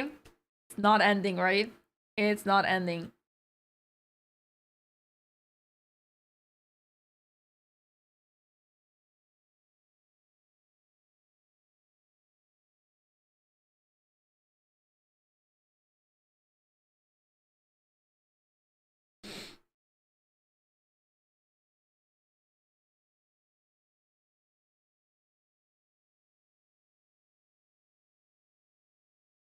True, Dylan. That is a good idea to make highlight reels from the tournament. True. I think I have the permission to do that since I'm broadcasting this already on my own channels, right? And the videos are up on my channel, so should be possible. Yeah, absolutely. I'm also going to use that idea. Thanks for sharing.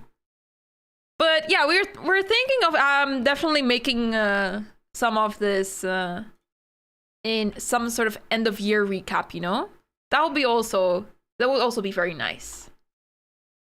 I also say that comment. Thanks for sharing that idea. Exactly, Theo. I was just shocked for like 5 minutes. All I could do was just gasp at what I was witnessing. So that was just crazy. This is a draw. But as we have seen just now, if you make a random move, you start losing. So, yeah.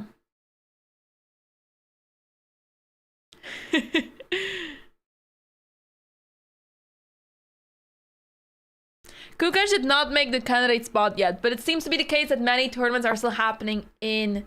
Ooh, dropping the pawn.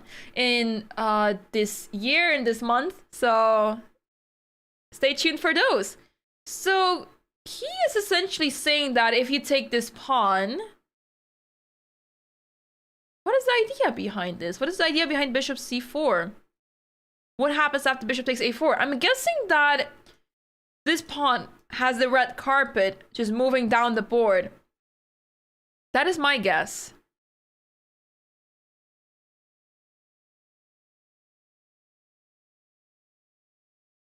Yeah, actually, I was thinking, what do you mean? Yeah, bishop takes a4 is most likely going to be played. Do you know how to checkmate with 2 bishops? Yeah, it's very simple. 2 bishops is very simple. The real question is the bishop and knight. Bishop and knight is more challenging.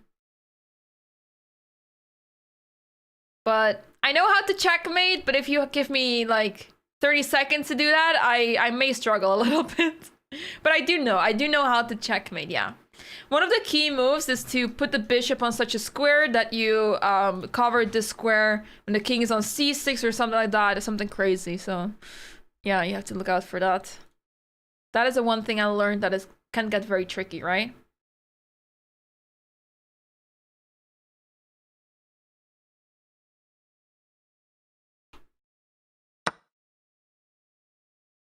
The pawn has been captured. There we go. Bishop takes a4 is on the board now. And let's see what black has in mind here. Who sacrificed the pawn? He probably thinks that the pawns cannot go very far. You put the king on c7, on b7 eventually. And as soon as one of the pawns moves, you will be able to capture them. So let's say king here, b6 here. You can play c6 because you just captured this pawn. And you just defend really easily. Yes, checkmating with bishop and knight is possible, yeah. Yeah, 2 bishops is very easy. It's very, very easy.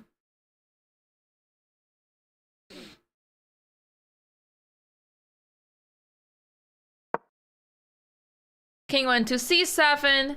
4 minutes left on the clock for Jules, but it is looking like he has found the idea to make a draw here. There's only so much that Amin can try to do here still. This can end in a draw any moment now. It's crazy to see that we're only on move 47, right? Usually we would be already in the nearing move 80 now. But the players traded off everything super quickly. Anish is very happy. I bet he is. I bet he is. Gukash lost. Gukash lost. We only have one game going on right now. And the tournament essentially is over for Gukash. Was bishop c4 better than bishop b3? Same evaluation essentially. Same evaluation. I guess bishop c4 is more practical because you're essentially saying, yeah, if you want to take my pawn, go for it, but still a draw. And he is making this draw happen very convincingly. If you play b6, if you want to play bishop a5 to defend that pawn so that you can play c6 freely, you lose a pawn on c5, right? So, indeed, the bishops cut the king off, essentially. It is impossible for the king to join, and that is why this is a draw.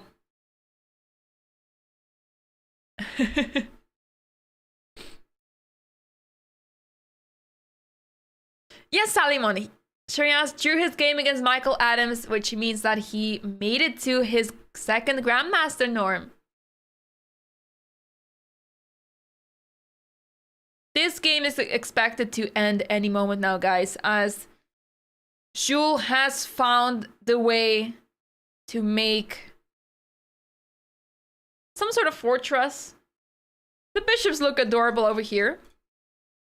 And none of the bishops can really move, right? Because as soon as you move one of the white bishops, you lose one of the pawns. So very well set up by Amin. He can still try b6 and maneuver this bishop around. But his bishop can easily go back to d5. Okay, maybe it can still go on for quite some time. Yeah, it is looking like Mickey has won the whole tournament. It's not so clear just yet because we're waiting for Amin to finish. Imagine if Amin magically wins this game and we still have another match coming up. Hey JP, hello, hello. Hey Ron Martins, hello. One player could not mate with two bishops. Oh gosh, that's devastating. I saw once bishop and knight going into a draw. As it was rolled use under 10, so it was you know, understandable. But I remember walking by and being like, oh my god, like I was giggling, you know, in myself that they couldn't figure it out. I was so mean as a 10-year-old. So mean. Such a backseater. King b6, bishop a5. Ooh, that is one way to lose. But is this winning? Table base says that this is a draw. This position is a draw. It makes sense because the queen can't win on her own, right? It's still a draw.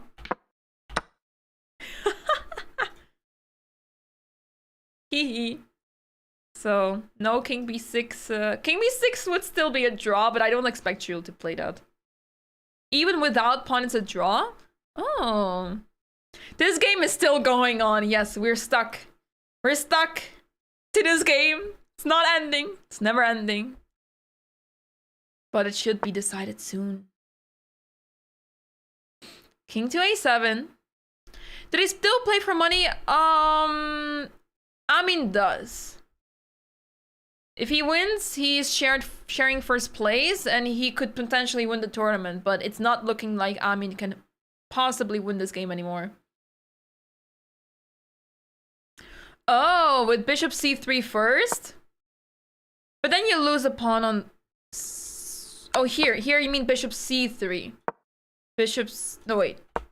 If king b6, bishop c3, bishop c5, this. Does this make a difference? No. Not a difference, but... Yeah, you can just take that pawn. Still a draw.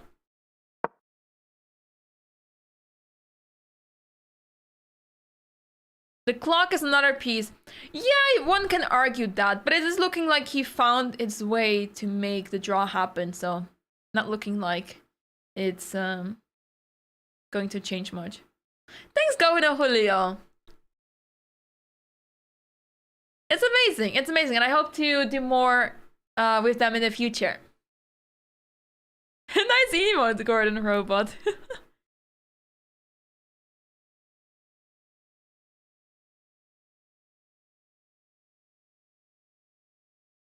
King a7 is very precise indeed. What can white still try here? c7? King b7. You can still try, I guess. Because it's difficult to collect this pawn, right? And b6 isn't coming. With bishop c6, etc. Hans won indeed against Gukesh. I wonder, so after e5, b6, I have bishop e6, guys. So this would cover c8 square. So after bishop c6, you can simply capture, and simply this is winning for black.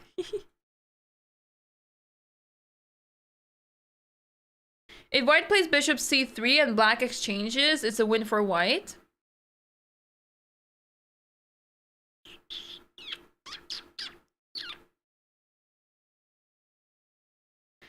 I guess? Actually, I don't... No, should be a draw still. Should be a draw still, as this bishop lands on d5, and it's impossible for the pawns to push. This king is controlling the dark squares. You also have another passed pawn. So I have the bishop here, king here, king here. It is simply impossible to make progress here. King e5, you just put the king back. And this bishop is a little stuck, the pawns are stuck. So as soon as the bishop moves, you take that pawn off the board, and that's it. Bishop b7 on the board. Trying to get bishop d8 probably. Trying to give the turn back to black, who has to figure out what to do now because you don't want to move the bishops. But you can play move e5, and there we go. Absolutely schmaggery. Absolutely. Bishop f6, pinning the pawn now. So no e4 for you. 3 minutes left on the clock for Jules, guys. Time is ticking. Time is ticking. Amin has 16 minutes on the clock, but Jules has 2.5 minutes now. So looking tricky. Looking tricky.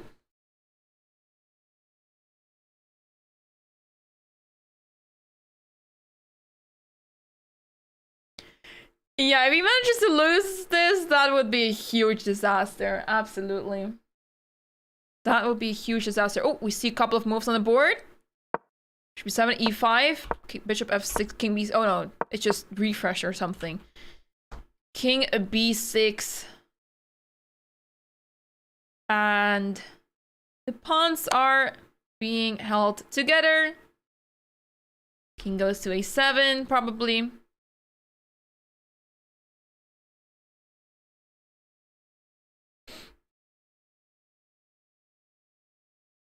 Now you just go back to a7. It is simply not possible to go c7. I mean, of course you can do that on the next move, but bishop e6 and you just cover that square with everything you have left. And that is a draw. Can Amin still try to complicate this for black? Not looking good for him to try to win this game.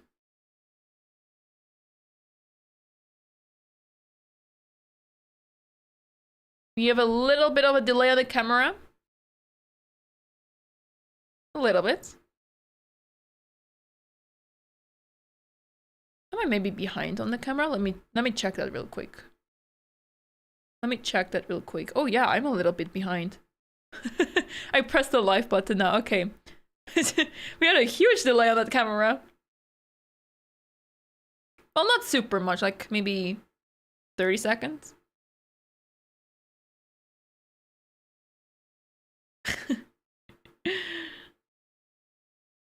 c7, bishop e6, bishop b3, and somehow take, somehow distract your opponents to take that bishop.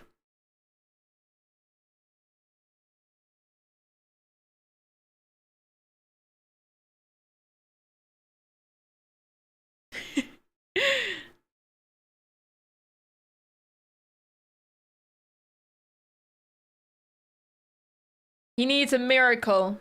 Ami needs a miracle to win this. Expect the unexpected disaster. Yeah, just like the other days, right? We had some of those, but I think it's impossible to ruin this at this point now. A lot of moments that Jules could have messed up, but it seems to be the case that he has survived those. And I wouldn't have survived it. Yeah, the White King is stuck. Those bishops are dominating the king, and that determines a lot here. Yeah, it must be really frustrating for Amin, especially when he finds out that he was completely winning in the middle game, right out of the opening.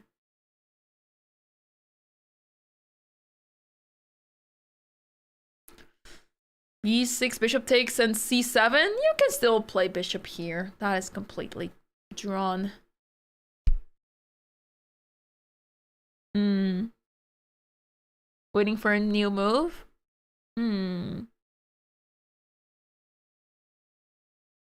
Imagine if Amin spends 14 minutes now.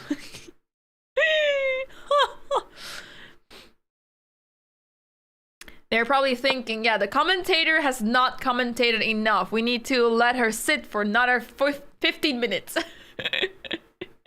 Bishop c7 on the board, okay. A lot of those are waiting moves, right? A lot of those are waiting moves because it's difficult to see how white can make a progress possibly happen. Exactly, Gakos. Black would be more than happy to take 2 pawns for the bishop because that would be easily drawn. With 1 bishop left on board and another pawn still.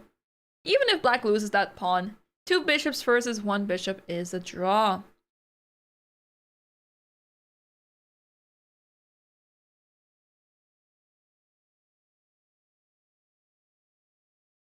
I mean, we'll keep playing for a while.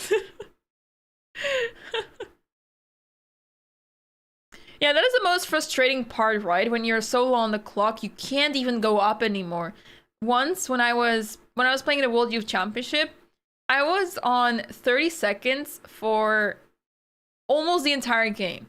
So first, until move 40, I had to figure out a way to get to move 40. Then after, when I hit 30, got added 30 minutes to my clock after move 40, then I went all the way down to 30 seconds, real quick. And the game went on for another 80 moves or so. So for the rest of the game, my opponent had an hour on the clock. I had 30 seconds and I wanted desperately to go to the bathroom. So you can already just guess that I did not manage to get there, of course, because the bathroom was super far away. You had to go down the stairs, out of the playing hall. It was super far away, somewhere abandoned. And yeah, I thought, yeah, there's no way I can make it to the bathroom. So I just had to sit there and wait until the game was over. With some crazy endgame as well. And the best part of it was that the position repeated several times. There were multiple positions that were repeated 3 times. But this was a position where all the pawns were like stuck like this or something like that, you know? Something like this. And then like the opponent's pawns like this. And the kings were just moving left, right, left, right. Over 20 moves or so, the position was repeated several times. But I had no idea because I had only 30 seconds. So I had no idea what was going on. And then eventually the game continued. She opened up the position eventually somehow. And I was in a losing position in the end game, turns out. But I managed to survive somehow and make a draw in the end. I was so happy because that game really floored me. So, can you ask the star arbiter to stop the clocks in order to go to the bathroom? No, that's not a thing, unfortunately. Yeah, Matthew, I was thinking the same, but I feel like we've been here looking at this game for an hour now. Yeah. Let white walk the king to a5. Checkmate. Wait, it's not a bad idea, actually. Bishop f2. Just join. Come here on a5. It is difficult, Giant Pix. This is difficult.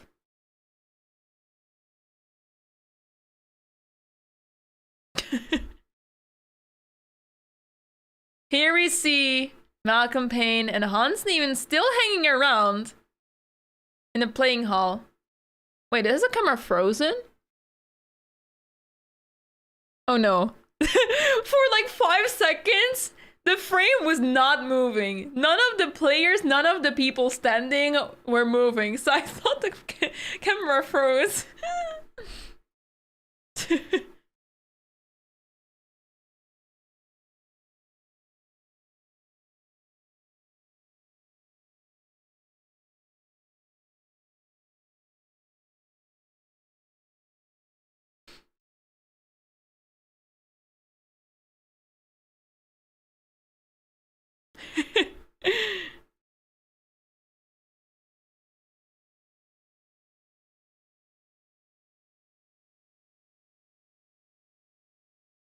Waiting, just like us.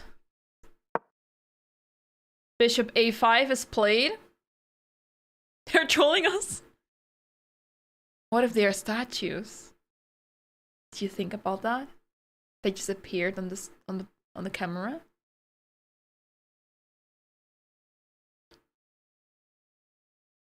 Endgame in the books. I guess. I mean, it should be a draw. Should be.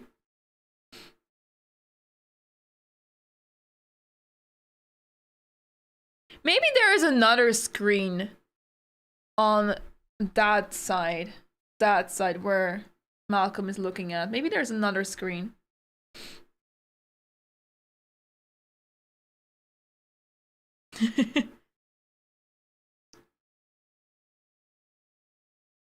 Two and a half minutes, time is ticking, but little mistakes you can make here, I guess.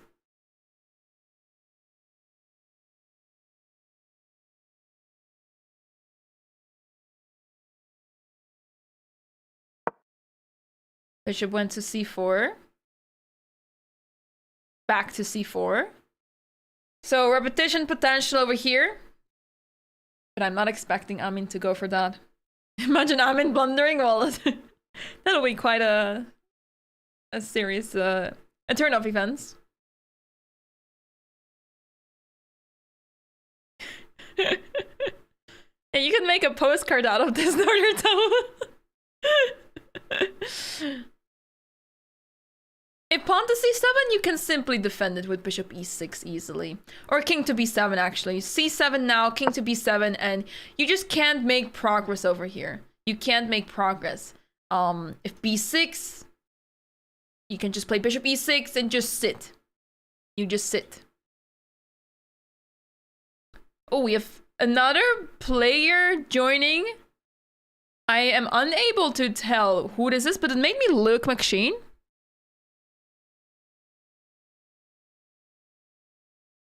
It may be Luke McShane.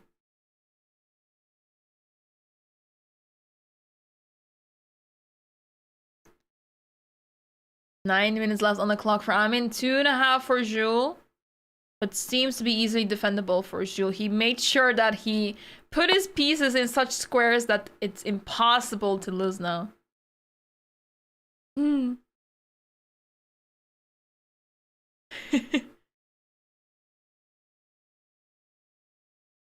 Yeah, we do see Hans on the camera feed. Yeah, I believe that is Luke McShane, right? Maybe they are waiting to have dinner together. They're all waiting.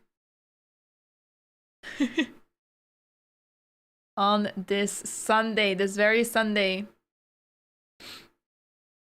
King e1. The king is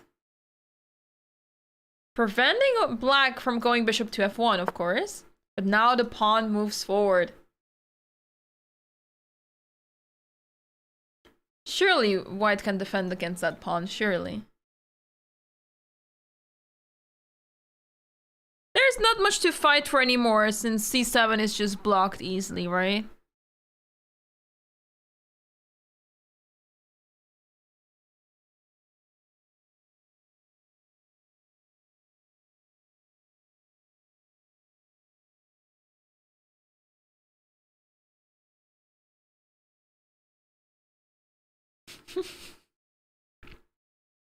They look like the waiters. When you're still in the restaurant at midnight. Ah, good one. The Boston Build Museum. This is what it's called. Madame Tussauds.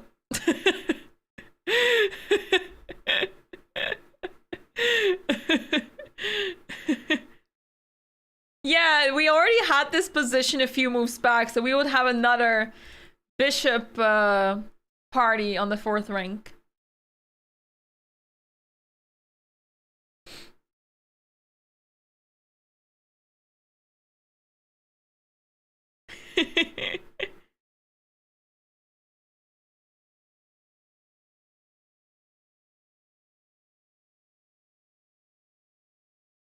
Bishop c2 is clear draw. I mean, of course, you would be losing the pawn, right? Yeah.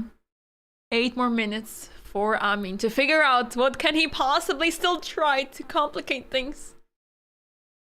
This is not looking like Amin can get more out of this than a draw. Hans has left the playing hall. He has seen enough. Yes, 2 bishops against 1 bishop is a draw, so Black would more than happy take both the pawns with the bishop. c7, there we go, the pawn moves forward. King to b7 will be played.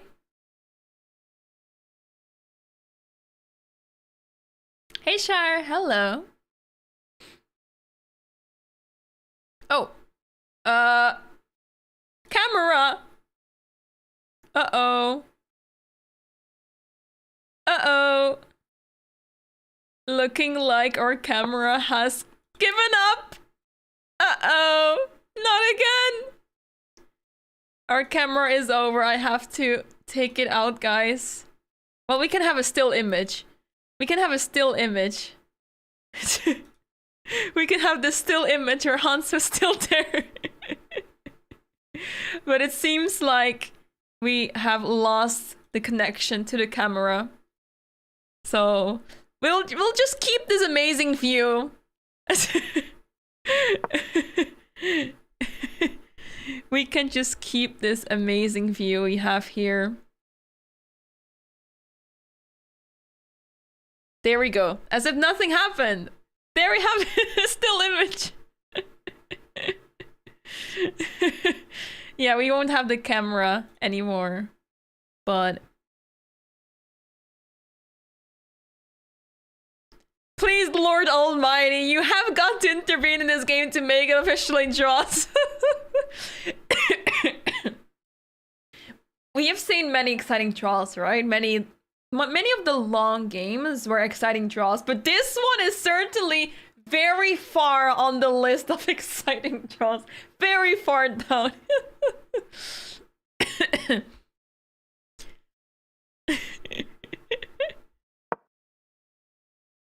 Yeah, this should be a draw soon, right? Watch someone lose. And we don't have the footage of it anymore. Musang has to grab something to eat, then get a flight to Spain tonight?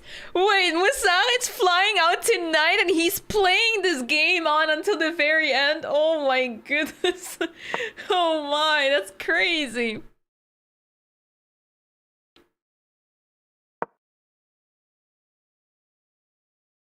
Over there we see Hans Niemann. But he is this is a still image. Oh, we see some progress. Hold on, I was missing out a little bit. Bishop b6. The bishops have been traded off, guys. We officially have a table-based position, and we see the pawns are captured, and the game seems to be ending with bishop takes b5. The game is about to end, everybody. And we will have officially a draw on the board, which means that we can finally say, oh, what is this?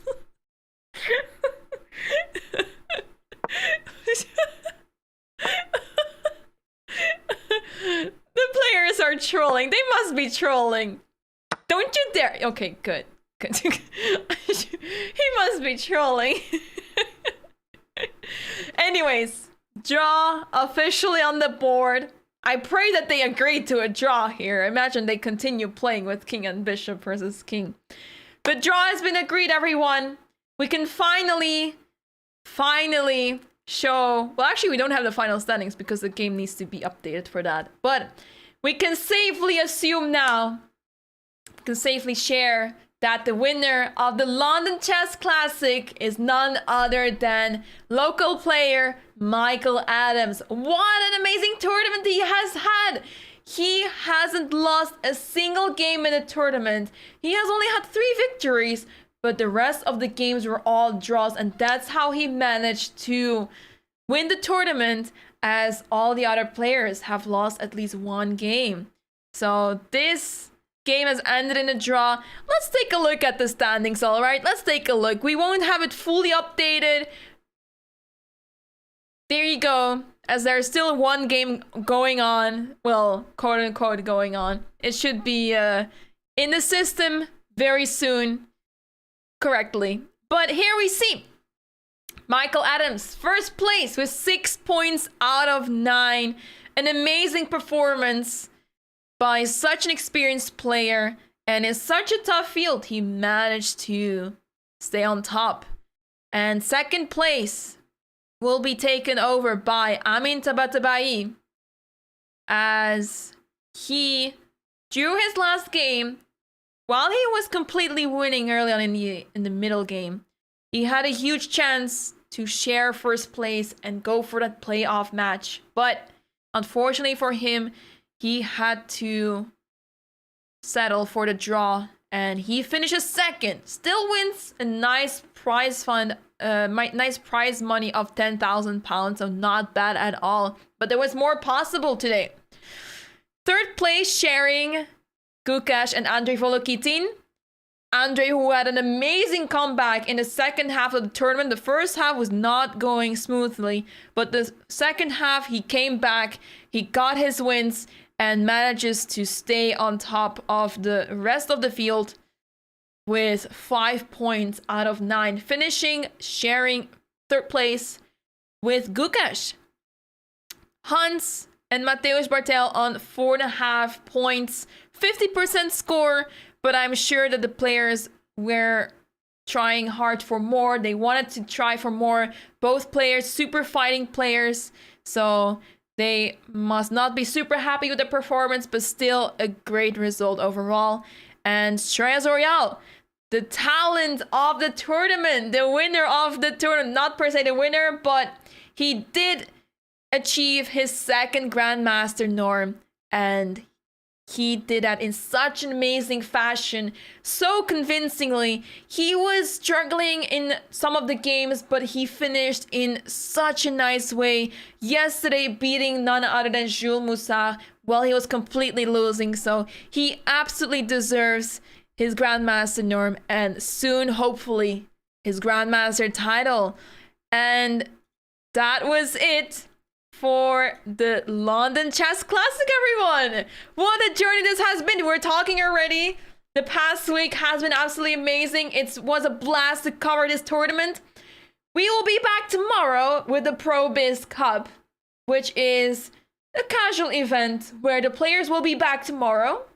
They'll be back and they'll be playing together with an amazing lineup of players. One of the players being 8-year-old talent from England, Bodhana Sivanandan. She is only 8 years old, but already rated 1850 on FIDE. Huge talent, and it's going to be super exciting to take a look at those matches. So we'll be back tomorrow with that commentary. It's going to be amazing, guys. Thank you so much for following the games along with me. Thanks for joining the show. And thanks for the kind words. Thank you so much to Bells and Sub for the 5 gifted subs. Thanks so much. Thank you. Thank you so much. I hope you guys enjoyed it as much as I did. This was a blast. I can't believe that this week is over. The tournament is over. We still have another commentary session happening tomorrow. But after that, the London Chess Classic is in the books. So thank you so much, everyone, for all the support. It was a blast to cover this tournament and bring the action to you guys. I hope to be doing some of these events in the future as well. If not on my channel, maybe on other channels. But for now, guys, we're saying goodbye. Thanks for watching. And yeah, you guys are awesome. Thanks for the kind words. Thanks so much for the support. It's been a blast streaming on YouTube as well. We'll see what we'll do with the future streams, as I'm usually on Twitch, but we'll see what we'll do on my YouTube channel as well. Make sure to subscribe to don't miss out on my future videos or streams. Don't forget to give a like to the stream if you liked it. And with that being said, guys, I will say goodbye. Thanks for watching. Thanks for the love and support. And thank you so much to the organizers for making this tournament happen. Shout out to the Chess in Schools and Communities. It's a charity from the UK, and it is organizing such events. Without them, this tournament would not be possible. And hopefully we'll have another tournament back next year as Michael Adams joins the amazing list of winners we have of the London Chess Classic. Magnus Carlsen has won this tournament already 4 times, so who knows, maybe next year we will see Magnus Carlsen back in the London Chess Classic. So without further ado, guys, shout out to the organizers for making this happen. Malcolm Pine, who is the organizer of this event, making this tournament possible and making everything sure behind the scenes everything works properly, guys. So from the Netherlands here, saying goodbye to you guys. See you next time and hope to see you tomorrow. 1 p.m. Central European Time, noon local time.